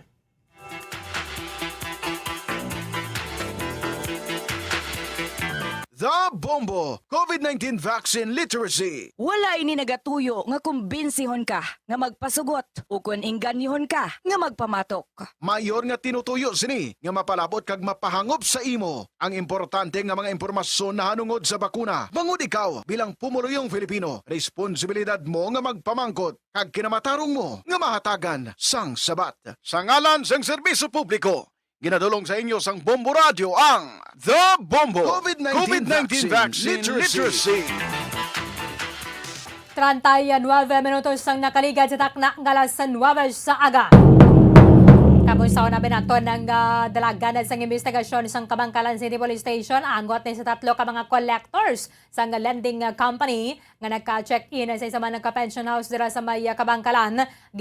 Sulod sa 3 ka mga hold-up men kag ginatayaan sa armas lutang, nataba na diri ni Magdabo 320,000 pesos nga cash.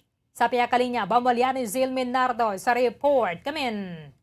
Yes, sa Bombo Early, no? So, sa investigasyon, sinisa nga Kabangkalan City Police Station, kag sa panaysayon man sa nga biktima, samtang nagatulog ini sila Bombo Early sa sulod sa nga ginrentahan ini nila nga pension house, no? Kaupod sini si Godfrey Calves, 33 anyos.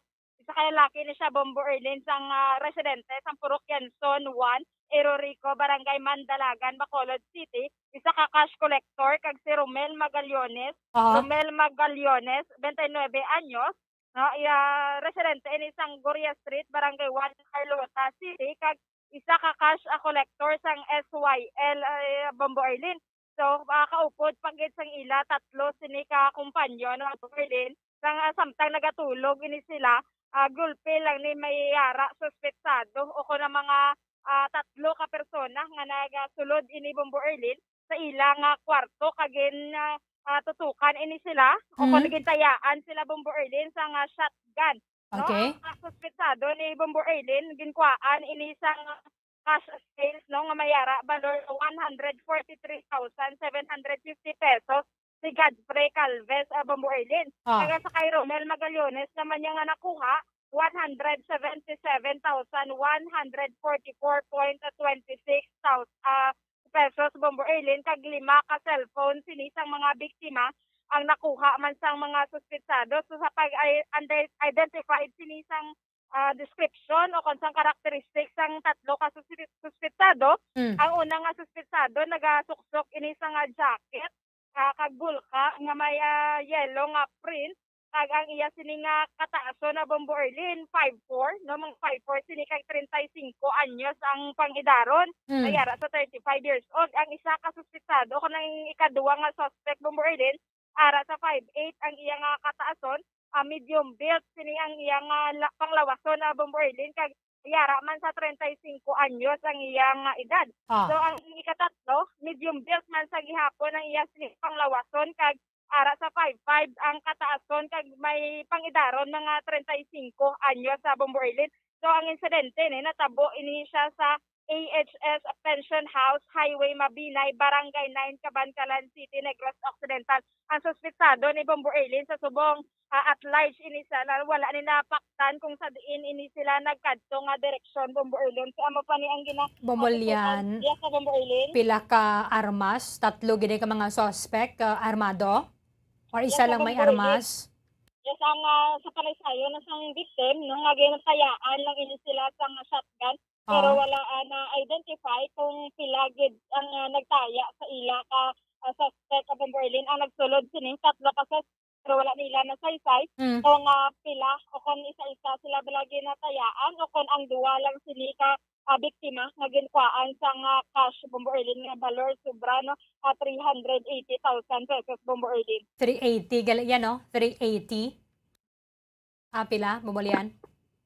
Bombo Erlin, 380. ano sa nga nakuha sa ila Bombo Erlin sa mga biktima. Oo. Kung hapon ini nga sumaho na Bombo Erlin yara sa 320,894.26 sa Bombo Erlin. Doon naglain ni mo audio da, Bombolian. Sige, be. Sa Bombo Erlin, yara Na. sa 320,894.26. Ining pension house, hindi ka makalabay sa may guard before ka magsulod? Bombo Erlin, so may gwardiya, gid ni ang pension house, no? Oo. Kung kita tayo ni sa litrato, Bombo Erlin, daw ara sila sa likod sa pension house ni nag-agi. Ang No, mga... kada may mga guba, dira ng agin sudla, no? Kaya kung sa una gid sila, may mga receptionist mani ang pension house, no? Nga kung sa diin na Bombo Erlin, kung hindi ka dira ikaw naka-check-in, hindi ka man dali-dali makasulod. Masitaan ka gidyain, di ba la? Amo gani Bombo Erlin. So amo pa na subong ang ginaimbestigahan kung sisintaw ini ang tatlo ka suspetsado kay ka mga dagko man lawas ini ka mga tag-as according sa ilang description ni Bombo Erlin. Ang ini na hold up nila, naging successful sila diri because sigurado gid sila nga ini mga naka-check-in na dira may kwarta. Bombolian, diba? Si Kwan naging sundan gid sila bala? Kaya amo ni nga mga landing do nagakasulod-sulod ni sa mga barangay. Correct gid Bombo Erlin. No?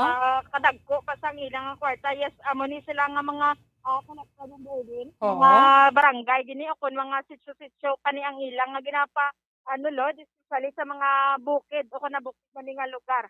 Pero ang pension, ang lending, din ni siya na base sa Kabangkalan man? Or sa Bacolod? Sa Bombo Erlin, so wala lang diri na butang. Oo. Kaya ang nabutang lang ang residency sini sang mga biktima nga may ara taga La Carlota, may ari man nga taga Bacolod, nga taga Irorico nga cash collector Bombo Erlin. Collector. Oo. So bali ang scheme nila, may ginapautang na sila sa mga barangay. And then iba na, bido grupo-grupo na sila mo Bombolian. And then ginasulod na sang mga loan officers, mga nag-collect. So possibly tinatik-tikan gid sila nga dira sila balaya nag-check-in. Pero dapat tanda pa gid diri ngadto ni mga otoridad because pwerte man na kasigurado mga suspects bala nga amo lang gid dapat ang sudlon nila diraho. Because naanad ng mga investigators nga iba na bala may mga hold up me nga mga modus bala.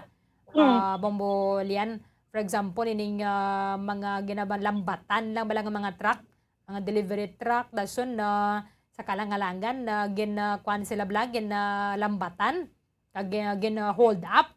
Pero kay muan man gali sang mga tinawo mismo dira sa truck. Although tiway man nato ginamalisyahan, but dapat lang tawon gid ang tanan nga mga anggulo diri sang aton nga mga kapolisan. Yes, correct Bombo Erlin kay dito sa Kabangkalan nga parte Bombo Erlin, biskan og tong adlaw na to ya, banggaan kagid iniya Bombo Erlin once masundan ka sa mga nagapang hold up pala Bombo Erlin. Ang ginasakyan nila motorsiklo. Wala ini ang sa cash collector Bombo Erlin, no? Mga kalabanan kini motorsiklo gini ang ilang mga service. So posible gid Bombo Erlin na sundan gid ini sila kundi ini sila halin nga mga barangay.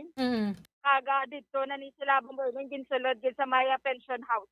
Dapat sini mga collectors gali no hindi magtingob no isa ka lugar lang bala Bombolian. Kaya at least kung hold up pon gali tanan gid kamo dalagid ang kwarta. Maganda Bombo Erlin no. So kadako lang gid sang balor sa nakuha sa ila. So siguro nagapahuway-huway lang ini sila tani anay sa may pension house Bombo Erlin. Si amo niya ang natabo sa ila. Kaga ang suspetsado ni Goro Bombo Erlin, dugay na ni sila nga ginamonitor. O na ginatitikan, ginasunod-sunod si ni Bombo Erlin.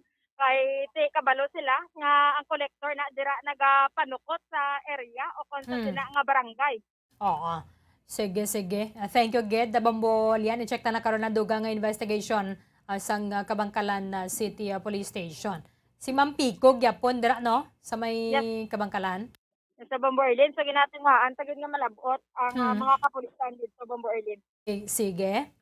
Bombo Erlin, para sa pagpangalagad sa bumbuhanay big time, ini si Bombo Lianizil Minardo para sa Pambansang Radyo ng Pilipinas. Consistent overall number 1 sa Bacolod, Basta Radio, Bombo. Maraming salamat kay Bombo Liani Zil Minardo. Pero nakaroon na sa dugang dirang investigation sa Kabangkalan City Police Station. Sa natabo nga pag-hold up sa tatlo ka mga collectors ng lending company nga nag-check-in sa isa man ka pension house sa Baladara. Possible nga na ginasunod-sunod na gid sa mga suspetsado. That is why nga tama gid sila kasigurado nga pagsulod nila. Grabe man galing hasta yang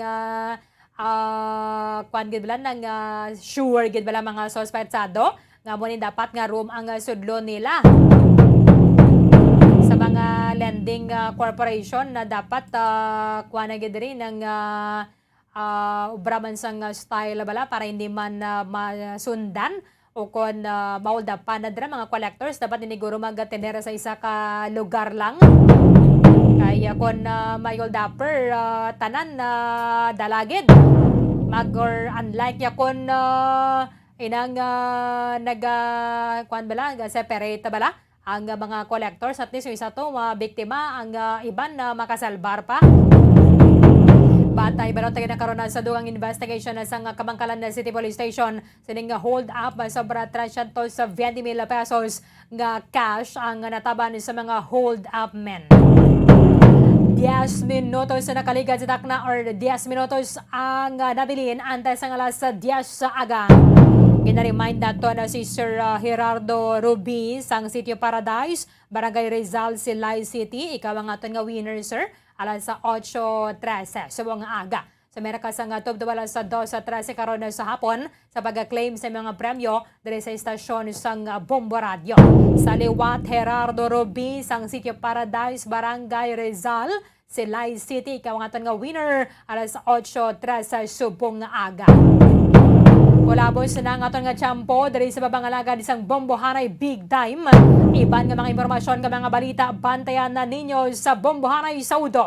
Daligid lamang sa matutod nga numero 1. O na nagkatabwas sa muman sa gihapon nga oras. Sa katapusan ang inyong walagad si Bombo Erdin Bayonita. Para sa Pambansang Radyo ng Pilipinas. Consistent overall number 1 sa Bacolod. Basta Radio. Bombo! Bombo Radio Bacolod.